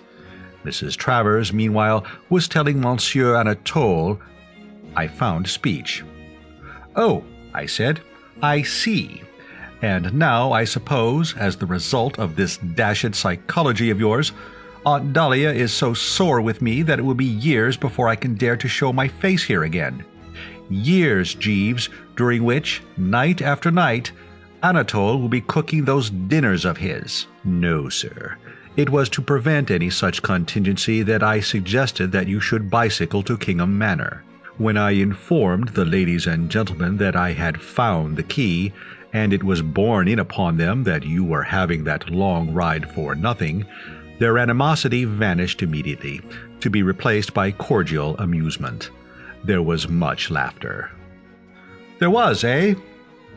"Yes, sir. I fear you may possibly have to submit to a certain amount of good-natured chaff, but nothing more. All, if I may say so, is forgiven, sir." "Oh." "Yes, sir." I mused a while. "You certainly seem to have fixed things." "Yes, sir." "Tuppy and Angela are once more betrothed, also Gussie and the Bassett. Uncle Tom appears to have coughed up that money for milady's boudoir, and Anatole is staying on." "Yes, sir." "I suppose you might say that all's well that ends well." "Very apt, sir." I mused again. "All the same, your methods are a bit rough, Jeeves." "One cannot make an omelette without breaking eggs, sir." I started. "Omelette? Do you think you could get me one?" "Certainly, sir." "Together with a half a butt of something?" "Undoubtedly, sir." "Do so, Jeeves, and with all speed." I climbed into bed and sank back against the pillows. I must say that my generous wrath had ebbed a bit. I was aching, the whole length of my body, particularly toward the middle, but against this you had to set the fact that I was no longer engaged to Madeline Bassett. In a good cause, one is prepared to suffer. Yes, looking at the thing from every angle, I saw that Jeeves had done well, and it was with an approving beam that I welcomed him as he returned with the needful. He did not check up with his beam. A bit grave he seemed to me to be looking, and I probed the matter with kindly query. "Something on your mind, Jeeves?" "Yes, sir. I should have mentioned it earlier, but in the evening's disturbance it escaped my memory. I fear I have been remiss, sir." "Yes, Jeeves," I said, champing contentedly.